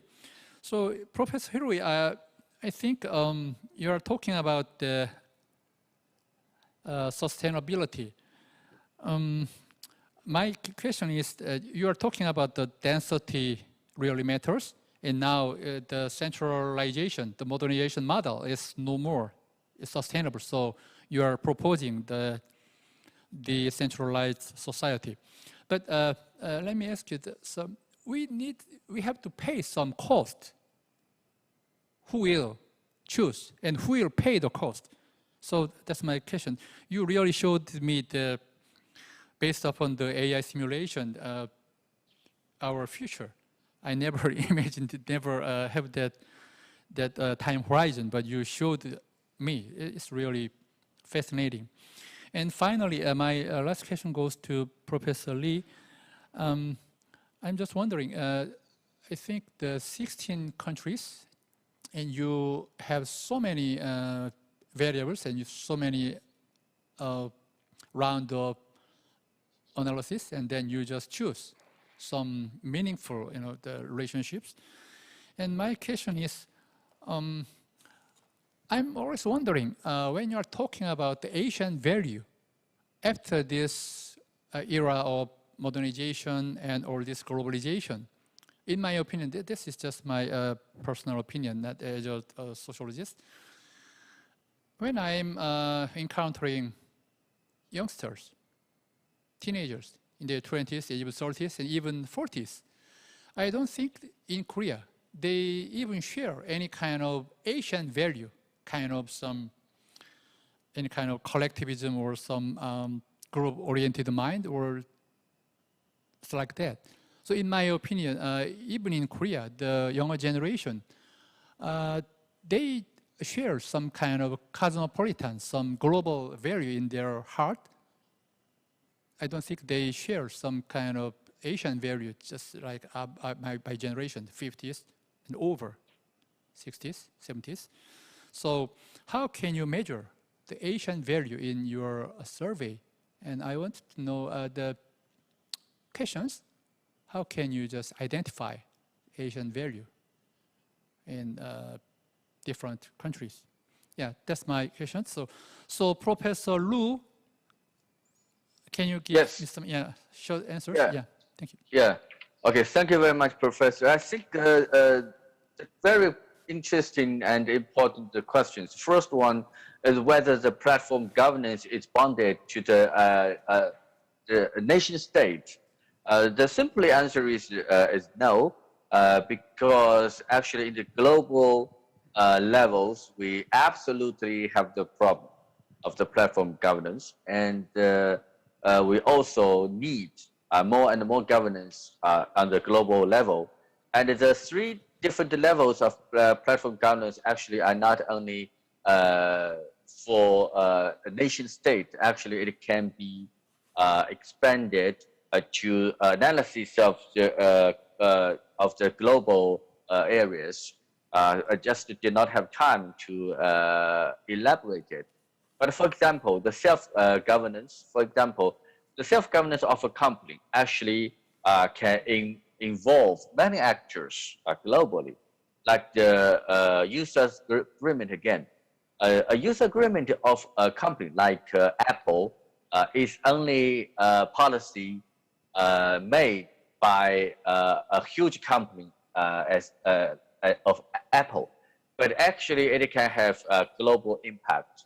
No matter where you are, no matter where you are, when you use the iPhone, you are bonded to the user agreement of Apple. Actually, the company can reach its power to any places in this world. So we now have a debate on whether we need to make a localized, more and more localized agreements in different countries. For example, in Korea, whether Apple need to make a Korea version of the user agreement instead of a different one, instead of a universal one like in the United States. So whether you need to consider the local context, the local knowledge, local culture. So this is still a debatable problem.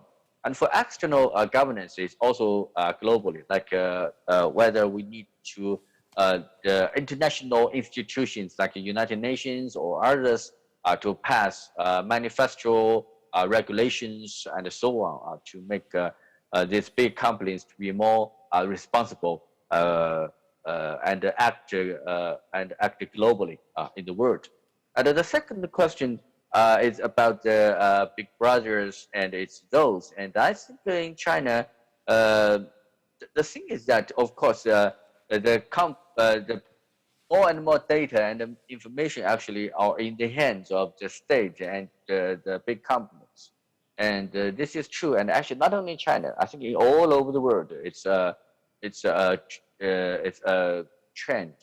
But that is why I want to emphasize to empower ordinary people with technology, with accesses, and with information, so that we can make this this whole platform more decentralized. The word is platform.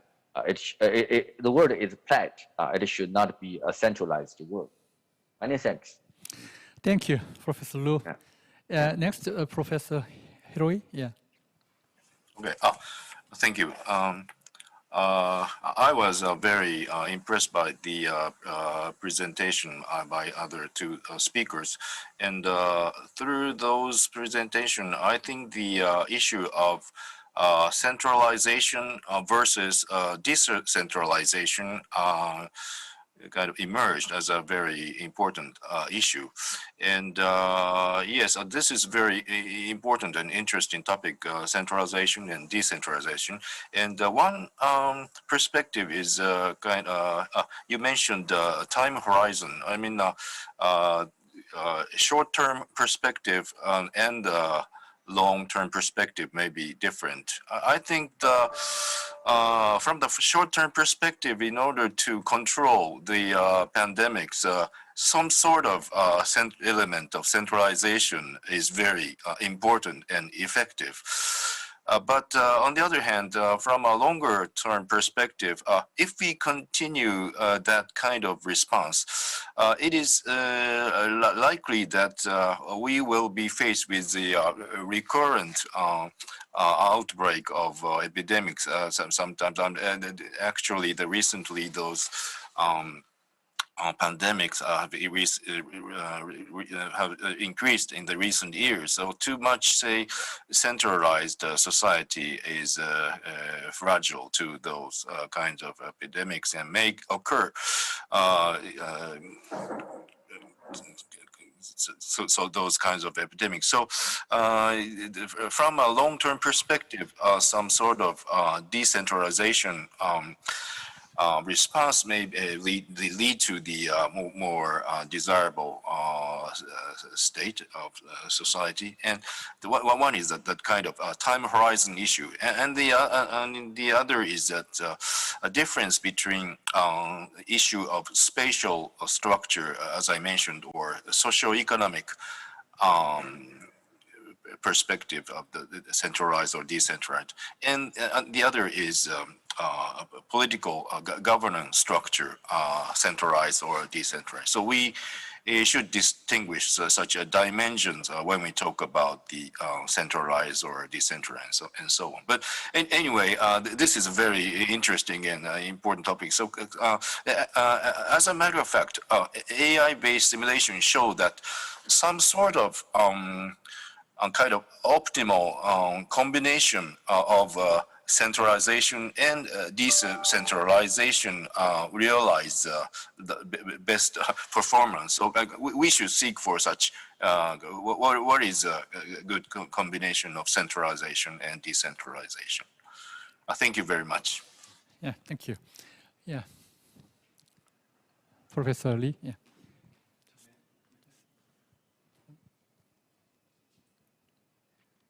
Yeah, thanks for the great question. To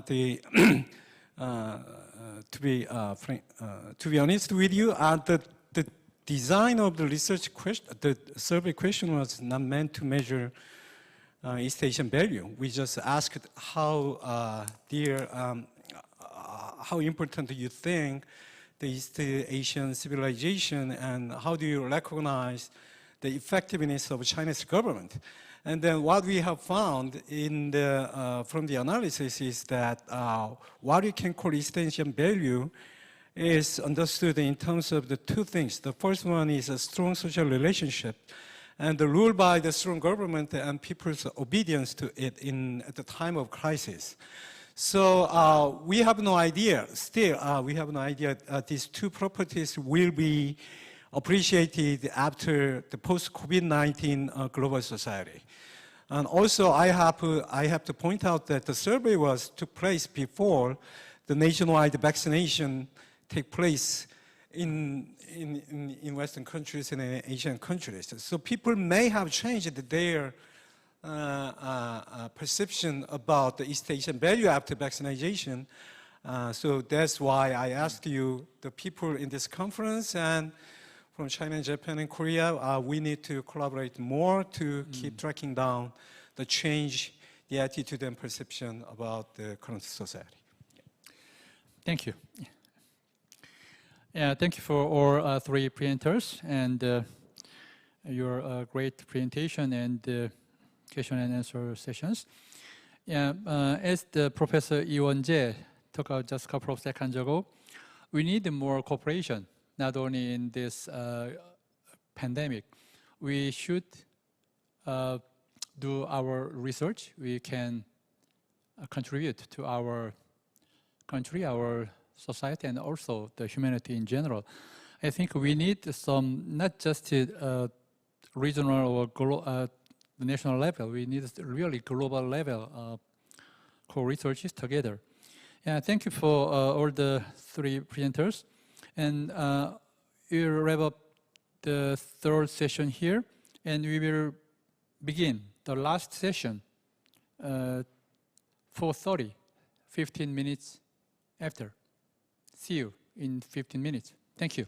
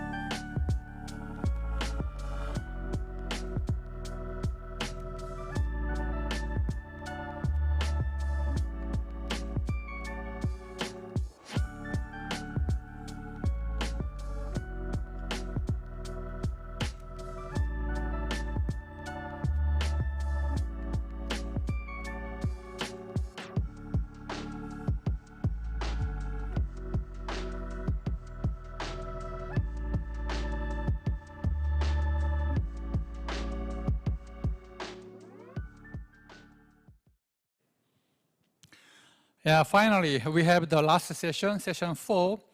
I will introduce moderator Nomiya Taishiro of Chuo University. Yeah,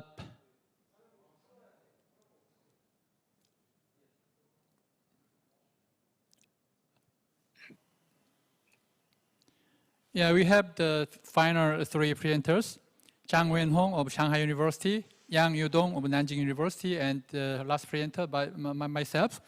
And now I will turn my mic to Professor Nomiya. Sure. Yeah, Dojo. Okay. Well, thank you so much for introducing me to the audience. Okay. Professor Chanyu Zhang. And I'm very happy, and I am, to be very, very honest with you, I'm very honored to be part of this conference. And, you know, I knew that the Korean side would have this conference sometime this year, but I did not know when it was going to be. And I wasn't quite sure, to be honest, if I were able to make it to be part of this conference. But so far, luckily, and I'm here to be with you. And I'm very much excited to have this opportunity to be able to listen to what you have to say in this conference. Okay, well, let me go on. We have 3 presenters. The first one from Zhang Wenhong from Shanghai University. And the second one from Yang Yudong from Nanjing University. And the third one that closes out this conference is Professor Chanyu Zhang from Korea University in Korea. And we have 3 great presenters to actually close this conference. Okay, Professor Zhang Wenhong, are you ready to go? Yeah, yes. Okay. I'm ready. Okay, great. So can you start your presentation first? Yes. Okay, thank you. Yeah. Hello, everybody. My title is Social Governance in Public Health Emergence from Social Capital Perspective. Yeah, okay. Yeah. The first, I'll talk about 3 levels, division and analysis level of social capital is micro, meso, and macro. In the macro, Putnam, Fukuyama, and other scholars have defined and studied social capital from a macro perspective. For Putnam, social capital refers to the characters of social organizations such as trust, norms, and networks, which can improve social efficiency by promoting conditional and action. Social capital improve the return of investment in material capital and human capital. Fukuyama director equated social capital with a community of social trust. And according to the definition of social capital association of the World Bank, social capital is the broad sense, is the collective actions taken by the government and the civil society for the mutual benefit of an organization, as small as a family, and as large as a country. The difference between government social capital and the civil social capital. The government social capital refers to the various government institutions that effect the ability of people to cooperate for mutual benefit, including the efficiency of contract enforcement, legal rulers, civil society capital, including common values, norms, informed networks, social group membership, and other institutional factors that influence the individual's ability to achieve common goals. Some scholars who define social capital at the meso level include Bourdieu and Coleman. Coleman defined the social capital as social structure resources owned by individuals. And Professor Nanlin defined social capital from a macro perspective. Nanlin thinks social capital can be defined as resources embodied in a social structure. But we define the social capital as the sum of social resources that actors embodied at various levels can mobilize to achieve their collective goals by constructing formal or informal norms, values, and the social trust and the social participation.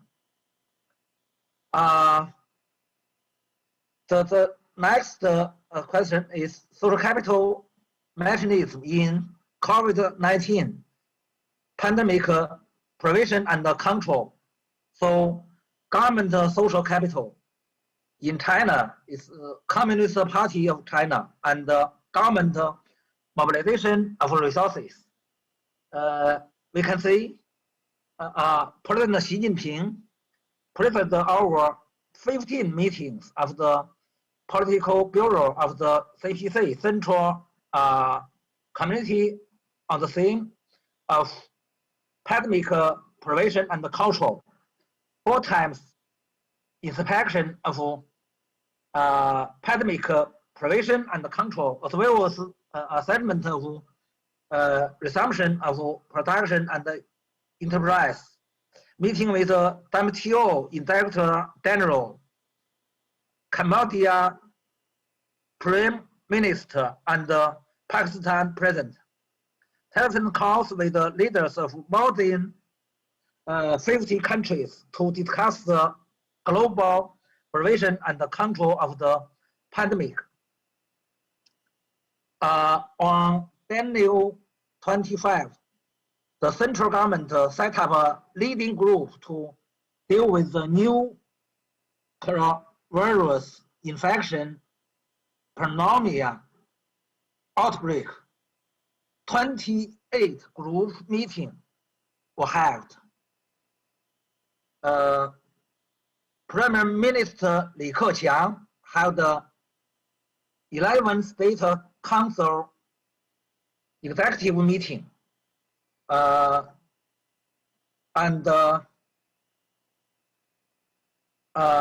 In January 27, Vice Premier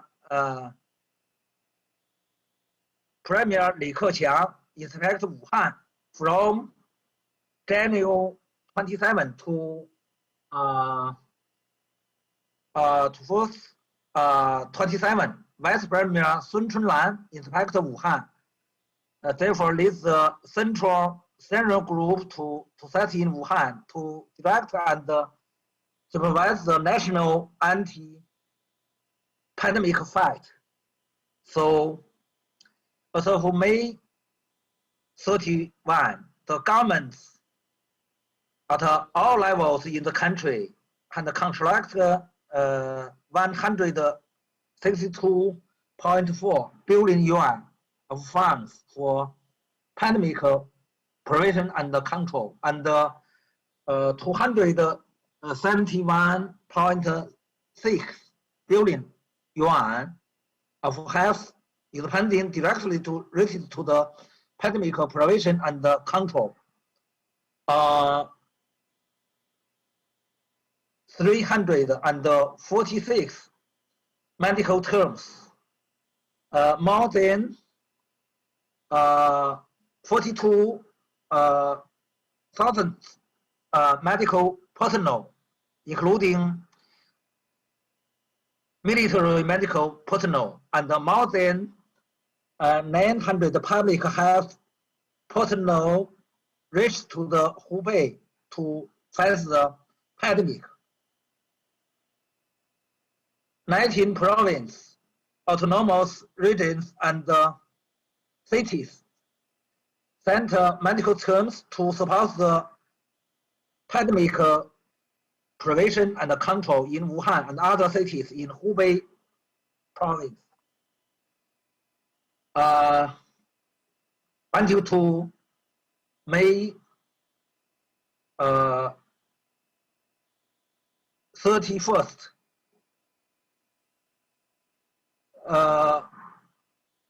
58,000 confirmed inpatients were settled nationwide, with a total medicine expense of 1.35 billion yuan, and the per capita medical cost of diagnosed patients were about 23,000 yuan. About the per capita treatment cost of critically sick patients exceeds 150,000 yuan. The treatment cost of some critically ill patients is several hundred thousand yuan, or even millions of yuan, all of which are borne by the state. In the government level, regional committees of the CPC and the government, since January 23rd, all provinces, regions, and municipalities directly under the central government have started the first-class emergency plan for major public health emergencies. All provinces, regions, and cities directly under the central government have set up leading group for pandemic prevention and control, with the secretaries and the governors as the due leaders. State power is the concrete embodiment of the responsibility of the leaders and the party committee and the government in social governance, and the most critical factors in social governance. The embodiment of the government social capital is to raise national resources according to law. The main function is significant decision-making arrangement of the CPC central government to promote system construction. The state council, local party committees, and the government have implemented the decisions of the CPC Central Committee, formulated specific prevention measures, and implement them at different levels.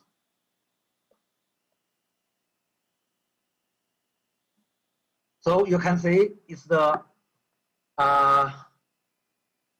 most modern and big military plan in the airport.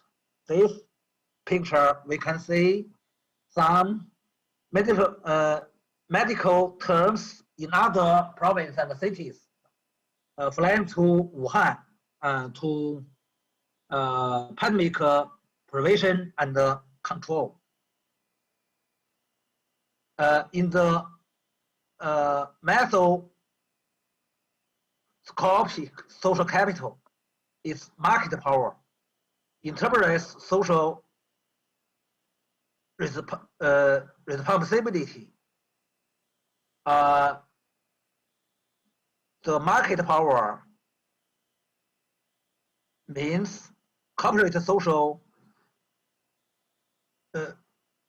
responsibility means that in the process of production and business activities, enterprise should not only put their own interest, but also take into account the interest of citizens and society closely related to the corporate behavior, so as to achieve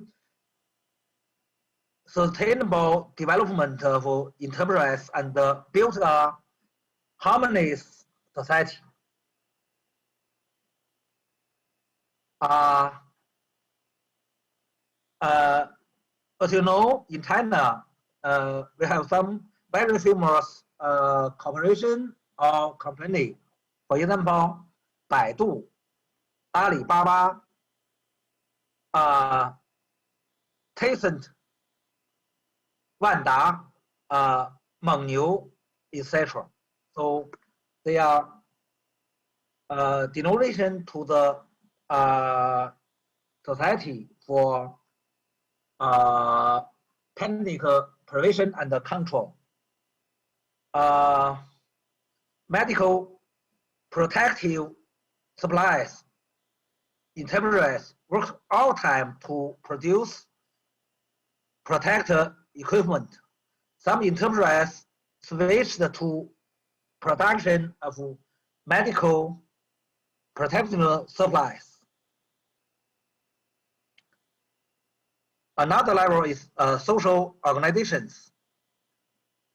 The using professional advancements and providing professional services. By the end of 2018, there were more than 817,000 social organizations and 129,000 community voluntary service organizations nationwide. Various social organizations have played a role in the preventing and control pandemic situations in COVID-19 and resuming work and resuming production. The Red Cross Society and the Foundation of China have received donations totaling more than 2.2 billion Chinese yuan.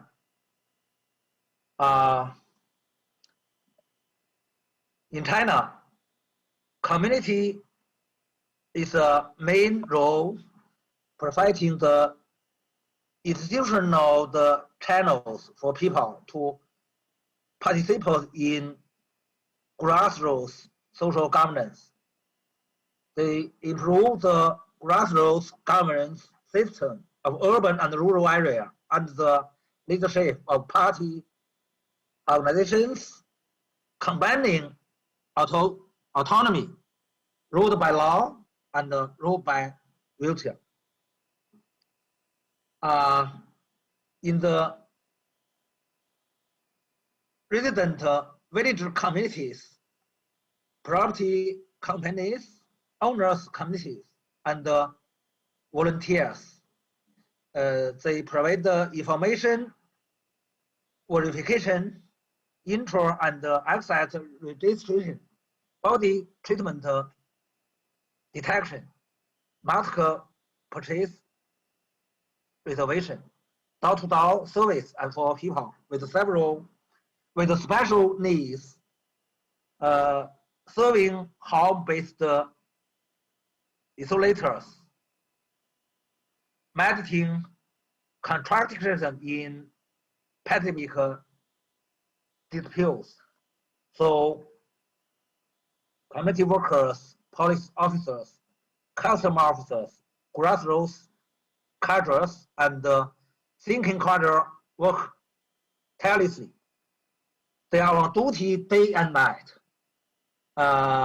sacrificing their dedication to protecting the lives of the people. So there are 4 million community workers in 650,000 urban and rural communities across the country. As of May 31, 8.81 million registered volunteers participated in pandemic prevention and control nationwide. So, yeah.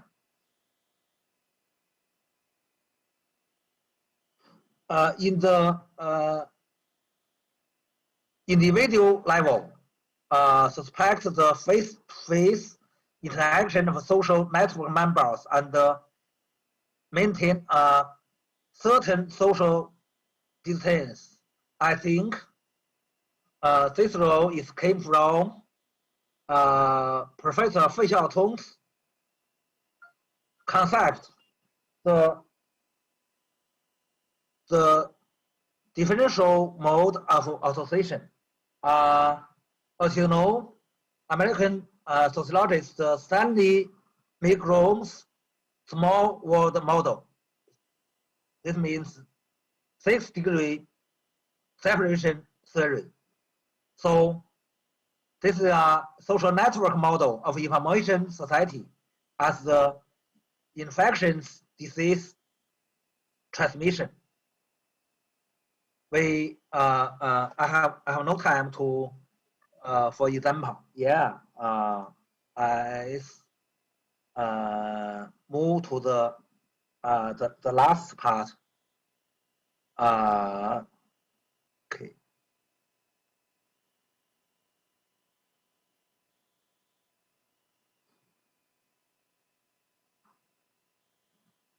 So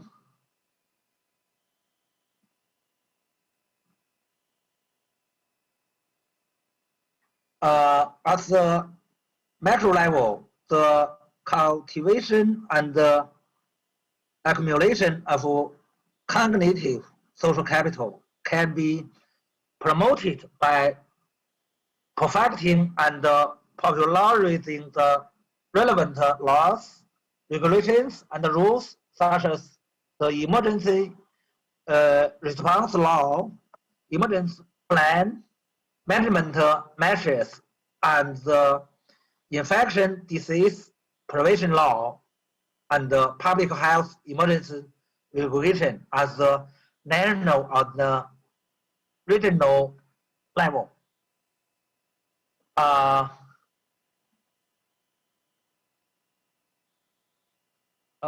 In the corporation or market level, corporate social responsibility, including rights and interests, environment integrity and harmony, utility law, media, and public supervision is the fundamental way to cultivate, improve, and expand the influence of enterprise social capital.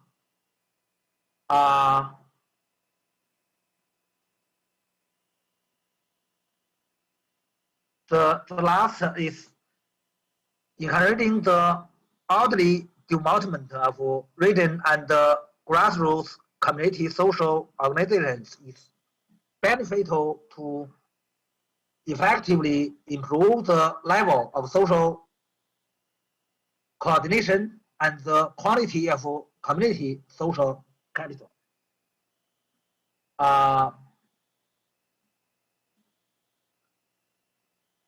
An empirical study on the social network structure of Chinese urban and rural regions shows that the social network of Chinese urban and rural residents is characterized by small scale, high convergence, low heterogeneity, and increased relationship density.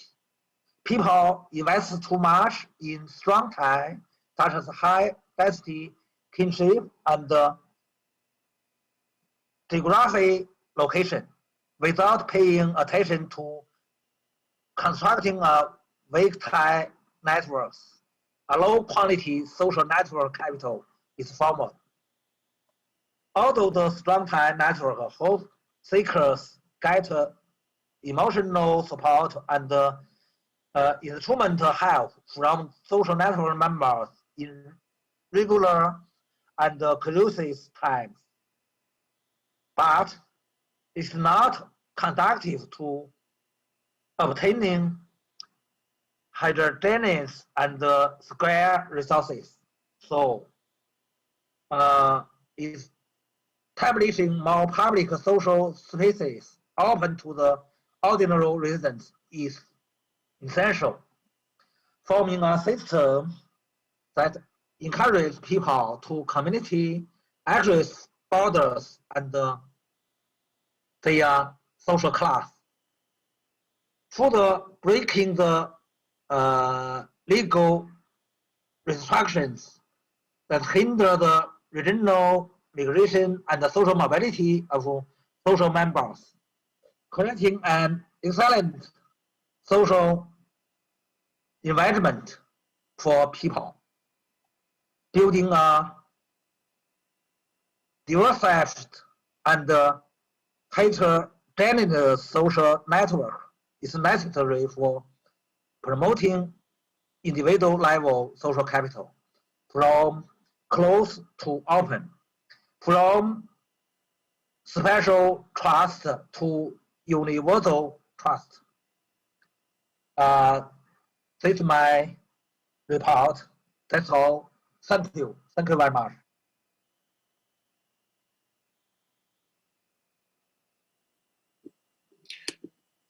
Well, thank you so much, Professor Zhang Wei Huang. And that was, your presentation is very interesting, especially toward the end of your presentation.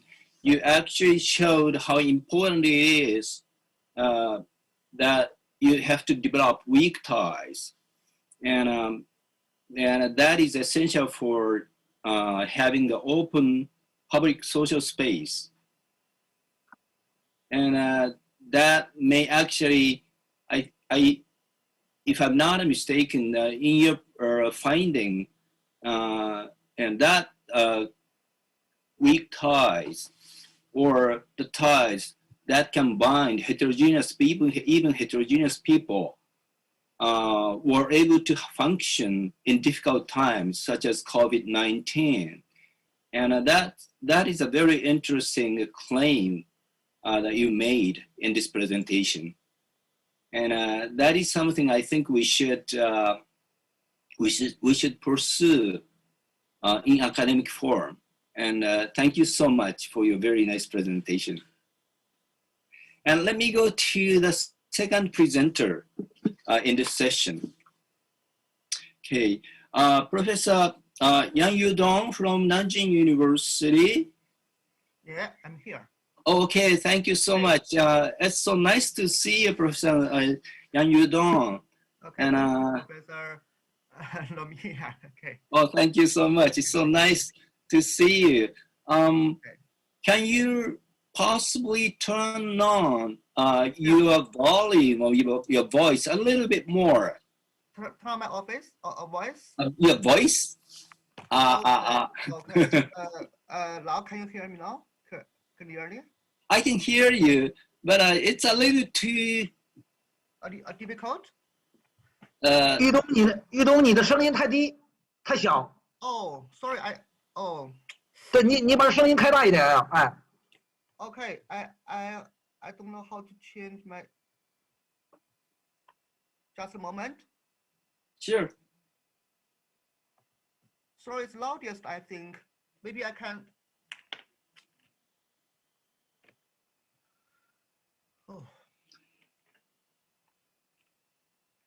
Just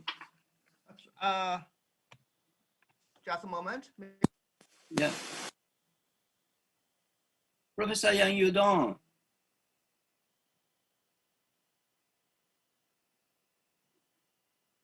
Professor Yang Yudong.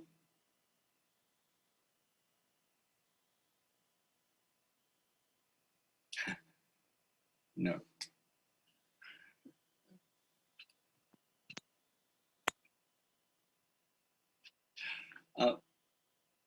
Professor Yang Yudong.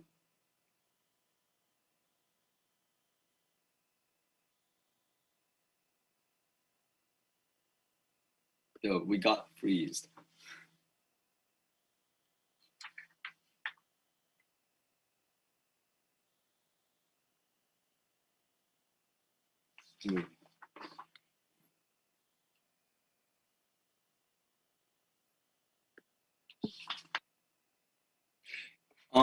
Yu-jung, can you hear me?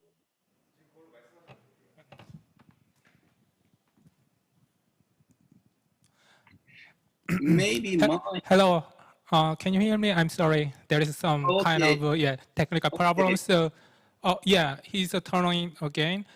Professor Yang, can you start right now? Yeah, I can hear you. Can you volume up? Sure. Professor Yang Yudong. We might be difficult to hear your voice. So if you don't mind, please volume up.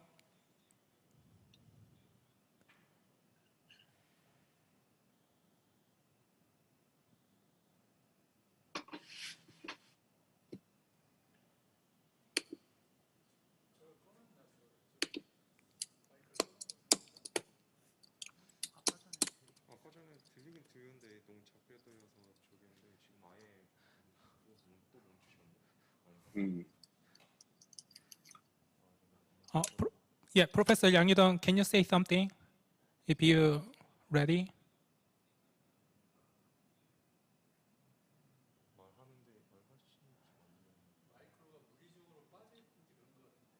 Yeah. Professor Yang, we cannot hear you.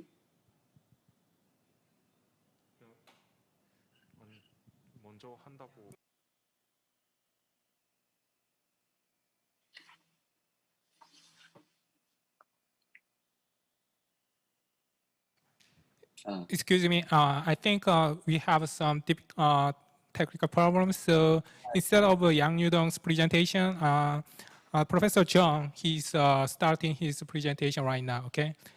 And Professor Yang Yudong, please prepare for next presentation, okay? Okay, can you actually send Professor Yang Yudong a message that he's going to be the third one to present? Or shall I do it?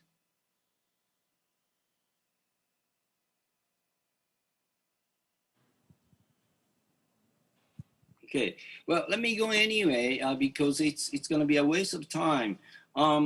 Professor Chang Il-jung. Yeah, I'm ready. Okay, are you ready? Okay, I'm very sorry that this happened, but I'm just hopeful that you can start now in place of Professor Yang Yudong. Yeah, I'm okay. I'm Okay. ready. All right. Well, let me introduce you. Our second presenter is Professor Chang Il-jung from Korea University in Korea, and I've known him a while, and I'm pretty sure we will be able to listen a very interesting presentation. And Professor Chang Il-jung, can you start? Yeah, thank you for your kind introduction. Thank you. My topic today is governing COVID-19 in South Korea. The subtitle is Balancing Security and Liberty. As you can smell from the title, I'm a Foucauldian, and based upon the Foucault theory about the power and subject formation, I wanted to give presentation about how Korea succeeded in flattening the curve. Yeah, first I wanted to show you the statistics, the daily cases in South Korea. You see, all the daily cases, that's less than 1,000, around 500 until the end of last year. And also the active cases, that's cumulative cases, is not that high. So how could South Korea keep that rate in low level? I showed you the statistics of COVID-19 worldwide. I just select Singapore, Hong Kong, Japan, Korea, China, and Germany, France, United Kingdom, America. Let me tell you, according to the table 1, as of March 6 this year, the total confirmed cases in South Korea is 92,000, and the death toll is just 1,600. Compared to even other East Asian countries and other OECD states, South Korea shows an outstanding performance. South Korea made double the figure of Japan in testing potential victims and half in the total confirmed cases and total death toll per 1 million population. When you compare South Korean pandemic management with that of USA, UK, and other EU countries, the performance gap is even wider. Total confirmed cases per 1 million population, USA 50 times larger than South Korea. Germany 17 times, France 33 times, United Kingdom 34 times, and Italy 28 times larger than those of South Korean cases. Total deaths per 1 million population, America 61 times, Germany 27 times, France 42 times, United Kingdom 57 times, and Italy 52 times bigger than South Korean death toll. Total tests per total cases, Korea exceeds USA 6 times, Germany 4 times, France 5 times, UK 3 times, and Italy almost 5.7 times. So the statistics shows that South Korean government's response to COVID-19 pandemic is proactive and preemptive in testing and succeed in flattening the curve of COVID-19 instant infections and deaths. So the question is, how could South Korean government could do that?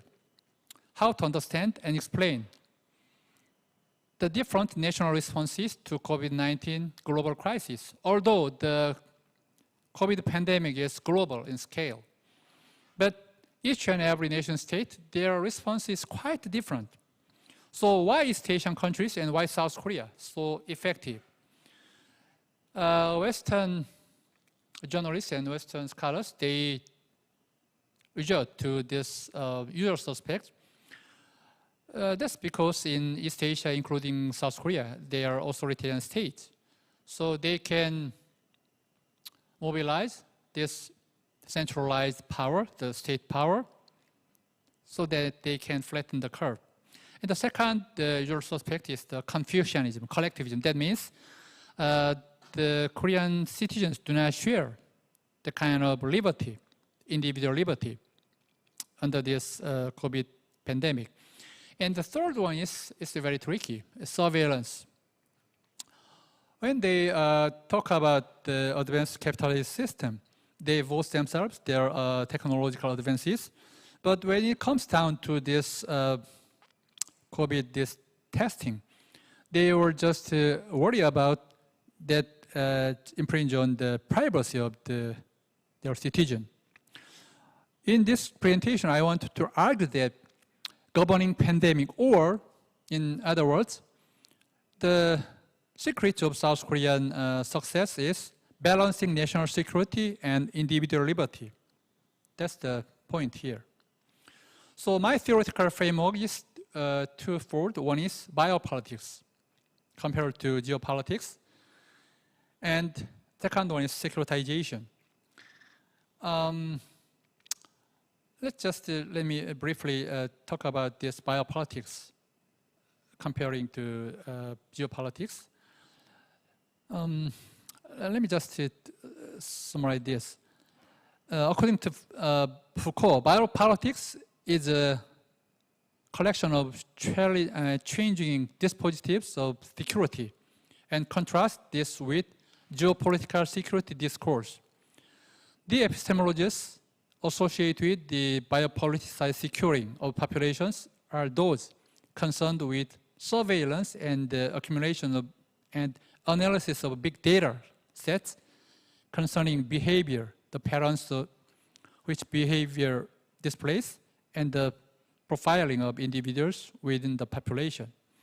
For Foucault, the very category of civil society was the object domain, which the arch of government, or in other words, governmentality, arising in the 18th century, posited as the natural limit to the power of sovereign.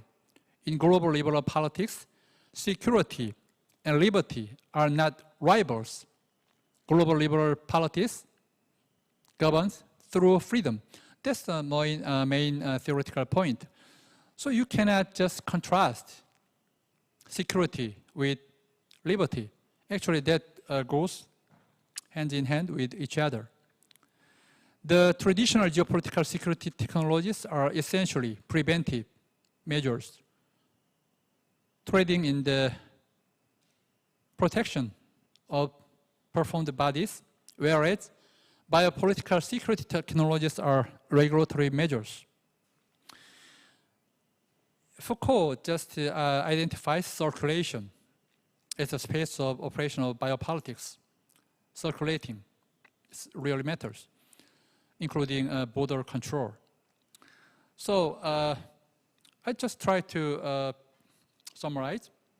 Unlike biopolitics, geopolitics, biopolitics, Foucault distinguished two basic forms of the power over life. Not the geopolitics is power over death, but biopolitics is power over life. The disciplining of the individual body and also the regulatory control of the population in general. So, the birth of biopolitics is closely related to the emergence of liberal forms of government. Foucault conceives of liberalism not as an economic theory or a political ideology, but as a specific art of governing human beings. He regards security mechanisms as comparats to liberal freedom and as the condition for its existence. So this is my own drawing. You have this state, horizontal, and the civil society in the vertical side. State can impose their power upon each and every citizen through coercion or discipline or liberty. Civil society, in response, can be contentious or give some consent to their rulers, the government. So, unlike this binary distinction between authoritarian rule and democracy, we can demarcate to other dimensions, political instability. That's a kind of a crisis of governing and liberalism. So my point is this. In governing COVID-19 in South Korea, Korean government mainly based on the consent from civil society, and state do not impose any restrictions, but let the citizen enjoy their liberty and let them act freely. And this second table is about the prototypes of dispositives.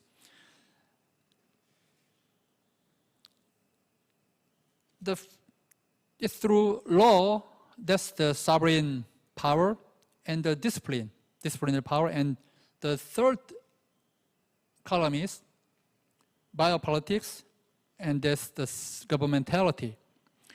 So what's the normative order, and what's the how they exercise their power, and who is the target of the power, and finally the selected materials. So let me just emphasize, this is the three ways how power was wielded over the population. And the next one is securitization. Let me just briefly.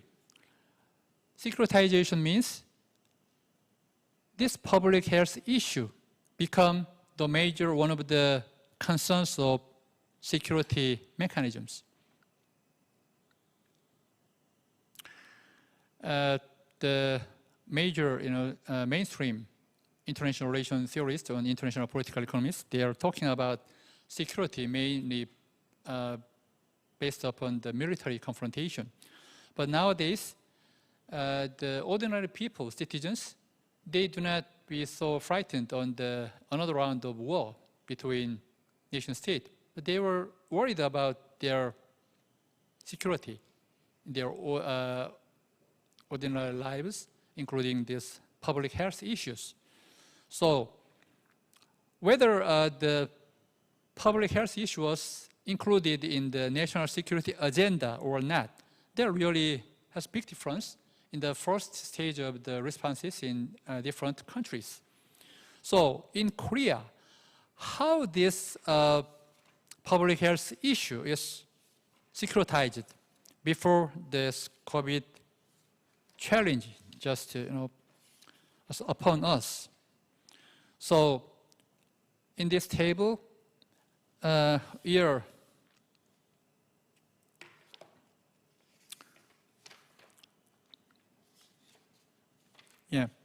we have three presidents in SARS in 2002, and H1N1 in 2009, and MERS 2015. Actually, the MERS shock really changed the landscape of Korean security regimes. This table 3 shows that the sequence of global infectious disease and its impact on South Korea. MERS crisis occurred during the conservative President Park Geun-hye's term. And incumbent President Moon Jae-in was an opposition party leader at the time. All the responses to contain COVID-19 under the Moon Jae-in regime were already codified and institutionalized. That's one of the main points. After the Korean government has excellent performance in responding to this COVID-19 pandemic, scholars in Korea or around the globe, they are talking about how South Korean government responded. But in my argument as a historical sociologist, I want to emphasize it's not the leadership or effectiveness of the Korean government. It was codified. It was institutionalized. It was prepared before this pandemic just hit Korea, as well as all around the globe. So the South Korean government's initial response to the COVID-19 is another vivid example of the politics of national emergency at work.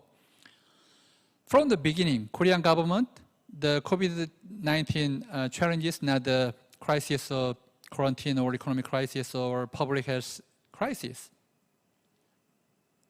Literally, it's the national crisis, national emergency. The process of public health securitization was a process of prioritization in governing South Korea, especially in times of national emergency. So I will tell this securitization process in Korea. And I want to emphasize South Korean government's response and the remarkable results. More than a year of the breakout of the pandemic, South Korea emerged as a success case, not only containing the virus, but also maintaining economic performances. Without shut down borders or lock down cities and regions, South Korean government responded to the virus crisis effectively and also democratically. It's often called the K-quarantine model. The question lies, how could South Korean government succeed in governing the virus emergency while preserving democracy? That's the central question. There are huge differences in the ways of managing COVID-19 pandemic among Western European countries and even East Asian countries. What is the uniqueness of the art of governing COVID-19 pandemic in South Korea? Contrary to the common understanding of the relative success of COVID-19 quarantine in East Asian countries due to, quote, the authoritarian state and obedient civil society based on Confucian cultural heritages, unquote, I propose the new approach of the national emergence biopolitics inspired by Foucault and developed by other scholars.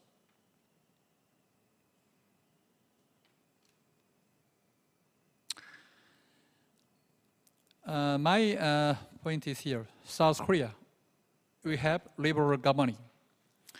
Just a couple of months after the breakout of COVID-19 in Korea, Kang Kyung-hwa, the foreign minister at the time, she said, quote, we acted quickly and preemptively, and that is not just our philosophy, but it's a reflection of our recent experiences. I told you, this MERS experience. And also there are several ferry trauma in 2014. Also quote, so from the very beginning, we were of a mindset that the government machinery was ready to act quickly and preemptively. That is what we've done and have been uncompromisingly transparent and open in the process, unquote, and quote. Our fight about the virus is about robust testing, very vigorous tracing, and quick treatment. That's so-called three T's: testing, tracing, and treatment.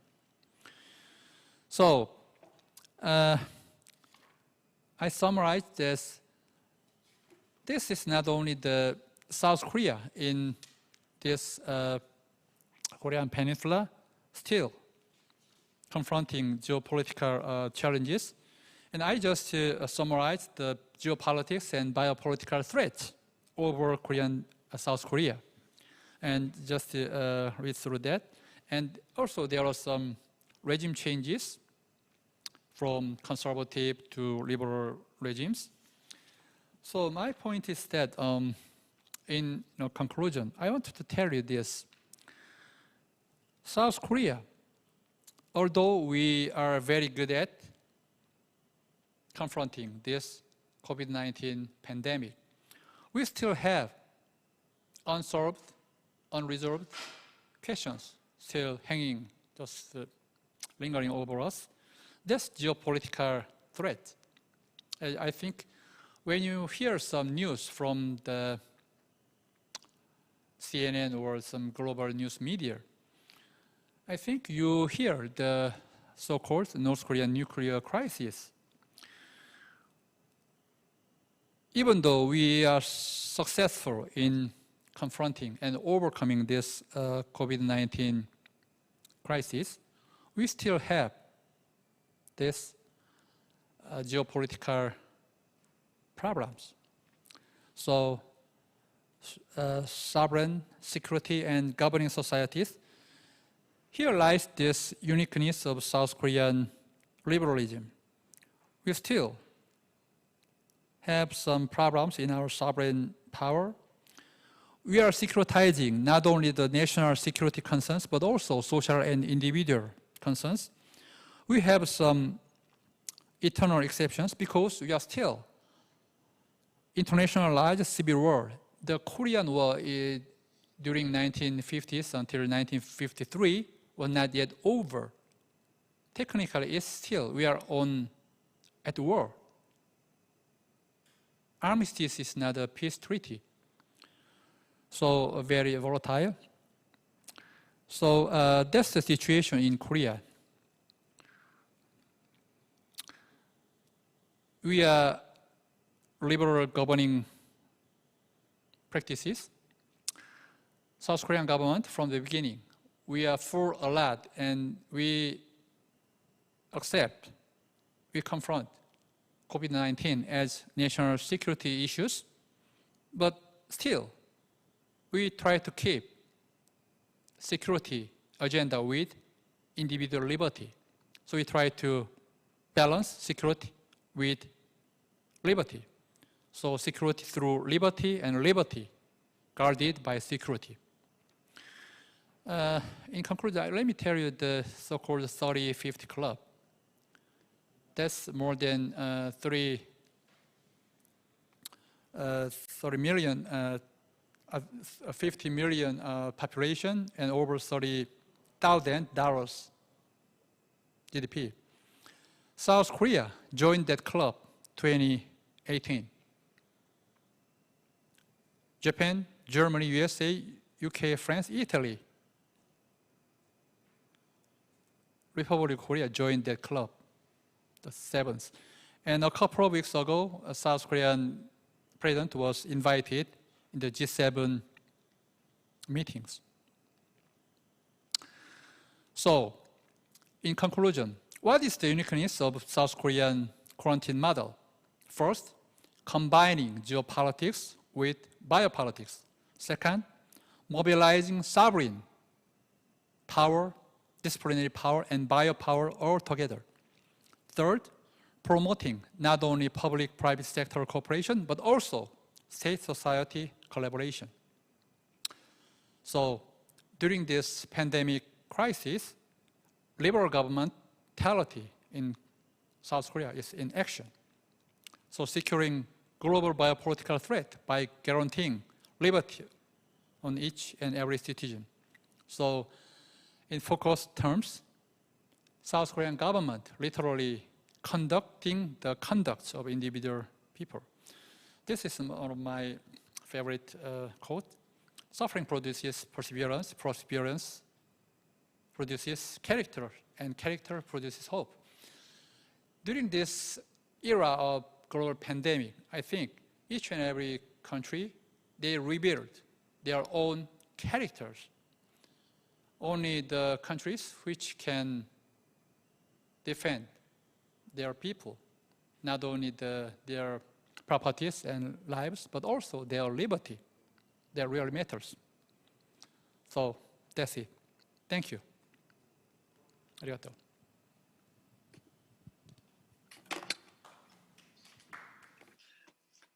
Well, thank you so much, Professor Chan Yu-jung, and that was a very, very interesting presentation. I think success of this presentation starts with a very nice question, which is, you try to explain the differences in national responses to the COVID-19 pandemic. And you went on actually trying to explain the Korean case. And the secret of the Korean case is to balance out the security and the individual liberty. And that's your answer to it. And the balance, you say, it shows itself in terms of national security. And that is, again, also very interesting observation you showed us. And I think this is something that we can all together pursue the answer for. And your question certainly welcomes a lot more questions, actually begs more questions than itself. And for that, even for that perspective, this is again an interesting presentation, and thank you so much. And let us go to the last presentation, Professor. I'm sorry, my throat is not very good for today because I've talked way too much already. Professor Yang Yu-dong, are you ready? Professor Yang Yu-dong? 哦，打开音频，好像现在。 Do we have still some difficulties in connection? Can you hear me now? Yes, we can hear you. Well, yes, that's okay. Very good. Okay. Because I restart my computer. But sorry for that. Yeah. Well, no problem. I'm very happy that you just came back. On time. I'm terrified. I will share my PPT with, just so. Okay, well, let me introduce again Professor Yang Yu-dong. Professor Yang Yu-dong from Nanjing University. Nanjing University, as you know, it's one of the most famous universities in China. And of course, in a well-known sociological department. And we are very lucky to have you, Professor Yang Yu-dong, and we want to listen to what you have to say. Yang Yu-dong, can you start? Okay. Thank you, Chairman, and thank you, everyone. Sorry for my mistake, and you can hear me. And my topic is about how are the overseas studies of Chinese students changed by the COVID-19? And the reason I choose this subject is I think because I major in anthropology. So during the COVID-19, the breaking of COVID-19, and many of my students overseas or stayed in China told their different stories about their anxieties of going abroad or staying abroad. So I connect with them very much during that time, and I also helped few students in South Korea because I also studied South Korean culture and England. And through sending them masks during the most serious period of the COVID-19. I think the breaking out of COVID-19 in the whole world has changed too much for these students who have gone abroad or who still stay in China, but they have the dreams of studying abroad. I think COVID-19 affected everyone, but I think for them, this situation for them, I think is much more serious than us, because we have to make very vital choice to go out, to go abroad, or stay in China, or whether coming back from their destination universities. So I hope, because I major in anthropology and I also heard many stories. So I hope to make it clear that how this pandemic disease change the students' routines of Professor Yang, PPT 能不能放大一点 ？PPT 能不能放大一点？用 F5。Oh, sorry. Okay. Okay. Oh, sorry. Yeah. So I hope to make clear how this pandemic disease change the students' routines of going abroad, and how these students react to this hard situation with their agency.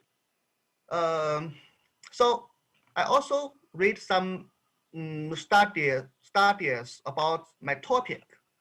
One topic is also made by the Chinese scholars and other countries scholars.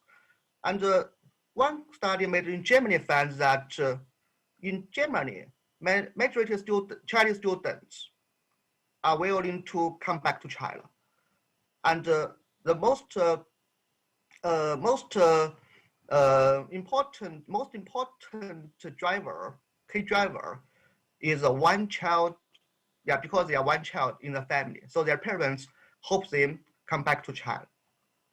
And another study finds that COVID-19, the fact COVID-19 is called Chinese virus in America, and has resulted in violent attacks on Chinese international students and travelers. So this also make Chinese students anxious and even affect their mental well-being. So I interviewed more than 10 students, but I just put 9 students material here. I classify the students into 3 categories for my study. The first category is students ready to go overseas. They have got the offer from the overseas Chinese universities, but they are stopped by the COVID-19 and forced to stay in China. The second is the students already go overseas, but they came back to China after break out of COVID-19. The third one is students go overseas, but not coming back after break out of COVID-19. I think because there are so many international students in different countries, I just choose 3, I think, important countries. One is USA and South Korea and England. Maybe I want to later I can compare different situation and different students how to make the decisions. And it's my informant list. And the land students, two students are ready to go, but they were stopped by the COVID-19. 4 students were they have gone abroad and they returned, and 3 of them has gone abroad, but they haven't returned to China. And the different destination countries, USA, England, or South Korea, and the different degrees and different gender. Yeah. So maybe later I will tell you some, I think, very little stories about them, but I will quickly tell the story. And the first one I think is Zhao Yida. He told me he had got the offer of Johns Hopkins University, and he cannot go there because due to the COVID-19. And for 1 year, I think more than 1 year, he cannot stay home because he felt anxious. But his parents much more worried about these things. They don't let him go, but he wants to go. So they worry about this thing. So he cannot go stay home, and he cannot just talk about it with his parents. So it makes him crazy. So he had to he said have to go to Hopkins University before September this year, or else he will lose his chance to enter the university. So he said he like many students like him, he hopes the health situation in USA will get better as quick as possible. So during the 1 year, he took many part-time jobs, mainly acting as a teaching assistant for different academic lessons to earn money and to do some fields because he wants to study anthropology. And this year, he planned to go to Singapore to take stream plane to America in this July because China hasn't direct plane from China to America. And this one, the second one is who also is stopped by the COVID-19. He's a very starting story, and he wants to go to England to study advertisement. He had prepared for almost more than 2 years, but like Zhao Yida, he cannot go there, and he called this thing with his family, his grandpa, and his parents. And before the COVID-19, his family is all support him to go overseas. But now all of them, everyone, changed their mind. They said, no, if you go there, we will worry about you. What about your safety? So you cannot go there. So his father wants to prevent him from go overseas. Even his father asked his friend to find a job for him. And he said, oh, that job is low. I'm not interested in that job, but my father forced me to go to this job. So, but he is a very interesting person, and he said it's a historic moment, and he can take the dormitory. So he take a very short dormitory, just maybe I think 90 minutes, and he showed his the corals with his parents. He how to go to this job. Yeah, so it's a very interesting job. Yeah, this the first category. For the second category, I think I can conclude from their stories some traits about their study career.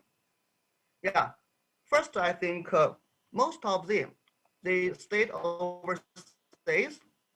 They came to know the COVID-19 situation before the March of last year.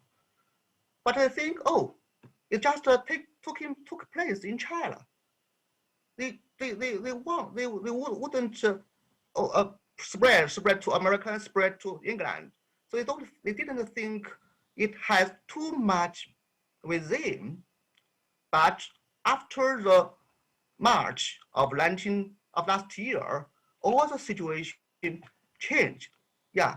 So I think, so they worry about their families and friends in China. Most of the informants tell me they devote most of their time to their studies before the March, and only one student, because he majored in public health, so he continue noticing this phenomenon in China.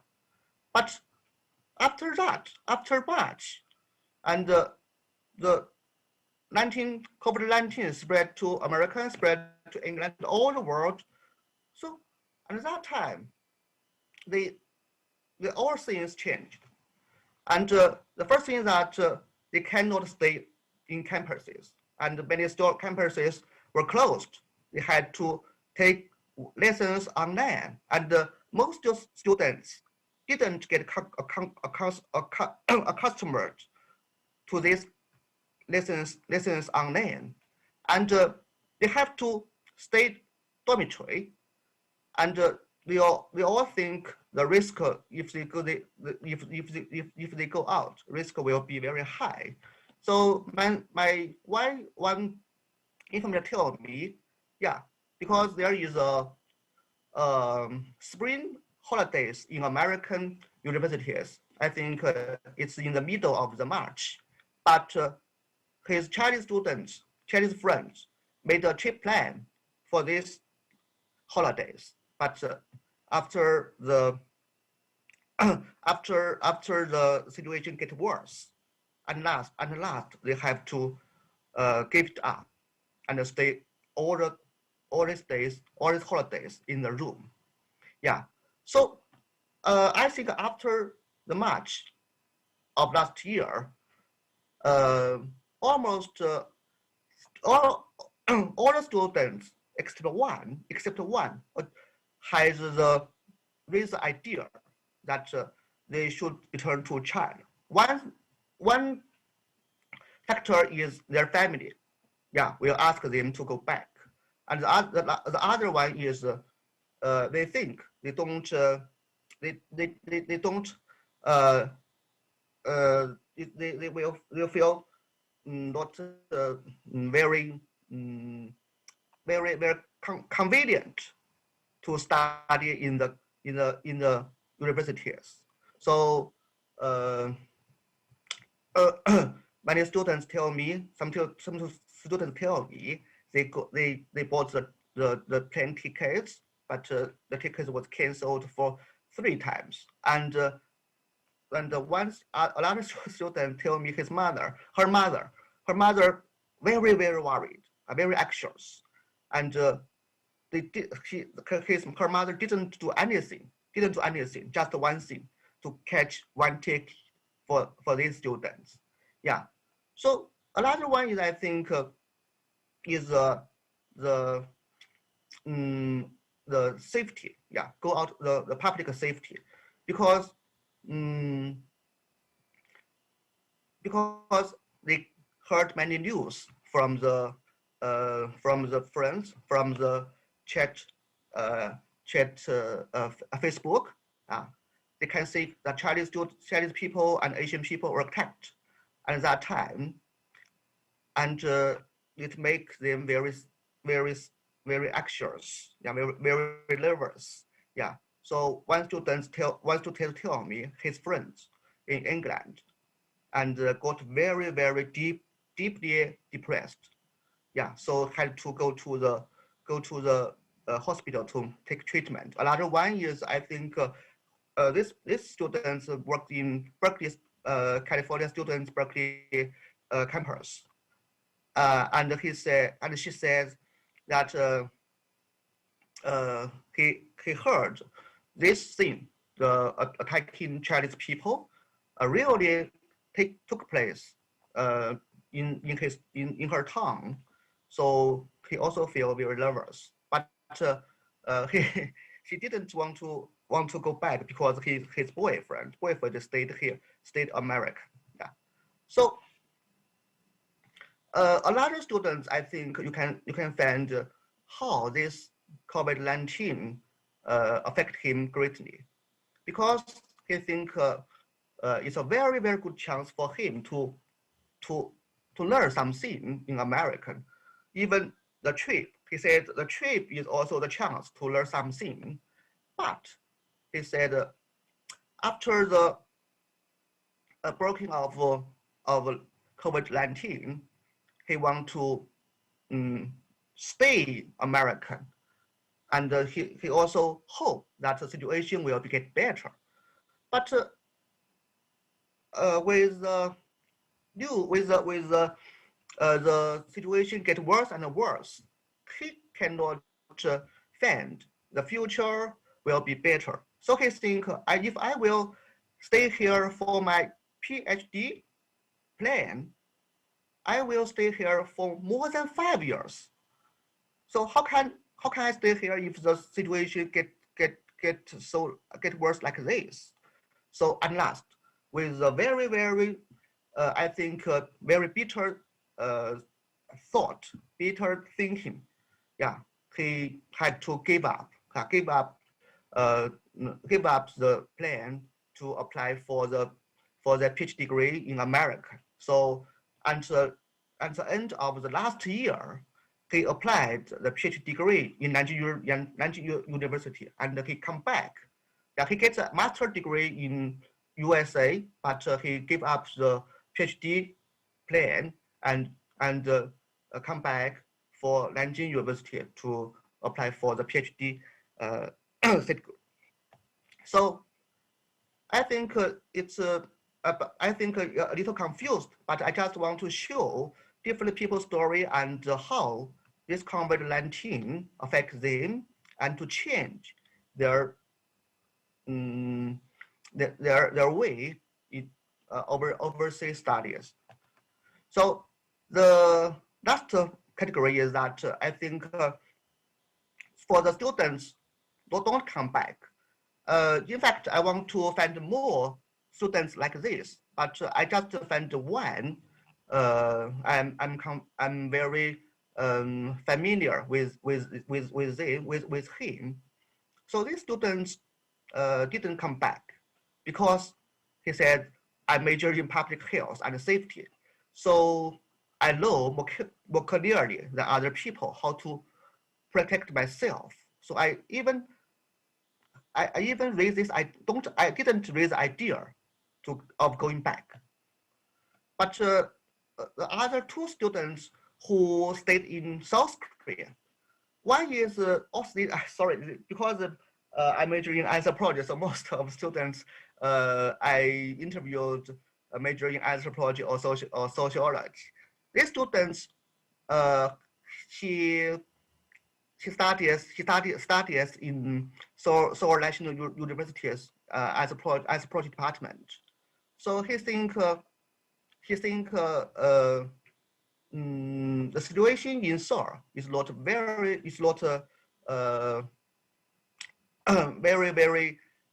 dangerous.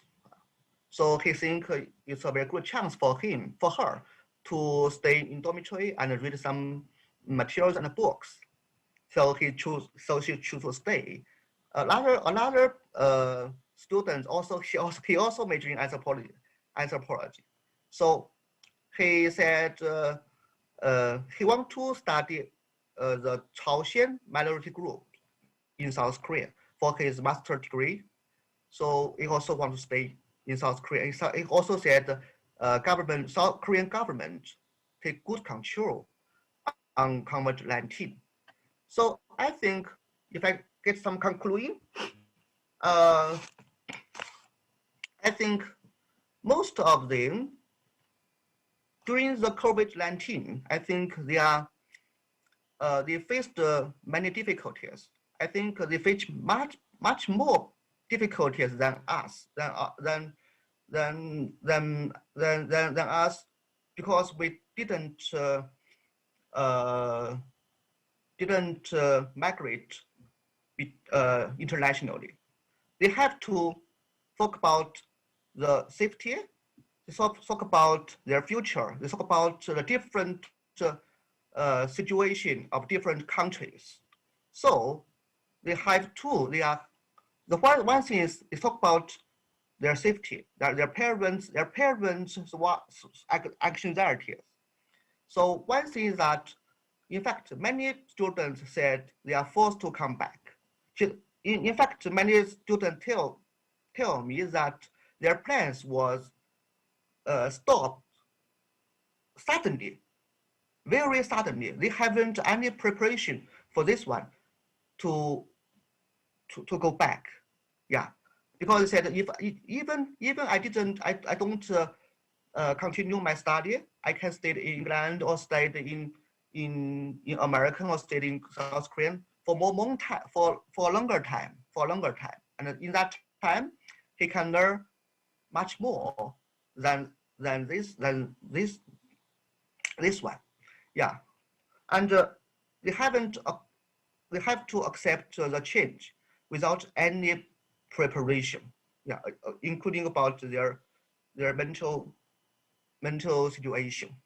Yeah, so I think some students have changed their whole plans of their studies. One student wants to apply for medical anthropologists for for PhD degree in 1990, last year, but there is low position in a whole American, just one position. He said, just one position, how can I get it? So he have to come back. Yeah, so he has to stay in China to continue his application, because I say her boyfriend works in America, so she wants to go to America to be with his boyfriend. The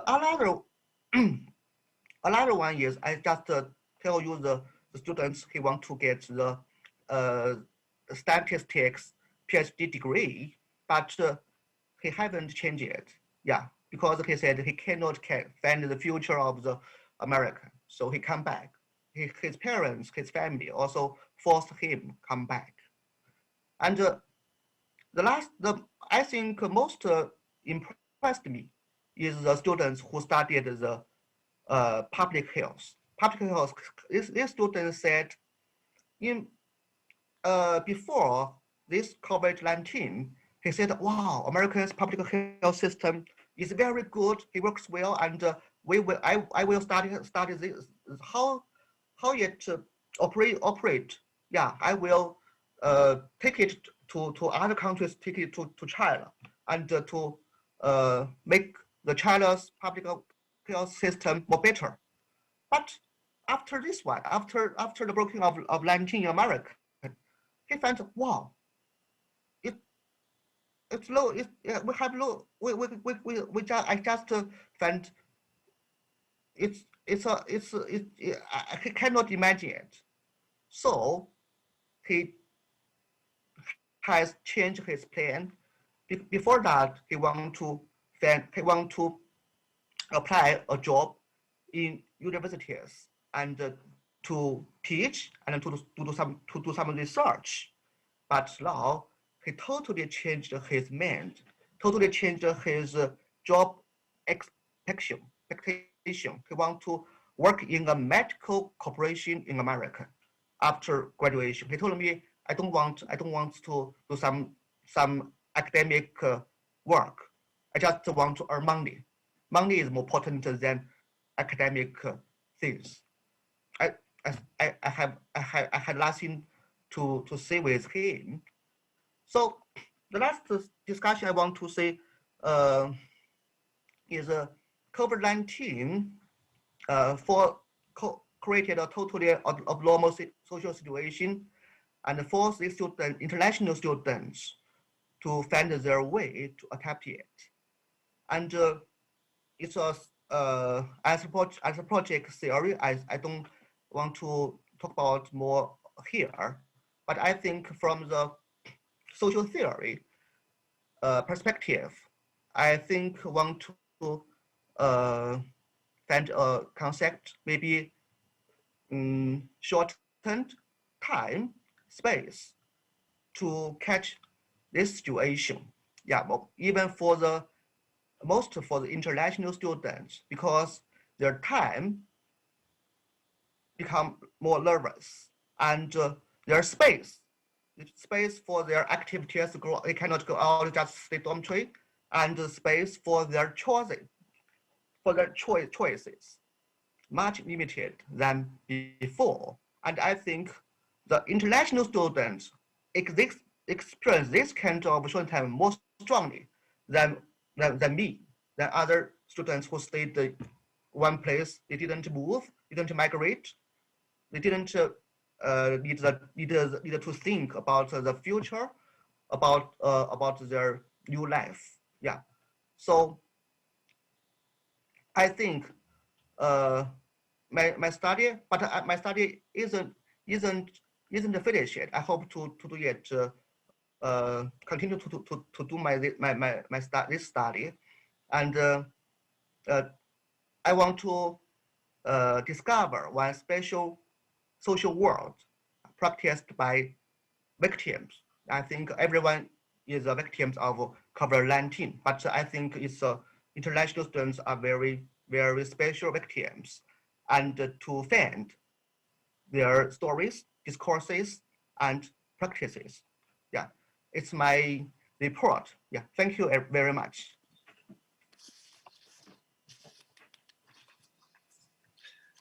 Well, thank you so much, Professor Yang Yudong. And shorten the time space, it's very interesting concept, and it's a very, very interesting way to actually conceptualize the situation you have observed. And that was fantastic. And you,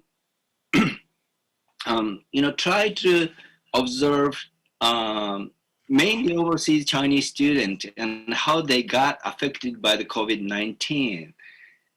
And I actually do felt for those Chinese students, of course, not only Chinese students, but also, students all over the world, and exchange students including, they suffer a lot. They have suffered a lot.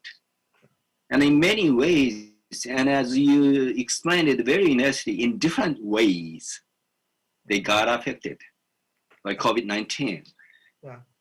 And I think one of the highlight of your presentation was, was to show us the interaction of many different factors, including, timing of the decision making. Yeah. I mean, that would affect the Yeah, difference. That would make the difference. Yeah. And where they were when the pandemic started and when the pandemic got spread, and that was also another factor. And a family, especially in Chinese case, and did have a very strong influence over student decision making. And that was also very fascinating. And many more. And taking all of them together, you very nicely summarized the world of the exchange. I mean, the students, Chinese students working overseas. They got again, shortened time and space. Okay. And that was very nice. Okay. And I actually do hope to listen to you much more, maybe in the future. And this was, again, very honest and interesting empirical study. And thank you so much. Thank you. Thank you very much. Yeah. Thank you, Professor. Yeah. Well, thank you. And we also have 3 presenters finishing the presentation in this session. And the MCs of this conference, can I give my mic to you, or how do I end this session?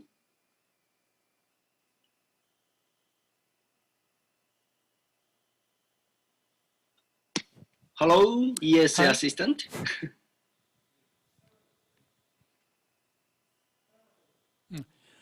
Well, looks like nobody has responded, so I guess my feeling is that I can finish it.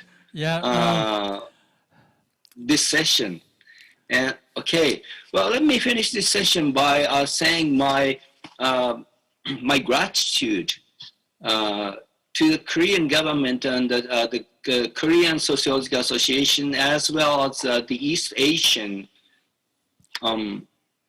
Okay, now can you guys hear me? I think it looks like I've got a very unstable internet connection. I actually do hope you can listen to me. Yeah, listening. Hello? Listening, yeah. Yeah, I can hear you. Oh. Professor Nomiya, yeah. I really appreciate your help here. Yeah. Thank you for your moderation. Yeah. Oh, I did not know if this works. But yeah, I can hear you. Yeah. Oh. Yeah. Finally, we finished the session 4. No. Now looks like my internet connection doesn't seem to be working very well. Hello? Professor Nomiya, can you hear me? Can you hear me? Hello, Professor? can you hear me now? Yeah. Hello, everybody, can you hear me? Yeah, I can hear you. If you want to have some more comments, please.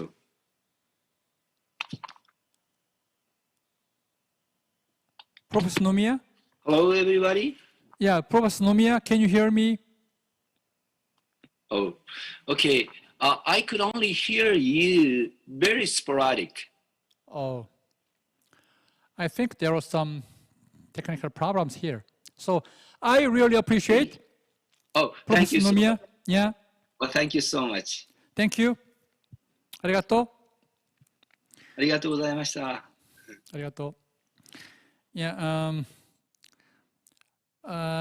before I just wrap up this whole conference, I want to thank you again for the chairman of the Presidential Commission on Policy Planning, Chu Dae-up, and the president of East Asian Sociological Association, Im Hyun-jin, and also the Korean Sociological Association president, Chang Won-ho, and all the assistants here. And we learned a lot of lessons. In organizing this international conference, we have to fix some technical problems also. And also, I think now is the time for us, the East Asian 3 countries, Korea, China, and Japan. Scholars in these 3 countries, I think we have so much things to do to cooperate with each other. In the meantime, we have some conversation between the executive committees, and we are preparing for the international conference, the 2nd Congress of East Asian Sociological Association coming October. Now we are preparing for the program, and we will fix it within a month. So I hope you to join the 2nd Congress in the future. And I really appreciate all the presenters and the moderators and all the assistants here. And thank you again, and all the efforts you have done.